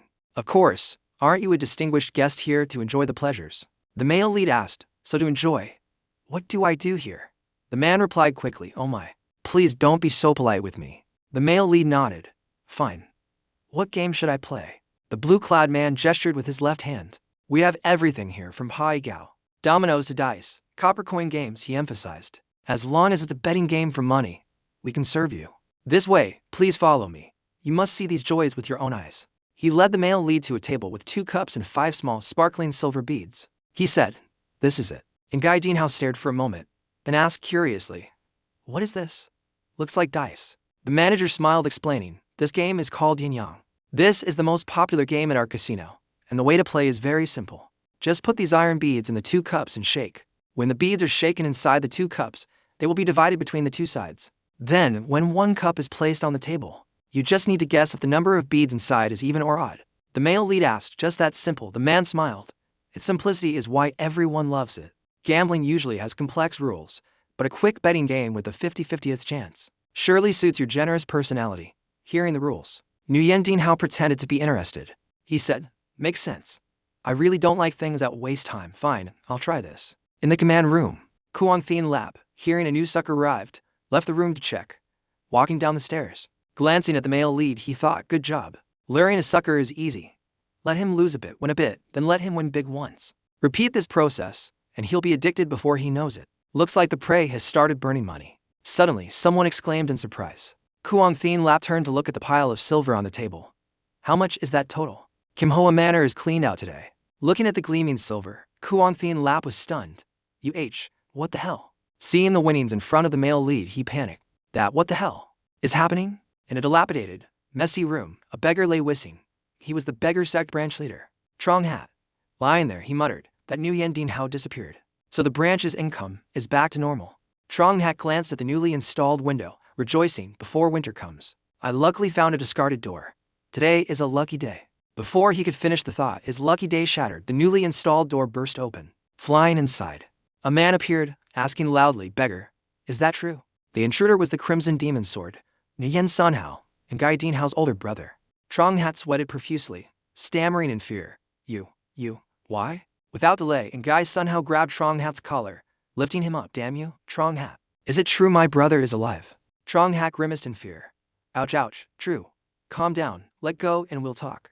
Nu Yandian calmed down, asking, is he really alive? Where is Maya Hao now? Trong Hat rubbed his neck, coughing. That matter is only known by Omon.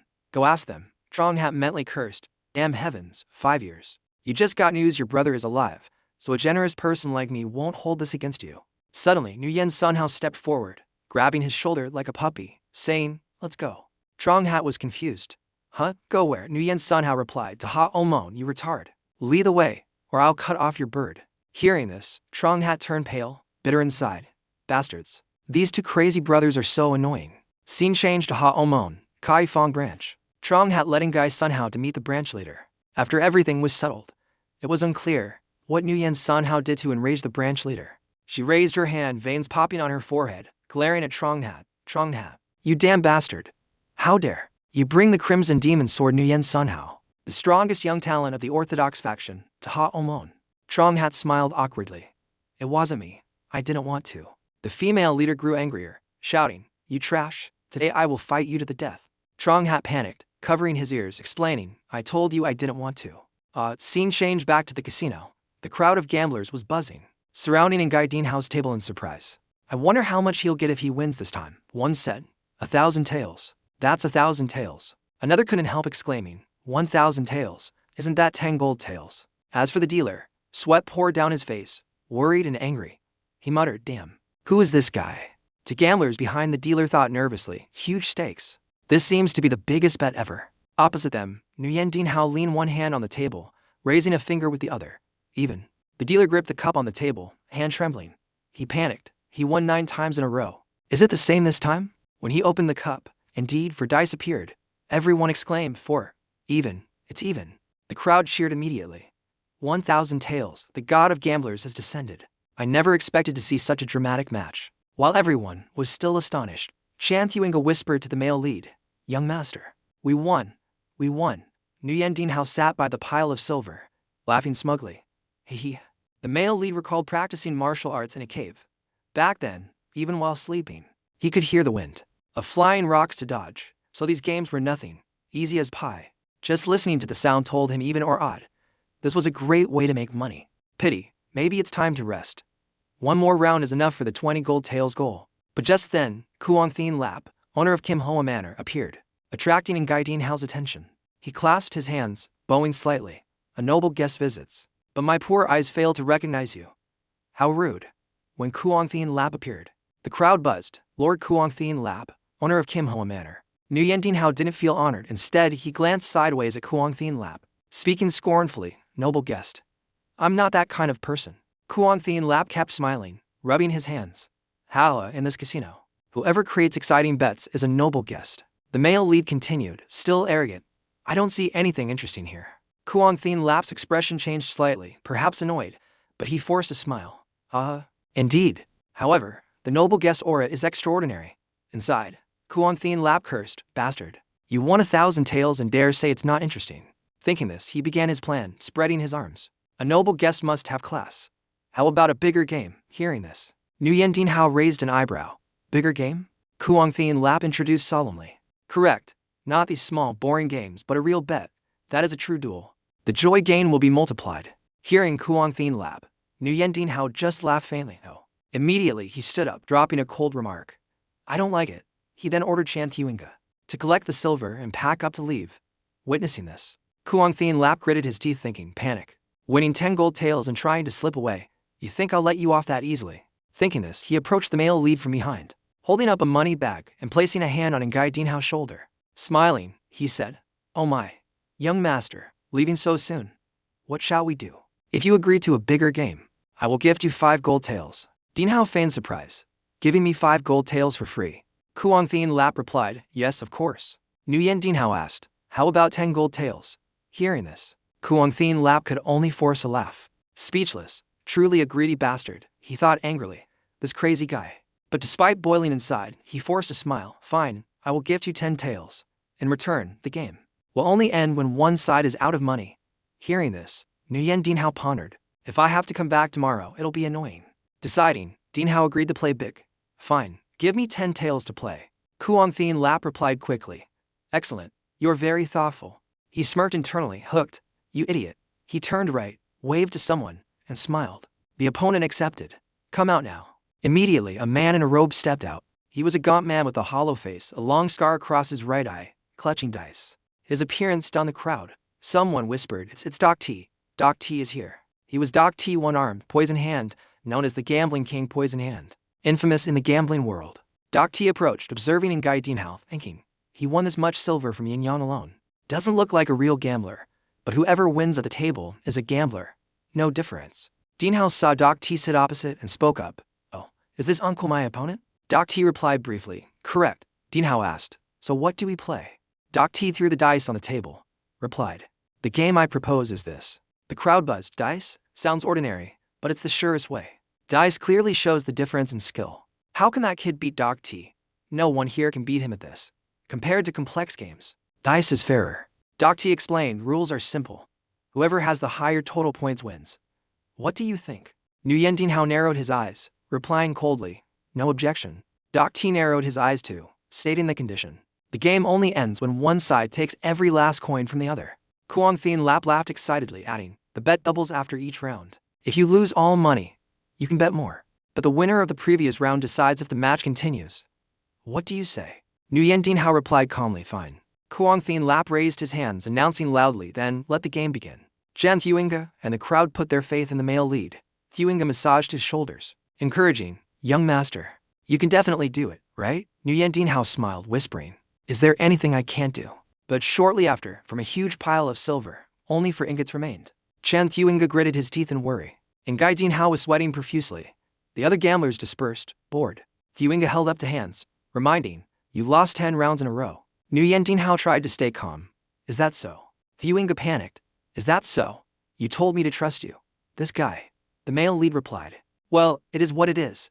Chan Thuinga said anxiously, at this rate, we'll go bankrupt. You idiot. Meanwhile, Doc T smugly tossed the dice, saying, seems this is the last round. The bet is 2,000 taels. The crowd mocked. He burned through his winnings in a flash. Losing again means owing 10 gold taels. Kids shouldn't gamble. Ngai Dinhao glanced at Doc T, grinning, damn it, just wait. I'ma pix you. Doc T sneered, throwing the dice down, then. Let's begin. Ngai Dinhao kept his nonchalant face. Like previous rounds, Doc T rolled all 6 out. The crowd cheered, a perfect score. 666, amazing, unexpected to see a perfect score with 6 dice, worthy of Doc T. Doc T gestured, looking at Ngai Dinhao. Well, want to keep playing? Dinhao asked, any reason not to? Doc T replied, the outcome is clear. Dinhao said, not necessarily. Chen Thuinga gasped, no, young master. Her face was sweating with worry. Ngai Dinhao asked Thuinga, do you trust me? Thuinga nodded furiously, of course. If I don't trust you, who can I trust? Nu Yandian placed his hand on Thuinga's head, exclaiming, in all my life. This is the first time I've heard that. Saying this, Dinhao looked at the dice in his hand and sighed. He squinted ahead, thinking, if I win this, I get 40 gold taels. Amidst his thoughts, Dinhao threw the dice, looking confident. Even Doc T wasn't so confident now. seriously, intensely watching the dice. The crowd watched wide-eyed, but unlike Doc T, Dean Hao's dice showed all ones, the absolute minimum score. Dean Hao froze, speechless. Chen Thuinga stood behind, screaming curses. You bastard son of a bitch. Scene changed to a dark room. A man in the shadows spoke. Who is it? The kneeling man was Quach Dao-sun, Black Spider Gang leader. He replied quickly. Subordinates still cannot determine his identity. The mysterious man asked, a young expert of unknown origin. Then he said one word. Kill. No variables allowed. Kill him. Quach Dao-sun asked. But we don't know his level. The mysterious man smiled, scolding. Useless. I will send some skilled people to help. No more delays. Go in there now, and kill him for me. The entire casino was silent as death. Eyes glued to the 6 dice Nu Yandian have thrown. Truly a rare result. All 6 faces are 1 point. Nu Yandian didn't flinch. Instead, he smiled confidently as if he predicted it. Chen Thuinga was the opposite, face pale, panicking, and cursing. Doc T narrowed his eyes, smiling maliciously at Ngai Dinhao, mocking. You truly have bad luck. Nu Yandian turned to Kuang Thien Lap, voice calm. So, what happens next? Chen Thuinga held his head, muttering despairing words. Kuang Thien Lap smiled, voice light as if in control. The young master is out of betting money, so please return the 10 gold taels borrowed initially. Nu Yandian replied naturally. No, that's not what I mean. He looked straight into Kuang Thien Lap's eyes. I mean, how much to continue this game? Kuang Thien Lap paused, then smiled again. Ah yes, it is 40 silver taels. Nu Yandian raised an eyebrow, emphasizing each word. You mean, I just need 40 taels to play again, right? Kuang Thien Lap nodded, voice hesitant but trying to stay calm. The decision to rematch is up to the casino. But if you have enough money, I agree. Bring the money, we rematch immediately. Inside, he thought smugly, finally showing impatience. Good, I'll strip you clean this time. Ngai Dinhao narrowed his eyes, probing. Can you guarantee that? Kuang Thien Lap spread his arms, pretending to be honest. Of course, this casino cannot exist without reputation. All guests here can testify. The crowd immediately agreed. That's right, exactly. Nu Yandian nodded, satisfied. With that assurance, Chen Thuinga stood by, burning with anxiety, looking at Nu Yandian doubtfully. How can he be so calm? Just then, the casino door opened and a group entered. Nu Yandian called out loudly, hey. The leader was Ha Dai Bang, owner of Nganha Pawn Shop. He and muscular guards carried shining gold bars, lighting up the room. Ha Dai Bang smiled. Oh my, excuse me, young master. I am a bit late. Nu Yandian feigned anger. Why are you so late? I almost went broke and became a slave. Ha Dai Bang laughed, waving his hand. You joke. Who are you? How could I let you fall into such a state? Kuang Thien Lap stood aside, sweating, gritting his teeth asking Ha Dai Bang. Aren't you Ha Dai Bang of Nganha Pawn Shop? Why? Ha Dai Bang turned, keeping his polite smile. Pleasure to meet Manor Lord Kuang. I only brought the betting money requested by our valued client, since he wanted it all in gold. Preparation took some time. Ngai Dinhao turned to Kuang Thien Lap, voice loud and clear. You promised if I brought enough money, we'd rematch immediately. Excellent. Minimum bet is double the last one, right? But I want to increase it a bit. Hearing this, Kuang Thien Lap felt danger approaching, face pale, cold sweat dripping. What? Nu Yandian slowly raised a finger, smiling maliciously. Bet for the next round is 100 gold taels. Kuang Thien Lap forced a smile, voice cracking. Why you said 100 gold taels? The male lead chuckled, eyes mocking. What? Scared? Kuang Thien Lap didn't reply, but his mind was in chaos, heart pounding. Of course I'm scared. You lunatic. He quickly turned, covering his mouth to whisper to Doc T. Doc T, how about it, can you win? Doc T remained calm, exuding the confidence of a winner. He closed his eyes slightly, asking, do you doubt this gambling king? Kuang Thien Lap smiled awkwardly, hiding his tension. Doubt? No. Don't say that. Saying this, he stepped back behind Doc T, patting his shoulder. I rely on you. Then he announced loudly. Then the bet begins again now. Doc T glanced at Ngai Dinhao, speaking up, doubling the bet in a flash. Was this also in your calculation? Nu Yandian pretended to be confused. What are you talking about? Doc T didn't give up, asking suspiciously. I mean, you lost the previous round on purpose, didn't you? The male lead shook his head, laughing softly. Who would do something so crazy? I don't have that much money. Doc T pressed. Then why did you instruct the pawn shop owner to bring money beforehand? Ngai Dinhao shrugged, replying casually, my mother taught me, whether gambling or being brave, having lots of money isn't bad. So I just carefully told him in advance. Doc T fell silent, feeling something wrong unfolding secretly. Nu Yandian urged. Let's start now. Saying so, he tossed the dice into the air, eyes following their movement. The casino fell dead silent, breaking the suffocating atmosphere. All eyes were glued to the dice, hearts pounding. Clack, clack, clack. The dice hit each other and fell onto the shiny wooden table. Rolling suspensefully, 5 dice stopped, all showing 6 dots face up, as if arranged beforehand. Only 1 die continued to spin, testing everyone's patience. The surrounding crowd couldn't contain their suspense, muttering prayers. 5-6 south already. The last one must be. Clack. The last die finally stopped, but it showed 5 points, total 35 points. Cheers erupted, mixed excitement and regret. 5. It's 5. 35 points, pity, if it was a 6, that would be perfect, but this is formidable enough. Even for Doc T, 35 points is a tough challenge. Opposite, Doc T remained calm, looking at Ngai Dinhao with contempt. You still lack a bit of luck. At this rate, your elaborate bet will be wasted. Nu Yandian showed no anger, replying calmly, I really don't understand what you're implying. Besides, uncle, 35 points is not a small number. Doc T narrowed his eyes, voice cold. Whatever. Whatever plot you have is useless. You underestimated me. Finished speaking, Doc T waved his hand, tossing all 6 dice onto the table, voice confident. I will show you why I am called the Gambling King. 5 of the 6 dice stopped immediately, all showing 6 points, total 30 points. The last one kept rolling. The crowd turned pale with tension, cold sweat dripping. Soaking their foreheads, they muttered, will Doc T roll 6-6 south again? Worthy of the name. Historic bet. This is a historic bet. While the die was still spinning, Chen Thuinga sat restlessly, whispering to the male lead. What do we do, young master? Nu Yandian asked calmly. Do what? Thuinga was impatient. Can you still be calm now? If we lose here, we are empty-handed. Are you confident you can beat him? And Ngai Dinhao glanced at him, looking annoying, laughing back. Is your sister good at singing and dancing? Does she know any songs? If so, she'll be recruited straight into the brothel. Hearing this, Chen Thuinga shouted angrily. You bastard, what did you just say? Just then, a clack rang out. The definitive sound of the last die stopping on the table made the whole room hold its breath. All eyes rushed to the betting table, no one daring to blink. Tension spread everywhere, especially on Doc T's face, who could no longer maintain his composure. Everyone knew the die couldn't be a 5, because the 5 face was clearly exposed on one side. Time seemed to freeze as weak light shone on the die. Eyes focused on the dots, guessing nervously. 4, 2, 6. 1 second felt like a century. 4. A scream tore through the silence. The crowd was stunned, then erupted in cheers. Eyes turned to Nu Yandian, 30 for points. That brat won. Chen Thuinga, overjoyed, tears flowing, shouted loudly. 100 taels. He won 100 gold taels. Unbelievable, such a crazy bet.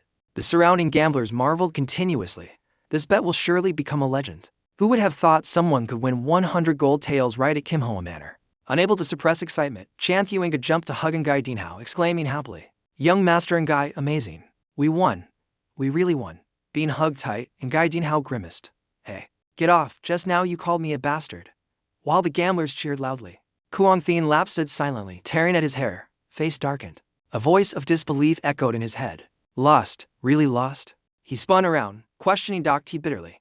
Hey, Doc T, you said you would definitely win. Doc T sighed, closing his eyes, exhaling heavily. Even if I am the Gambling King, it seems today. The god of gamblers descended on the other side. Kuang Thien lap turned purple, gritting his teeth. Bastard. At this point, you can still say that. I'm dead. All of Kim Hoa Manor's assets. Right then, Ha Dai Bang stepped before Kuang Thien lap, beaming, announcing loudly. Attention everyone. Through this bet, the debt relationship between Kim Hoa Manor and young master Nu Yandian is fully settled. This fiery match and its result, I, Ha Dai Bang, and everyone here are witnesses. The gamblers shouted in unison. That's right. We are all witnesses at this. Doc T approached Ngai Dinhao. Bowing respectfully, he spoke sincerely. This was truly a wonderful match. Ngai Dinhao showed no arrogance, clasping his hands in return, showing respect to his opponent. Ha Dai Bang turned to Ngai Dinhao. Then I will bring all this money back to Nganha pawn shop. Nu Yandian nodded. Fine. Chen Thuinga approached, panting, face still tense. Gambling really doesn't suit me. Just watching made me exhausted. How about you, young hero?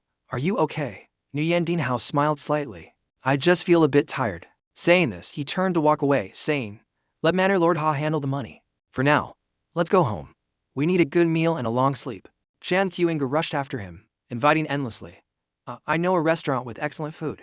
I will book Tung Tin Lao and treat you to a lavish meal. ***. While running and talking, he didn't watch the road and slammed into a large man's stomach. Chen Thuinga quickly stepped back, bowing repeatedly. Oops, sorry. But then, something unexpected happened. The man was none other than Quach Dao Sun, leader of the Black Spider Gang, with his muscular henchman, eyes murderous. Nu Yandian Hao recognized them at a glance. This group definitely had bad intentions. Hadai Bang stood behind, cold sweat breaking out, whispering. Looking at the patterns on their clothes, they seemed to be from the Black Spider Gang. Nu Yandian Hao frowned in surprise. Who is the Black Spider Gang? Quach Dao Sun scratched his head, cold eyes staring forward, asking loudly, who is Nu Yandian Hao? Where is he? Elsewhere, Van Hu Hon's daughter asked in surprise. Young hero. Did you say you are Nu Yandian Hao's older brother? Nu Yan Sun Hao and Trong Hat stepped forward. He clasped his hands and bowed respectfully. Yes. Correct. May I ask where my brother is? Van Hu Hon's daughter replied gently. Young master and guy is not here.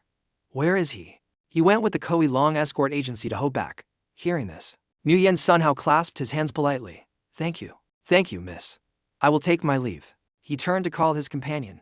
Let's go. Trong Hat. Trong Hat asked blankly, voice dissatisfied. Go where? Nu Yan Sun Hao kept a straight face, replying briefly, Ho Back. Trong Hat turned pale, sweating, screaming, what?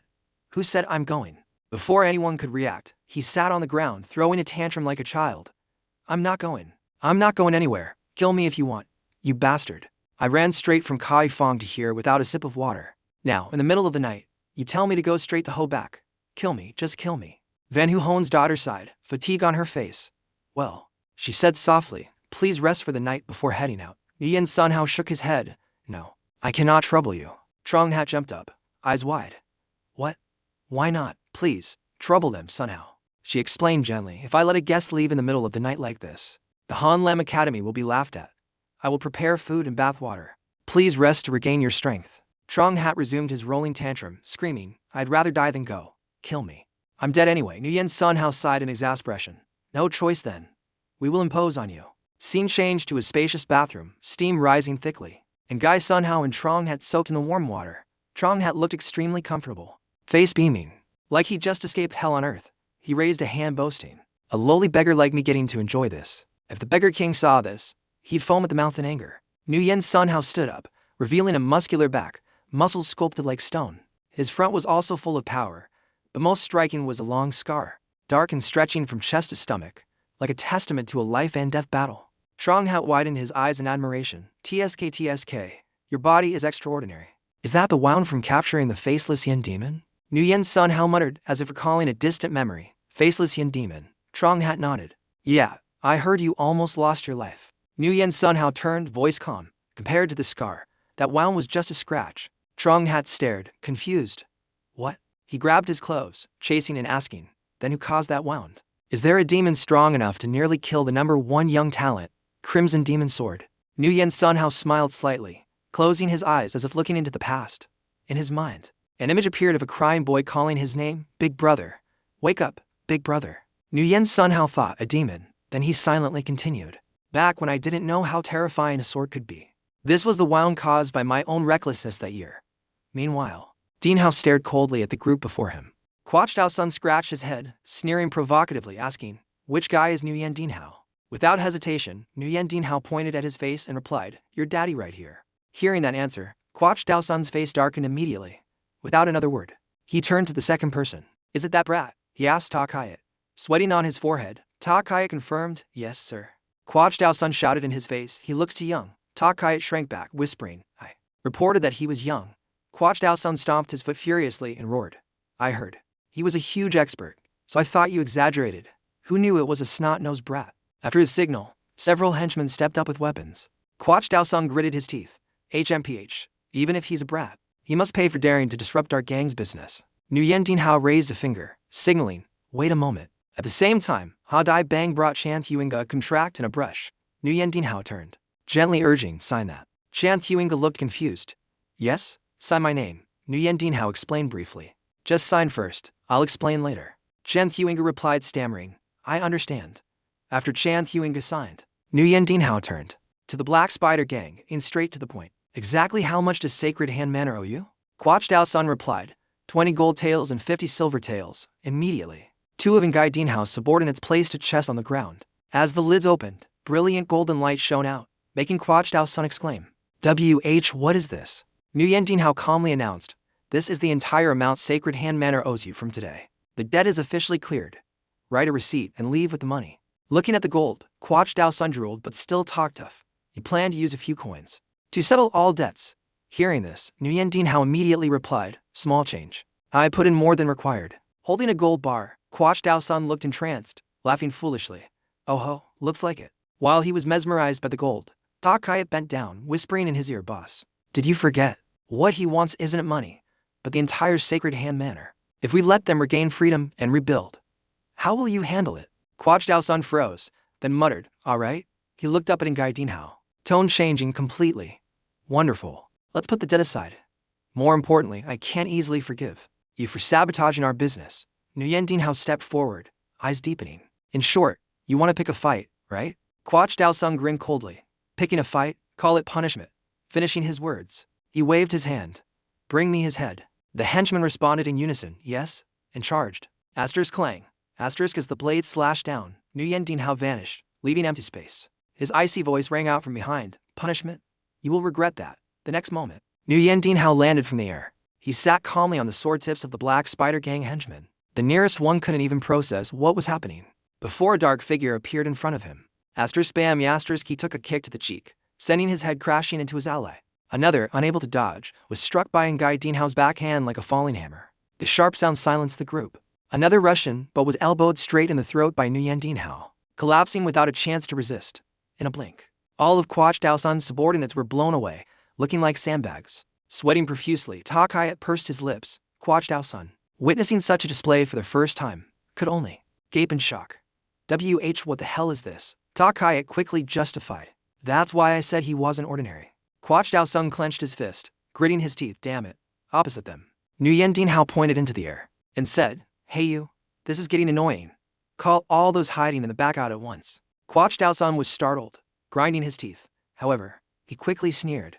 How did he find out? Almost immediately, several figures in black, faces covered, silently appeared. Seeing this, Quach Dao-sun's face became joyful. Looks like I have to rely on these noble guests. The 5 men in black didn't reply, silently gripping their swords and slowly advancing toward Ngai Dinhao. Maintaining his calm, he spoke lightly. What's this? You guys look familiar.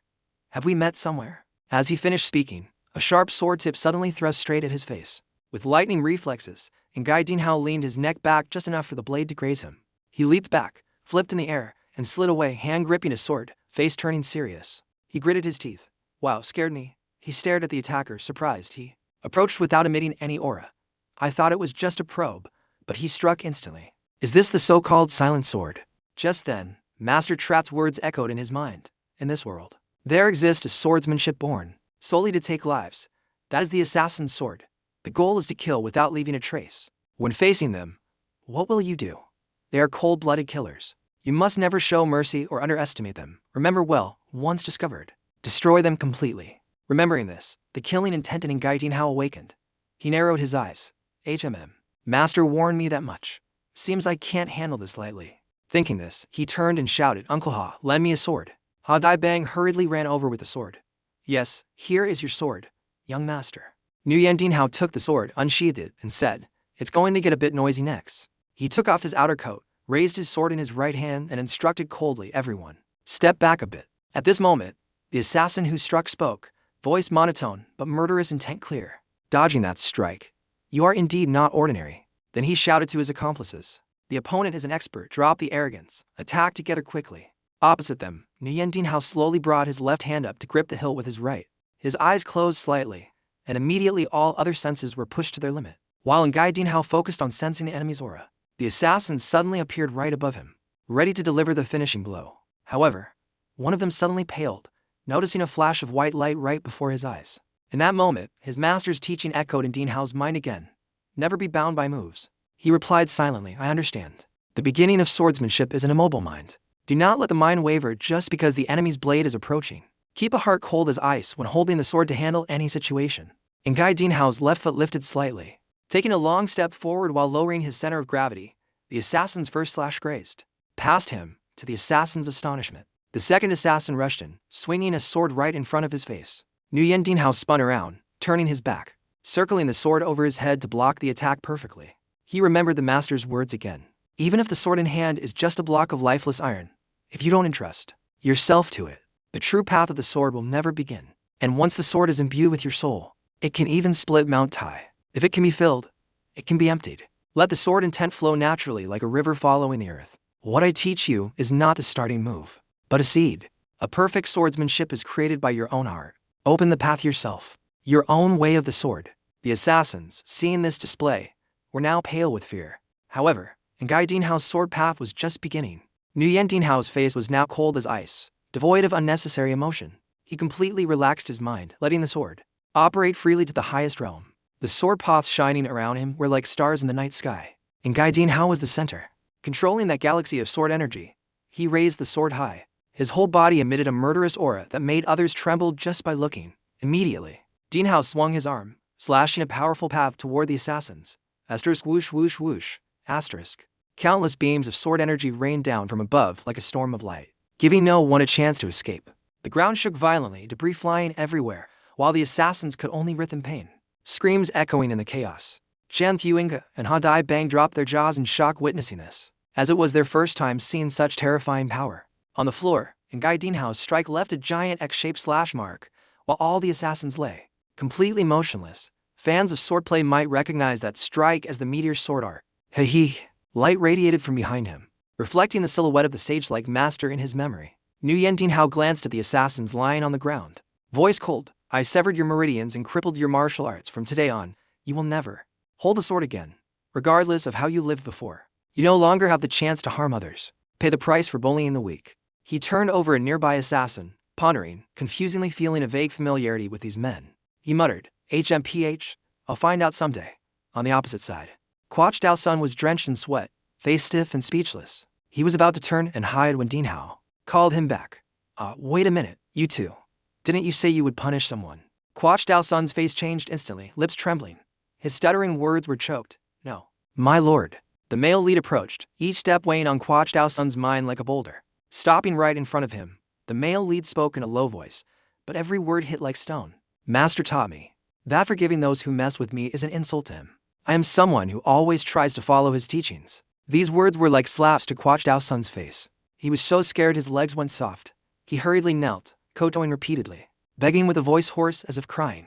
Everyone makes mistakes, right? If you forgive me, I promise to reform and live an honest life. Nu Yandian stood with crossed arms, the light casting shadows on his face making his smile look sinister. He raised an eyebrow, tone sarcastic. Reforming is naturally good, but would anyone believe a leech like you? Quach Dao Sun looked up trembling, eyes full of despair, voice choking. Then what should I do? The male lead tilted his head, voice so calm it was chilling. Killing is too much. Let's solve it the old way. Quach Dao Sun was confused, shaking all over. Old way? His eyes darted to the assassins crippled by Nu Yandian, as if realizing something. His face turned, pale as a sheet, cold sweat pouring. He turned to the male lead in horror, voice breaking. Are you planning to cripple my martial arts? The male lead chuckled, a smile both satisfied and icy. You understand quickly. I like smart people. Quach Dao Sun's face twisted as if he were about to cry. Is there really no other way? Nu Yandian revealed a perverse smile, crossing the fingers like an unshakable refusal. No. Quach Dao Sun screamed internally, lips moving as if cursing the heavens. Damn it. Just then, a loud boom echoed from outside, accompanied by a blinding flash in the air. That was the moment Quach Dao Sun's martial arts were crushed, like his whole world collapsing in a breath. When the smoke cleared, Quach Dao Sun was seen lying sprawled on the casino floor, face down, body convulsing. Nu Yandian dusted off his hands as if finishing a chore, then calmly turned to Takayat and said, So, lead the way. Takayat hurriedly wiped his sweat, voice trembling. Where do you want to go? The male lead replied very gently, but each word made Takayat pale. To that place called the Black Spider Gang headquarters or whatever. And from that day on, the Black Spider Gang, the organization that prided itself as the biggest force in Hobak, terrifying countless people, had completely collapsed. Scene changed to Sacred Hand Manor.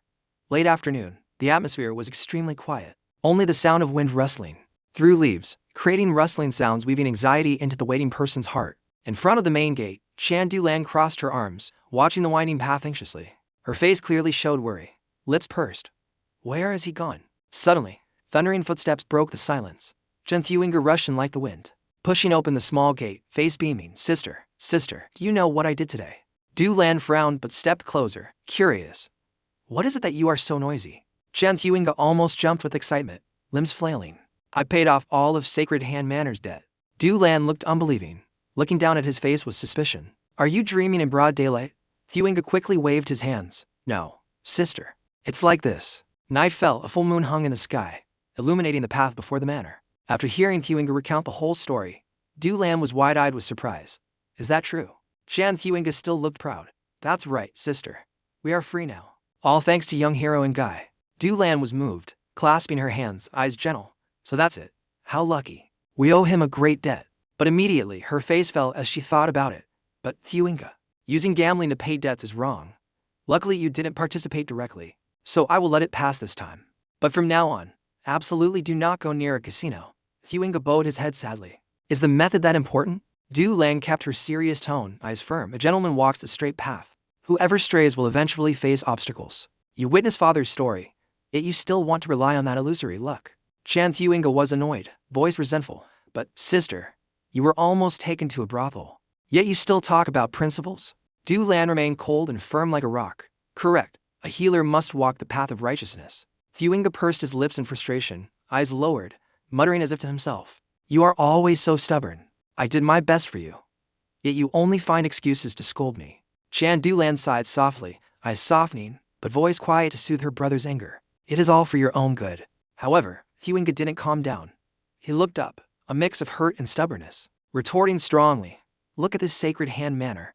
If I live as you say, I'll spend my whole life stuck here, treating people. Is that really the best path for me? He clenched his fist, eyes flashing with new conviction, voice decisive. Meeting young hero and Guy this time, I realized many things. I don't want to live the way you want anymore. I want to live my own life, not the life of sacred hand manor. The atmosphere between the siblings suddenly became heavy like night fog. One side was the firm protection of the sister. The other was the brother's desire to change destiny. Both believed in their own reasoning, leading the conversation into a silence. Full of disagreement, no one spoke another word. Scene changed to the pine forest, Han Lam Academy. In the quiet campus, shadows of ancient trees stretched across the stone path. Van Huhon, an old scholar appearing gentle but radiating dignity, gestured slowly, voice mild. Come in. The arrivals were none other than Nu Yandian Sunhao and Trong Hat. Sunhao clasped his hands, a polite smile on his face. With such a calm face, for an uninvited guest like me to be treated so warmly, I don't know what to do. Van Huhon replied with a slight smile, showing understanding. I heard you are Guy Dinhao's older brother. Since a distinguished guest visits, naturally I must treat you well. And Guy Sunhao bowed slightly, extremely humble. As his older brother, I apologize on his behalf for his rude behavior. Van Huhon waved his hand, replying sincerely, not at all. You are too polite. He continued, hearing you are on the way to find your brother. May this old scholar speak a few words? Hearing this, Sunhao replied with a calm yes. Van Huhon's eyes became deep, as if seeing through the person opposite. Do you understand the phrase great capacity? He explained that it is called great capacity because its nature cannot be confined in any framework. Judging by your personality, you surely try to mold your brother to a standard, but that action is actually destroying him. It is like trying to force a wild horse into a cramped house. The result is both will suffer. After a moment of silence, he slowly gave his final advice. So please let him be and give him freedom. There will come a day. You will witness a stallion roaming freely across the vast plains. These words shocked Nu Yandian Sunhao like lightning. The sternness on his face faded, replaced by eyes shining with realization. He bowed. Thank you for your concern. I will definitely reflect on this advice. After the conversation, Nu Yandian Sunhao and Trong Hat continued their journey to find Nu Yandian Dinhao. Steps heavy, but minds full of thoughts. On the road, Trong Hat chewed the last snack, glancing at Sunhao's face, asking, You ate and drank well. Why is your face so grim? Sunhao stopped suddenly, looking meaningfully at Trong Hat, asking bluntly, Trong Hat, what do you think of my brother? The sudden question startled Trong Hat, but he decided to speak frankly without holding back. Your brother. Honestly. Because he is your brother, I reluctantly view him as a human. Otherwise, I wouldn't even glance at him. He is incurably lazy, cruel as a demon, kills without blinking, craftier than a eunuch, and above all, extremely greedy. Hearing these blunt remarks, Nu Yandian Sunhao only lowered his head, silent as if pondering each word. Finally, he sighed softly. That is a very normal reaction. However, deep inside, Sunhao had another thought. Dinhao's extraordinariness cannot be seen by ordinary people, or Dinhao is truly changed, no longer the person of the past. Scene changed to Sacred Hand Manor at night. Under the bright moon, Nu Yandian Dinhao was lastly lying on the roof tiles, looking so lethargic that a breeze made him yawn. After a deep sleep oblivious to the world, he slowly sat up, stretching his body, cracking like a lazy cat waking up. He rubbed his eyes, wondering casually, how long did I sleep? And Guy Dinhao jumped down to the courtyard. His bare feet touched the stone floor, kicking up a thin layer of dust, rubbing his sore arm. He frowned, muttering, with a tone of bored annoyance, that damn training dream. Clearly I got beaten in the dream. Why does it hurt for real? Just then, a gentle but clear voice rang out right by his ear, startling Dean Hao. Shan Dulan had suddenly appeared, eyes filled with infinite gratitude. Benefactor who gave us new life. Your grace is as deep as the ocean. Nu Yandian Hao almost jumped, blurting out instinctively, startled me. Before he could recover, Dulan suddenly knelt on the ground, long hair falling down, shoulders trembling, but voice respectful. The grace you have bestowed, I can hardly repay in a lifetime. This action panicked Dean Hao, waving his hands wildly. What are you doing, miss? Get up. However, Dulan insisted on kneeling, cheeks flushing, eyes averting, voice soft but sincere. I know it is sudden, but may I ask a favor? Dean Hao scratched his head in confusion. What is it? In his head, only one question existed. Did my ancestors owe her family something? Chandu Lan bowed deeply, continuing, please, help Thuinga change his mind. Thuinga must inherit Sacred Hand Manor. He is the one carrying the burden of the clan, restoring its past reputation. A child like that is now wavering. Please help Thuinga wake up. The male lead tilted his head looking at her, curious. I don't really understand. Restoring Sacred Hand Manor and becoming a good doctor are two different things, right? Which is more important? Du Lan looked up, eyes sparkling with hidden sadness. Must I choose one? The male lead replied frankly, because they are two completely different things. Chan Dulan took a deep breath, face unusually serious. The restoration of Sacred Hand Manor. No matter how talented a Dr. Thuinga becomes, if he cannot save Sacred Hand Manor, it means failing the ancestors' wish. Conversely, if Sacred Hand Manor is revived, surely among future descendants there will be an outstanding doctor. And Gai Dinhao smiled slightly, eyes gentle, as if understanding. I see your point, so. The top priority is restoring Sacred Hand Manor. To do that, there is a very simple way. Scene changed to Ha Omon, gloomy atmosphere covering the hall. A flickering oil lamp lit the furious face of the female sect leader. She pursed her lips, hands on hips, voice angry like an erupting volcano. I should have killed that damn beggar, daring to bring the Crimson Demon's sword here. Next time we meet. She was the Kai Fong branch leader, Kwai Nong Nong. Just as her rage peaked, a pale-faced official ran in, reporting, Branch leader, big trouble. Kwai Nong Nong lost patience, snapping. What now? The official glanced at the two figures behind him, swallowing hard. When his eyes left, Kwai Nong Nong noticed the two uninvited guests. They were none other than Nu Yandian Hao's parents. Dean Hao's father stepped forward solemnly, eyes sharp, looking like the one in charge. Kwai Nong Nong frowned, cursing internally. Nowadays any cat or dog can barge in here. So, she replied with a scornful tone. Ha right, so what? Ngai Dean Hao's father spoke calmly. I am Ngai Chin Han. Kwai Nong Nong froze. The name Ngai Chin Han was like thunder in her ears. Immediately she exclaimed in panic. Righteous sword Ngai Chin Han. Nguyen Chin Han stepped forward powerfully, affirming, correct, I am Ngai Chin Han. Since you know me, things are easier. We are looking for our son. However, before he finished, a hand pushed him aside. The male lead's mother stepped up, extremely annoyed, shouting, move. She glared at her husband, voice grumpy, busy to death. Why stand there posing? Nguyen Chin Han wiped sweat, explaining awkwardly, not really, but I have some reputation. The mother raised an eyebrow, snapping back. Is that important right now? Nguyen Chin Han bowed immediately, daring not to argue, whispering, no. Witnessing this unbelievable scene, Kwai Nong Nong felt cold all over. In her head only one thought echoed. That is the righteous sword. Afraid of his wife to this extent. After disciplining her husband, Dean Hao's mother walked straight to Kwai Nong Nong. She cleared her throat and smiled politely but with pressure. I heard Dean Hao sent a letter from here. Can you explain everything? Inside the hall of Ha Omon, Kwai Nong Nong asked if you mention your son. Do you mean young master Nu Yandian Hao? Nu Yandian Hao's mother confirmed immediately. That's right.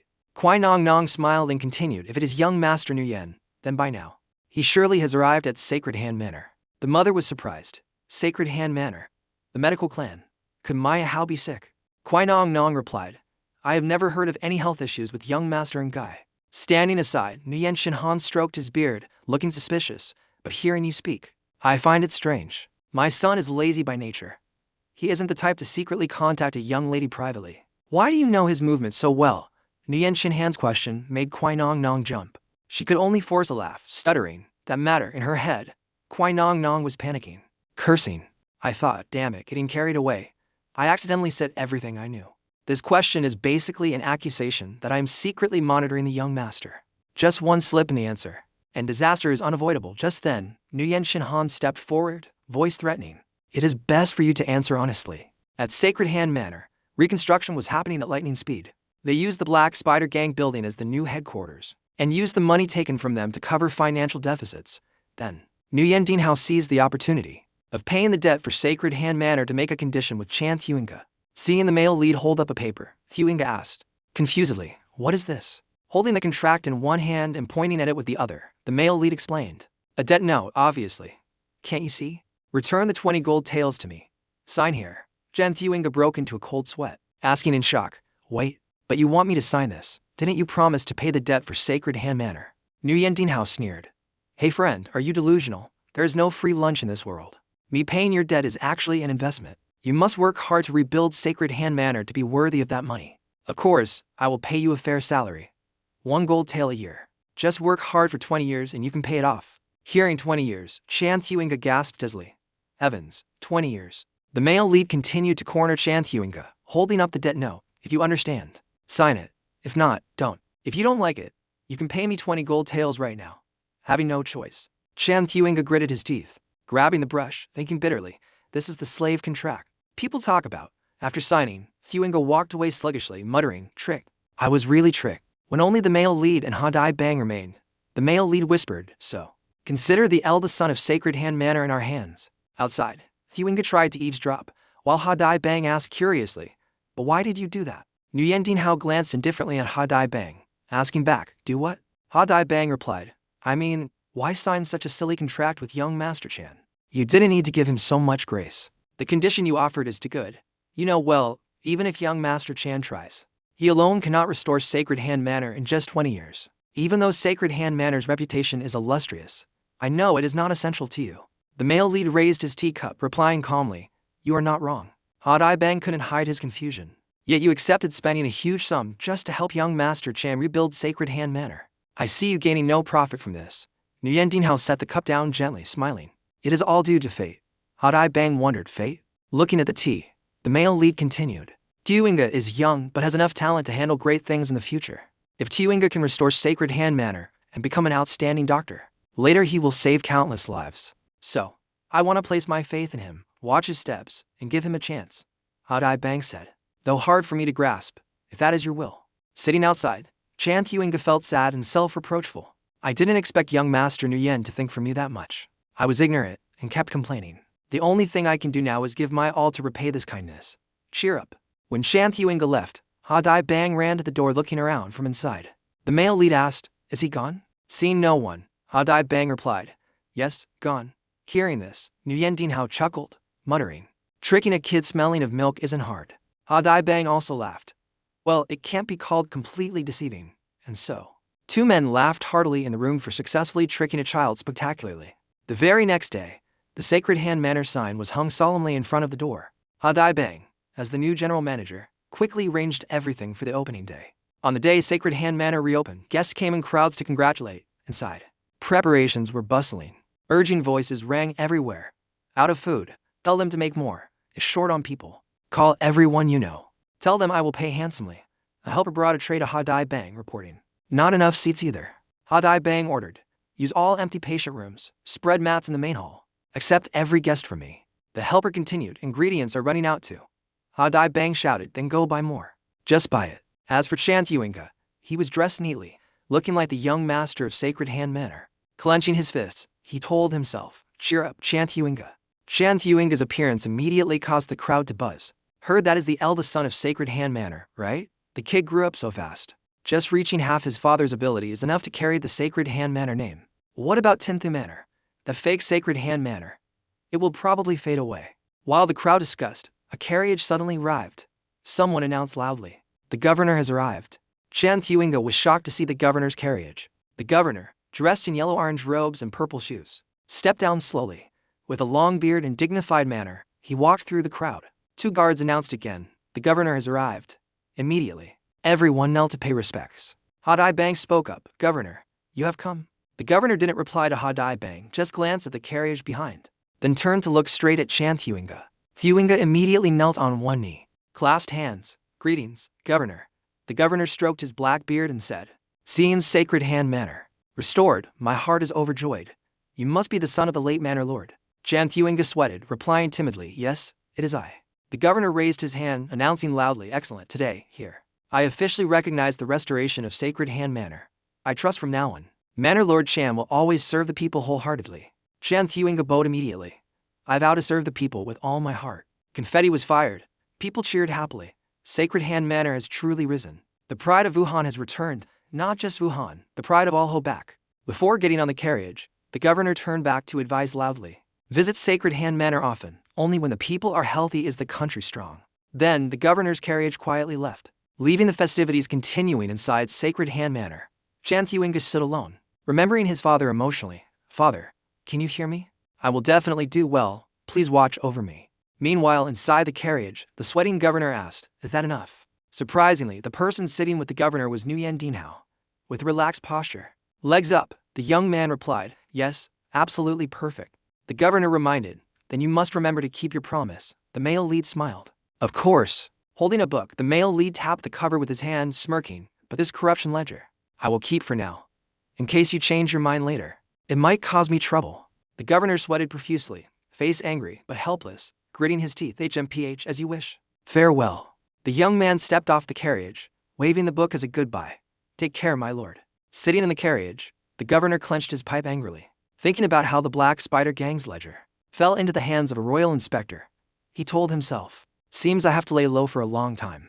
The next morning, at Sacred Hand Manor, a surprising scene unfolded. Stepping out the door, Chan Thuinga was stunned by what lay before him. A massive crowd formed a long line, patiently waiting for a checkup. Chan Thuinga couldn't help exclaiming, how can the line be this long?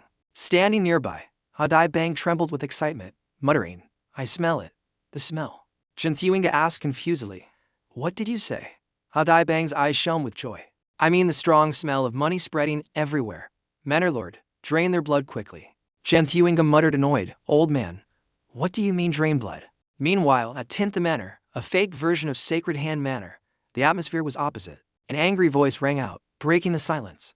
Why is there not a single patient? From inside, a fat man explained hurriedly, sir, the real Sacred Hand Manor just opened. Everyone went there. The skinny man heard this, face red with anger, asking back, what? Sacred Hand Manor? He slammed his hands on the table, roaring, the Lord of Sacred Hand Manor died ages ago. How could a new Sacred Hand Manor pop up? The fat man replied fearfully, it is his son who opened a new clinic. The young master of Thanthu Trang, who struggled so hard to rebuild his legacy. If he were to die miserably tonight at the hands of bandits, wouldn't that be a terrible pity? You had better prepare a funeral, son, and make sure it is a generous offering.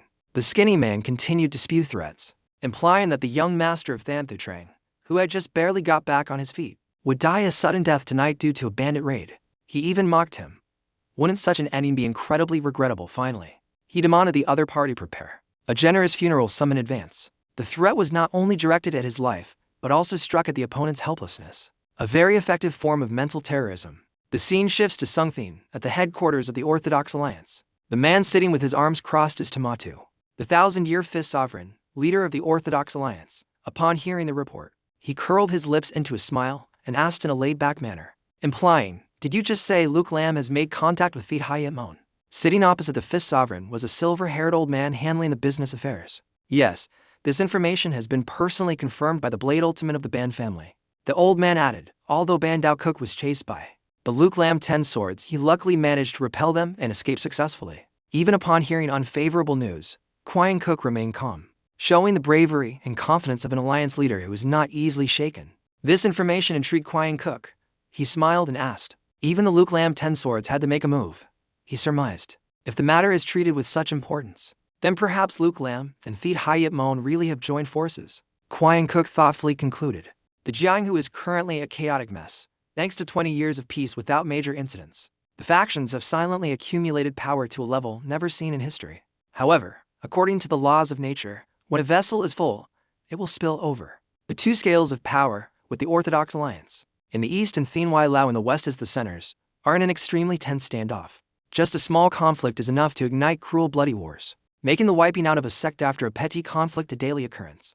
Quang Cook's analysis showed the deep strategic vision of a leader. He not only looked at isolated events but also saw the entire panoramic picture of the Jianghu. Quang Cook changed the topic, asking about the movements of Thinwai Lao. The silver-haired old man replied that the other side was still completely still. However, he also noted that Thit Hayat Mon has long had good relations with Thinwai Lao. Therefore, if the matter of Luke Lam shaking hands with Thit Hayat Mon has the backing of Thinwai Lao, the situation will become much more complicated than expected. Hearing this, Quang Cook could not hide his anger, letting out a cold snort and lamenting. wondering how much more blood the Jianghu would have to spill if the Orthodox Alliance and Thien Wai Lao turned from friends to foes. He set aside the big picture and turned to ask about a detail he was curious about. We'll deal with that later. I heard that the kid named Bang Dao Cook defeated the Luke Lam 10 Swords and escaped. The silver-haired old man hurriedly corrected him. Sir, according to reports, a young man named Nu Yandian stepped in to help him. The name Nu Yandian surprised Quian Cook. The old man explained further. That seems to be the second young master of the Nu Yan family in Guangdong, the son of Nu Yandian. He disappeared for 5 years and only recently reappeared in the Jianghu. Hearing this, Quian Cook laughed with delight. Nu Yandian, is that the Qin Heap sword? That makes sense. Other than him, who could teach such an outstanding child? He muttered. That guy disappeared for 5 years. Turns out he spent that time forging his son into a talent. The silver-haired old man continued. That's not all. Nu Yandian's eldest son is Nu Yandian, who is currently famous in the martial forest, with the nickname Sigma Sword. The old man made a bold prediction that at this rate, in just 10 years, the Nu Yan family in Guangdong would become the #1 family under the heavens. Hearing this, Quian Cook stood up and walked while speaking. That is indeed good news. Nu Yandian, is it? He believed that a child personally taught by the Qin Heap sword would certainly have a dignified demeanor and a heart full of chivalry. Quian Cook concluded, the Nu Yan family has truly birthed a dragon. Those two will definitely achieve great things for the Jianghu. Quian Cook's interest in Nu Yandian showed that he highly valued talent, especially the descendants of heroes, and was ready to place his trust in the younger generation. The scene shifts back to Than Trang, where Nu Yandian was leisurely sleeping on the roof, while below, Ha Dai Bang is sitting by the window. After a long sleep, Nu Yandian groggily woke up. Looking down and not seeing Chan Tiuinga, he called out, "Where is Tiuinga?" Ha Dai Bang replied that Chan Tiuinga had just fainted and had been taken to rest. Hearing this, Nu Yandian immediately instructed Ha Dai Bang, "Remember to take care of nourishing that little guy. Don't let him get sick." Ha Dai Bang smiled reassuringly. "No need for you to remind me. I already had the physician brew medicine for him to drink." Despite his lazy appearance, Nu Yandian cared deeply for those around him, showing the thoughtfulness and responsibility hidden behind his carefree demeanor. Still sitting on the roof, Nu Yandian suddenly remembered something and continued, "By the way, Manager Ha, about our bet. I'm afraid you have to pay up now." Ha Dai Bang looked surprised. Huh? Just then, outside the gate of Than Trang, a group of assassins dressed in black, brandishing weapons, rushed in noisily. Back inside, Nu Yandian happily received a gold bar from Ha Dai Bang and said triumphantly, "See, I told you they would come crawling here today." Ha Dai Bang didn't seem to regret the money, calmly replying, "They sure are impatient. I thought it would take at least 3 days." He continued, "Since you predicted this, surely you have a countermeasure ready?" Nu Yandian grabbed a broom, jumped from the roof into the courtyard, and confidently declared that just a broom was enough. He spoke with a challenging tone, "You dare touch my gold mine." Immediately after, Nu Yandian stood alone holding the broom, ready to welcome the group of assassins rushing in. When they swarmed him, he used the broom as a sword, taking a stance to fight. Looking at the assassins, Nu Yandian smiled excitedly and shouted, "Die, you black dogs." The confidence to face assassins with only a broom showed that Nu Yandian's strength was not to be underestimated. He viewed the upcoming battle more as a game than a danger. Once again, the setting shifts to the Kaifeng branch of Haomon. Here, Quinong Nuong's face clearly showed panic before Nu Yandian's sharp question. He questioned, "My younger son is lazy by nature. He isn't the type to secretly contact you privately. So why do you know his movements so well?" Faced with the unexpected question, Quinong Nong froze, stuttering, "No. That's in her head." She was cursing herself, "Damn it. I got caught up in the atmosphere and accidentally blurted out everything I knew." Quinong Nuong's slip of the tongue put her in a difficult position, showing that even an experienced person can make mistakes when facing a profound figure like Nu Yandian. His question clearly implied that Quinong Nong had been stalking Master Nu Yan. In this precarious situation, just one careless word could invite disaster. Facing a major figure, Quinong Nong understood that caution in speech was the only way to protect herself. From across the table, Nu Yandian spoke with a threatening tone, loudly demanding she answer truthfully. However, just as he was projecting the aura of a grandmaster, he was suddenly pinched hard on the shoulder by his wife. This made him grimace and cry out, "Ouch, ouch, Thonginga, that hurts. I said it hurts." Thonginga pointed her finger and annoyedly reminded her husband, "How many times have I told you? Don't pry into this matter." A young maiden knowing the whereabouts of a grown man. What is so strange about that? Thonginga clearly had another purpose and didn't want her husband ruining the plan. Her quick interruption showed her decisiveness and broader vision in this matter. Thonginga's words surprised Quinong Nong, causing her to let out a quiet huh. After straightening out her husband, Thonginga immediately forgot her anger and turned around, affectionately holding Quinong Nuong's hand and asking, "So, Ara How is in Ho back, right dear?" faced with the sudden change in attitude. Kwai Nong Nong could only awkwardly confirm, yes, that is correct. Thong Inga immediately asked, then can you tell me the specific location of Than Thu Trang? Kwai Nong Nong replied with a hesitant tone, that wouldn't be difficult, but I'm not sure how long young hero Nu Yan will stay at Than Thu Trang. Previously, his stay at the Han Land Grand Academy wasn't long either. However, if there is a scout from Ha Omon to investigate, surely Yuta won't get lost. I can arrange this matter. Kwai Nong Nong was very skillful, promising only what she was certain she could do, avoiding commitments beyond her control. Standing aside and observing every expression of Kwai Nong Nong, Nu Yan Han silently evaluated her. Even knowing his identity, she treated Nu Yan Han with goodwill, and her attitude was extremely dignified, not showing any servility. Nu Yan Han concluded, this is truly a fine lady, an extraordinary young woman with a mind of her own. After some consideration, Nu Yan Han spoke, I will consider this matter a debt of gratitude to you personally, not to Ha Omon, in the future. As long as your request does not go against justice and morality, I will definitely repay you. So, who will be the scout leading the way for us? Nu Yan Han's promise was not just a simple repayment but also recognition of Kwai Nong Nuong's bravery and charisma. Standing next to Nu Yan Han, Thong Inga annoyedly muttered, TCH, you dense old fool. You're not perceptive at all. Then she approached again, holding Kwai Nong Nuong's hand and asking solicitously as if interviewing a daughter-in-law. May I ask your name and age? Kwai Nong Nong replied with a bit of worry, yes, I am 26 years old this year. Thong Inga continued, is that so? Are your parents still healthy? Nong Nong replied, my father is still young and robust. Only my mother passed away when I was small. Hearing this, Thong Inga acted even closer. She patted her shoulder and gently hugged Nong Nong, consoling, you must have endured many hardships. In this day and age, that isn't considered a flaw. I almost forgot. You look so slender. Can you travel with us to Hobak? Thong Inga's attitude clearly showed her matchmaking intent. Every question was aimed directly at understanding Kwai Nong Nuong's background and personality. Thong Inga's question startled Kwai Nong Nong. Huh? Thong Inga explained further, if you could personally lead the way, I would be extremely grateful. But the road is so long. Inside Kwai Nong Nuong's head, thoughts were racing. Why me? This is absurd. But then another thought flashed through her mind. Wait, Shin Heap Sword Nu Yan Han, and Sigma Sword Nu Yan Sanhao, and there's also Nu Yandian Hao. With this momentum, the Nu Yan family of Guangdong is fully capable of competing for the position of the world's #1 family. Realizing the massive potential, Kwai Nong Nong bowed slightly and smiled. Madam, please rest assured. I may look frail, but my health is very good. I will go prepare immediately and return.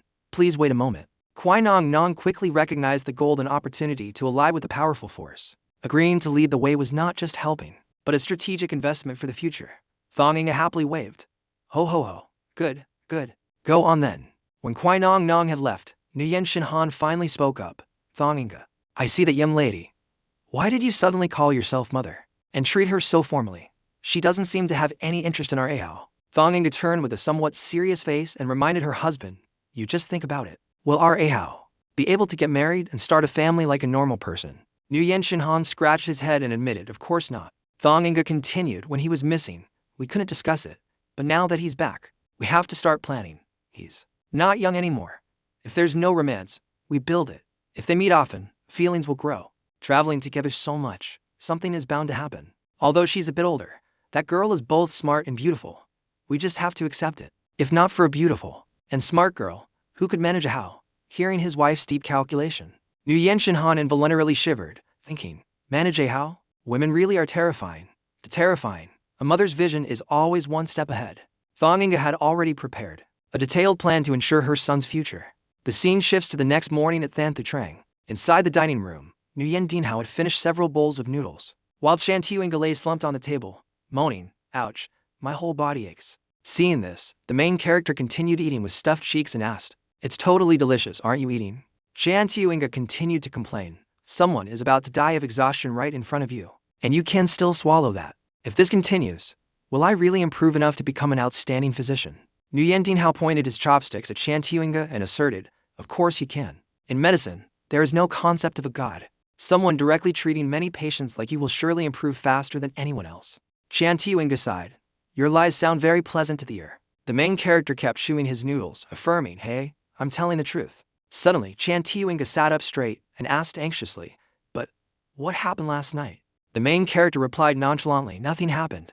Tiu Inga muttered to himself, strange. Last night, I clearly heard a blood-curdling scream somewhere. Nu Yandian's innocence contrasted completely with the fatigue and curiosity of Shan Tiuinga, creating the scene both humorous and hiding many unanswered mysteries. Nu Yandian smirked slightly, thinking smugly to himself, ho ho. I caught the whole bunch and handed them over to the authorities. While enjoying his noodles, Nu Yandian confidently shared with Shan Tiuinga a vision of the future, saying that at this rate of development, soon all of Hobak would be under the influence of Thanthu Trang. Their conversation showed their vision and ambition, but the sudden appearance of a guest signaled that an incident was about to occur. While the conversation was ongoing, a voice rang out from the door, interrupting them. Master, there is a woman here to see you. The scene changes. The arrival was none other than Chan Dulan, Chan Tiuinga's older sister. Seeing Dulan, Tiuinga couldn't help but exclaim in surprise, Sister, sister. Chan Dulan's face hardened as she strictly questioned Tiuinga. What is the meaning of this? Chan Dulan's appearance with a stern attitude immediately made the atmosphere tense, forecasting an unavoidable confrontation. Tiuinga looked awkward, stuttering in response, First of all, sister, but before he could finish, Dulan cut him off. Stop this game immediately and return home with me.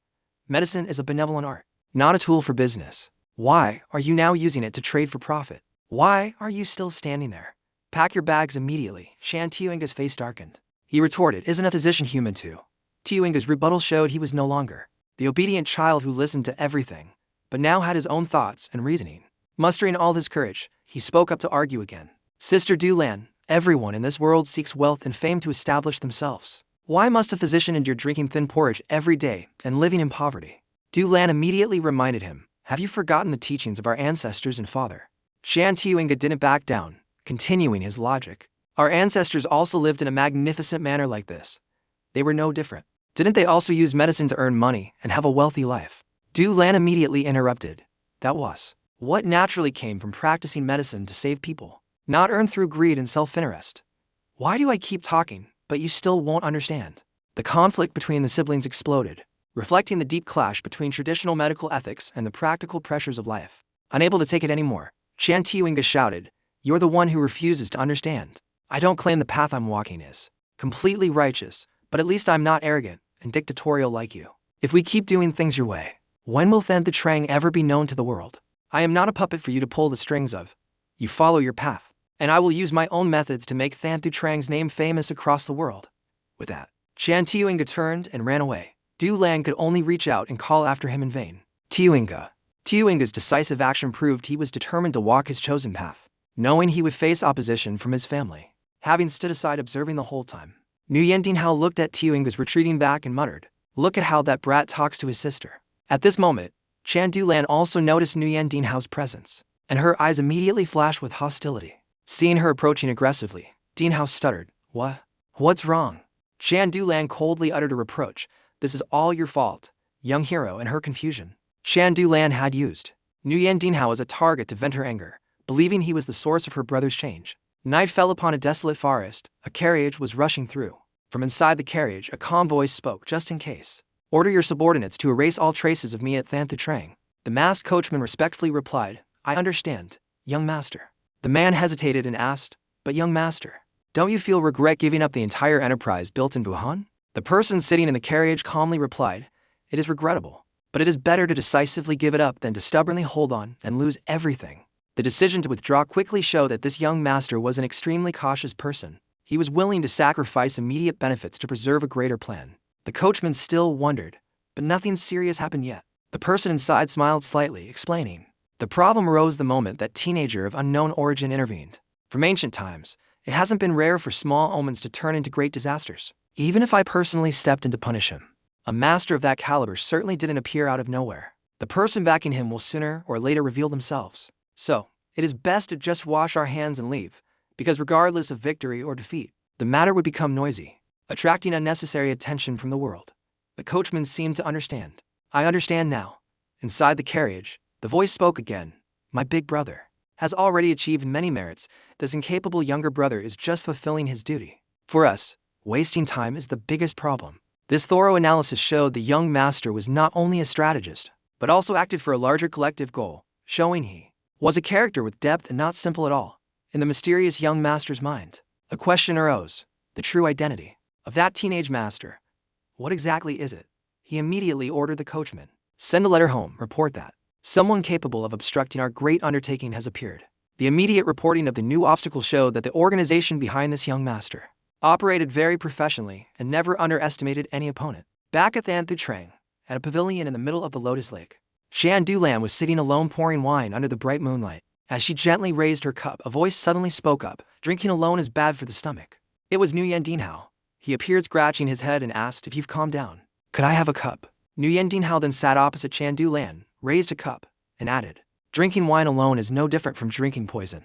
Shan Dulan sighed softly and replied, seeing your face, young Master Nu Yan, isn't that even more toxic? Nu Yandian immediately made a sour face. Then I'll lie down, that way. You won't have to see my face anymore. A smile flickered on Shan Dulan's lips.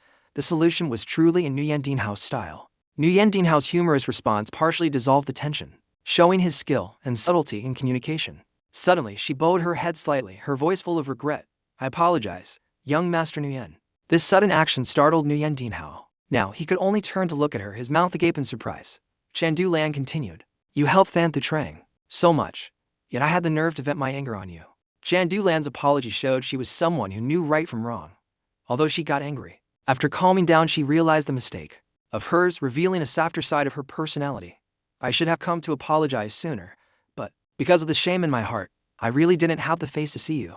Faced with that confession, Dean Hao just laughed it off in a somewhat awkward manner, replying, don't worry too much about those small things. Shan Dulan's face suddenly became pensive, her eyes fixed on the ground as if holding back feelings difficult to express. After a moment of silence, she sighed softly as if gathering enough courage before speaking.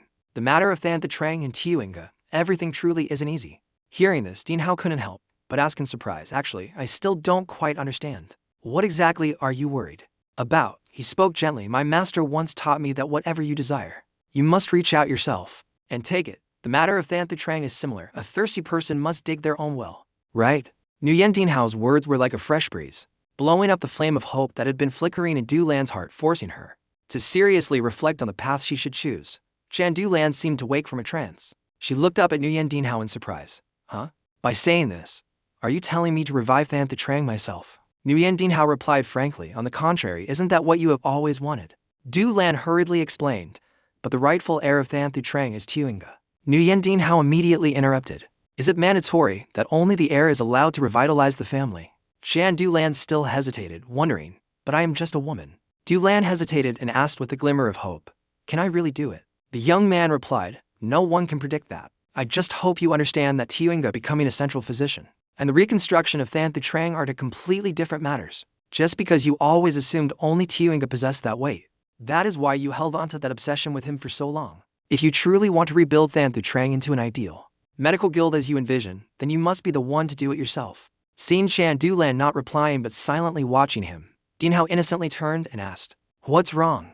Dulan smiled slightly, eyes half closed, replying, young Master Nu Yan is truly a strange person. Hearing that, the young man laughed loudly. That is a sentence I hear very often. Shan Dulan also smiled along. Well, you really are a strange fellow. Dean Hao raised his wine cup, glancing gently at Dulan and continued, those who refuse to act, those who don't dare to try, those who only know how to think aimlessly will never achieve anything. Dulan smiled and asked, are you talking about yourself? Dean Hao shook his head, looking up at the night sky, eyes misty. I am someone satisfied with my current lifestyle and have no ambition to achieve anything special. However, compared to you right now, I feel much happier, because I get to do what I want. Of course, because of the damned internal core given by my master. I also have to do things I hate. But, Shan Dulan smiled, perceptively interrupting Dean Hao. That master of yours is truly a good person, because he made you take action. After that sentence, both fell silent, looking up at the full moon hanging high above. A moment later, Dean Hao's deep voice rang out again. Perhaps so. Dean Hao's advice was not just simple encouragement, but an affirmation that a person's value lies not in gender or status, but in their actions and determination. Also that night, at another location, Nu Yandian found Doc T and asked, can I have a cup? Sitting opposite Doc T, holding a wine cup, leisurely asked, how did you know I was here? Nu Yandian sat down at the table, picked up a cup, raised it, and replied, there are people very skilled at gathering information. Just ask around a bit and you find out. Doc T grabbed the wine jar and filled Dean Hao's cup, then asked, are you related to Haomon? Just taking a sip, Dean Hao grimaced at the cup and lamented, you. Today alone I've had to drink wine twice. I really don't understand why people like this stuff. It just tastes bitter. Dean Hao put the cup down and went straight to the point. Why did you do that? You lost to me on purpose, didn't you? Doc T raised his cup, replying nonchalantly. You speak interestingly. You mean this Doc T purposely lost the first match? Dean Hao asked, perplexed, with your strength at the last minute. You could have totally rolled a 6-6, but you tried. To purposely not do that. Logically, I should have been the loser. I want to know why you acted that way. Doc T waved his empty left sleeve and asked back. What do you think gambling is? Gambling is winning and losing. Those who immerse themselves in the gambling mat exert all their ability to determine victory or defeat. However, gambling dens lately are mixed with too many useless things, conspiracies and trickery.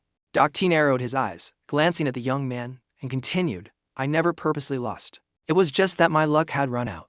Maybe in that moment, no one would have to go bankrupt at Kim Hoa Manor anymore. Although sooner or later there will be waves, and similar things will happen again. But at least before that, wouldn't we get to witness some proper gambling games? Nu Yandian Hao asked again. Just for that, you accepted losing everything you had? Money aside. What about your reputation, or those loyal followers of yours? Doc T put the glass down, smiling. The most important thing is skill. If the cup is empty, it can be refilled. Losing everything can be seen as never having lost anything. Dean Hao smiled and asked, sounds like an excuse for losing, doesn't it? Doc T laughed heartily. How, so what if it's an excuse? If I think so, then it is so. Doc T's philosophy was truly profound. He accepted sacrificing his own fame and fortune just to find the pure essence of winning and losing, of the gambling mat, an act both arrogant and thought-provoking. At this moment, a purple light suddenly converged in the water. Nu Yandian Hao thought to himself, admiring Doc T, a person living in a world where winning and losing are everything. But on the other hand, he doesn't consider it everything. Dean Hao suddenly spoke up, really strange. Doc T asked in surprise, what do you mean? Dean Hao sincerely confided, these past days, perhaps I have been living with the kindest people in the world. However, I couldn't feel or empathize with them. I only found them extremely burdensome. They walk a path that I have never once dared to think of. My reason understands that, but my heart tells me that the ideals they aim for are somewhat unrealistic. However, the conversation with you made me feel like every mold and framework in my heart has been broken. Smiling gently, Doc T replied that humans are naturally like that, even facing the same situation. Each person has their own feelings, and they will always have to bet on the path they have chosen. That is truly life. Therefore, the match between you and me was also a delightful encounter. Isn't that right? Just like that, Nu Yandian Hao and Doc T drank and talked through the night. This conversation seemed to have untied the knot in Nu Yandian Hao's heart, helping him realize everyone has the right to choose and bet on their own path. The scene shifts to the next morning at Than Thu Trang. The peaceful atmosphere was broken by Ha Dai Bang's frantic shouting as he ran in from outside. Manor Lord, Manor Lord. Chen Tiuinga looked worried and hurriedly asked, what happened? Ha Dai Bang, trembling, held up a piece of paper, stuttering, this. Young hero Nu Yan left this letter and disappeared. The content of the letter read as follows. I'm off. I leave the medical guild to you guys to manage well though.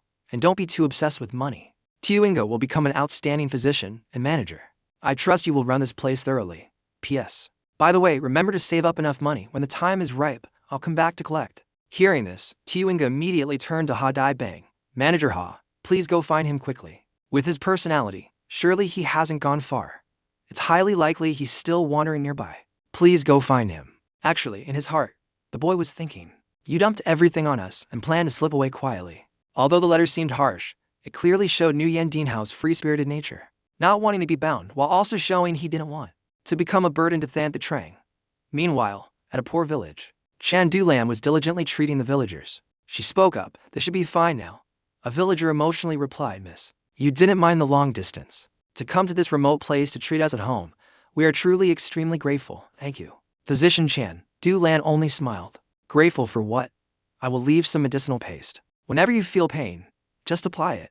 Nu Yandian Hao was also there, witnessing this scene and thinking, look at that. No one can stop this lady. Dean Hao spoke up, if that paste is so effective, I want to try it once. Let me see. Chen Dulan turned around in surprise. Young Master Nu Yan. A moment later, the two of them walked to a waterfall. Dean Hao exclaimed while speaking, TSK. A descendant of a medical family giving free treatment at people's homes like this. Do you know how much money you've lost? Why did you choose such a thorny path? Is it because of the mission to save people or some other reason? Dulan smiled and replied, if I just sit and think idly, nothing will ever get done. Therefore, I decided to rebuild Than Thu Trang in Chan Dulan's way. Seeing Chan Dulan had found clarity, Nu Yandian Hao smiled with satisfaction. He handed her a bundle and advised, take this. Since I saw you constantly selling these things, they must be important. Very important, right? Anyway, I felt guilty, so I brought them here.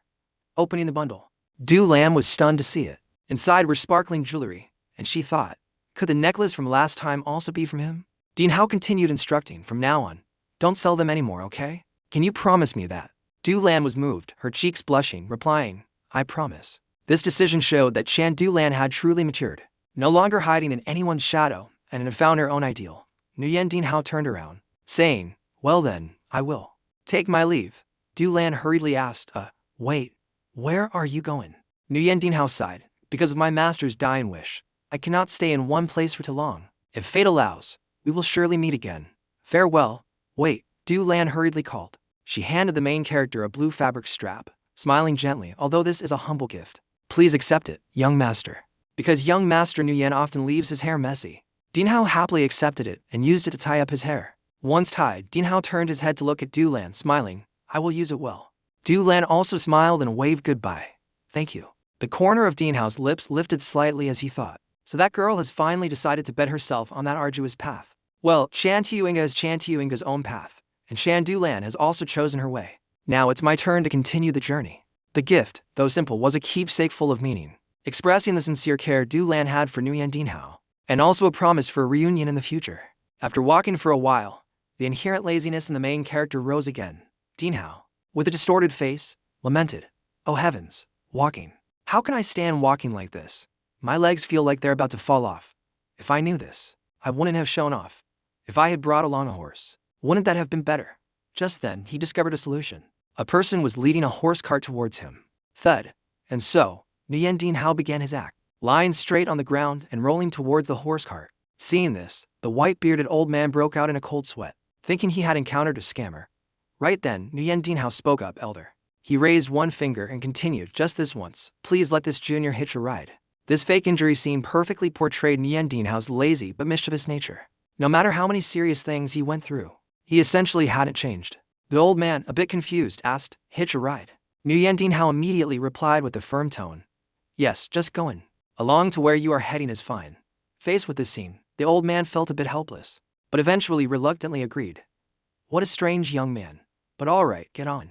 As if waiting for just that, Dean Hao immediately jumped onto the carriage saying, many thanks. Lying flat on the cart, the god couldn't help but exclaim happily in his heart. Sitting in a cart like this is so good. Just like that, the carriage rolled on until dark. Nu Yandian Hao was still sleeping soundly in the back. Suddenly the old man approached and called, hey, young brother, wake up, Dean Hao. Upon being called, groggily, sat up. The old man then continued, perhaps we have to part ways here. Still drowsy, rubbing his eyes with his hand, he replied, oh, I overslept too long. As if worried for this incapable young body, the old man added, but will you be okay? There are no houses around here. Regarding this, Dean Hao didn't care. He smiled happily and replied, sleeping in a tree or digging a burrow is fine too. Then, the god scratched his head and thanked the old man one last time. Thank you, senior, for giving me a ride part of the way. Having succeeded, the old man had nothing else to do, so he pulled the cart away before leaving. He didn't forget to remind him. Well then, I'm off. Be careful on the road. Dean Hao also bowed with clasped hands. Yes, senior. Farewell. Just like that, the carriage got farther and farther away. A while after leaving, the old man softly exclaimed, truly an interesting child. Immediately, his eyes became serious, and his voice turned cold as he called, Zich Nu Yet. Immediately, a one-eyed man in red clothes appeared right behind him. He clasped his hands in respect and replied, your subordinate is here. Please give the order. At this moment, the old man slowly took off his mask, revealing himself to be the scarred old man.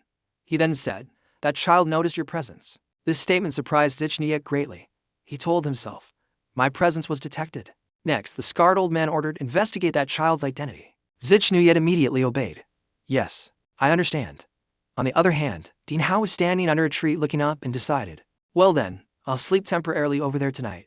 Unknown how much time had passed, however. At this moment, the hurried footsteps of a woman in a great rush rang out in the forest. She ran while thinking, my stamina and internal energy have reached their limit. I can't keep running anymore. She looked around. I have to find a place to hide. But where? Suddenly her eyes darted to the canopy of trees high above over there. Immediately, she jumped up, hiding in a corner, panting, reassuring herself. Calm down. If I use the turtle breathing technique, I can hide myself. To explain, the turtle breathing technique is a type of concealment method that adjusts breathing to completely erase one's breath. While busy observing the movement below, suddenly she felt something wrong. Wait, why is there something strange? It felt like someone was right there. She glanced behind her, indeed in the shadow. There was the silhouette of a person sitting.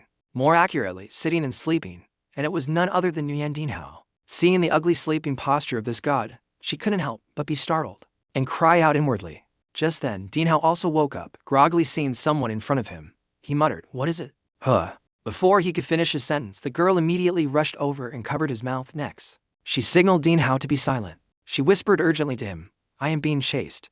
If discovered, your life won't be safe either. Keep silent." Absolutely quiet. Just then, an assassin appeared below. He had lost track of the prey, so he cursed in frustration. "Damn it, can't find a trace anywhere." Then he ordered the two beside him, "Split up and keep searching, Roger."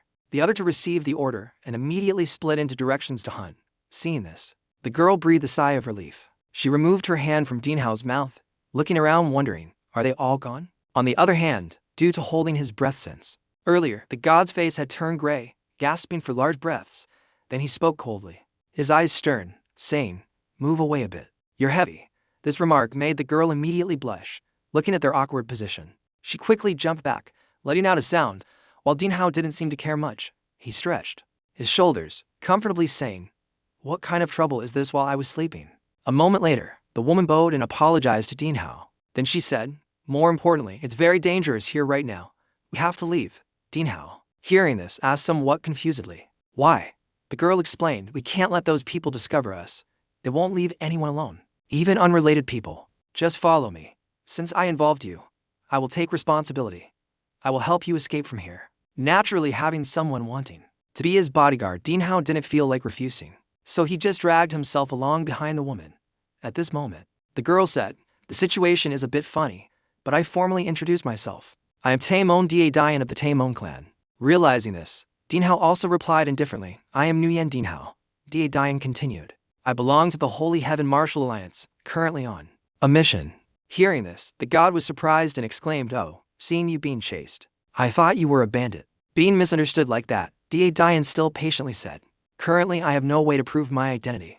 But if we die at the hands of those pursuers, then they will believe my words." At this point, Dinhao asked, "Who exactly are those people?" Seeing the guy blabbering loudly all this time, Dian turned back and snapped irritably, "Hey, lower your voice, please." Dinhao replied, "That's not difficult, but I need to know who they are first." Seeing his face, Dian immediately became serious again and answered, "They are people of the Majiao." Nu Yandian was surprised and repeated, "Majiao?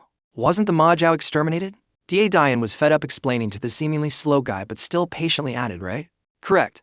They are remnants of the Majiao that was exterminated." The god's tone now became a bit more worried. "So, they are the Majiao?" It took from the start of the walk until now for this damn guy to understand the problem, making Dian annoyedly snap, "I already told you. I said it earlier. It's a big deal." However, Dinhao replied, "No, that's not what I meant." Then the god immediately shouted loudly, "Come out, I know who you are." This caused Dian to be extremely confused. She immediately looked around searching for anyone. Meanwhile, in a bush not far away, the voice of a Majiao member rang out wondering, how did he know? Since their existence was discovered, they didn't bother hiding anymore. Four of them immediately walked out menacingly. The one in the middle, looking like the leader, spoke up, "Why did this brat notice our presence?" Just seeing them, Dian shuddered, Majiao. The bandaged head leader questioned, "Are you from the Martial Arts Alliance?" Dinhao immediately denied, "No, nothing related to the Martial Arts Alliance. More accurately, I don't want to be involved." Hearing this, the bandaged head man's face immediately revealed a cunning smile. He drew his sword, slowly approaching, and said, "I will believe you, but go tell it to the King of Hell." Before their action, Dian immediately stepped in front of Dinhao and said, "Wait." But looking at the god's face, he didn't seem to appreciate it. Like, "Huh? Let me handle it quickly. Why jump out?" Then Dian shouted, "This person knows nothing, so let him go. If you let this person go, in exchange, I will tell you what I know." The attractive condition made the bandaged head man laugh out loud. Oh, sounds good." Suddenly Dinhao poked his head out and interjected, "But there is a problem. I already know these gentlemen are from the Majiao." Hearing this, Dian screamed in frustration, "Why say that?" Dinhao still replied nonchalantly, Fearing you forgot." On the other hand, the three Majiao members hearing the god's words were also helpless. This guy is really crazy. Immediately, Dinhao's face darkened again as he said, "Moreover, knowing it's the Majiao, I have no intention of leaving." Dinhao took out the long wrapped object he carried and continued, My father instructed me very carefully. If I meet the Ma Jiao, absolutely do not spare them. This statement made Da Dian worryingly remind him. Hey, the Ma Jiao aren't just some petty bandits. Who is your father to say such things? With an aura full of confidence, the god immediately spoke. His father's name. Guangdong Nu Yandian family, using the two words Qin and Han as his name. As soon as he finished, the bandaged head man shouted in shock. Guangdong Nu Yandian family. Nu Yandian Han, he gritted his teeth, pronouncing each word. So it's the son of that Qin heap sword chopped into mincemeat. Even chopping you up won't satisfy my anger. Go die, and complain to your father. As soon as he finished speaking, the bandaged head man swung his sword and rushed forward. In that brief moment, Dean Hao quickly pushed Da Dian aside. The girl hadn't understood what happened yet.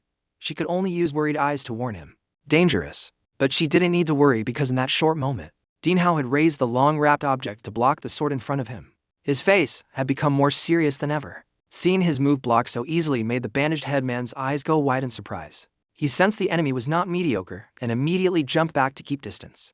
Da Dian was equally surprised by that scene. She couldn't believe the goofy guy just now could be so formidable. Continuing with Dean Hao, we now know the long thing he carried was a sword. Dean Hao unsheathed the sword and said, Although I don't dare claim to be a filial son, my father's instructions should still be followed. Instantly, he pointed the sword straight at the demon group in front, his aura extremely relaxed, saying, You guys should realize it now, because my sword will be sharper than my father's. On a cliff not far away, the scarred old man was also present, looking down at the group below. He said to Lam Nuyet beside him, Is that Nu Yandian Dean Hao? Lam Nuyet immediately replied, He seems to be the second young master of the Orthodox Alliance leader. The scarred old man let out a surprised "Oh, is that so? But why is there no news about him in the Jianghu? A child like that is easily noticed. There is news that he was missing for quite a long time. There is some connection to the Sigma. He must have encountered a miraculous opportunity, or something to be this strong. To reach this realm of martial arts at that age is truly difficult." Suddenly, the eyes of the scarred old man widened in surprise. He noticed the hand holding the sword of Dean Hao and exclaimed, "That is, on the other side." Da Dian couldn't close her mouth witnessing Nu Yandian Dean Hao's main character aura. She muttered in her head, "What is happening? I thought he was just a fool." Before the thought could finish, the group of demons rushed towards Dean Hao again. However, the first coin strikes is the smart coin. Whoever strikes first has the advantage. In just a blink of an eye, Dean Hao puffed his cheeks and glared, rushing in, directly launching an attack that made the bandaged man startle. Luckily, he still managed to raise his sword to block. But blocking one move doesn't mean blocking the second. Next, Dean Hao swung his sword, forcing the bandaged head man back. Right when his defense was open, he rushed in to give him an elbow to the center of his chest. Seeing the leader getting beaten, another guy immediately took the chance while Dean Hao was off guard to rush in. A powerful strike was brought down, but it struck the ground and Dean Hao had vanished long ago. The scarf-wearing guy's eyes widened in surprise, his mind full of questions. Where did he go? He was standing here just now. Before he could recover, Nu Yandian Dean Hao rushed in from the side.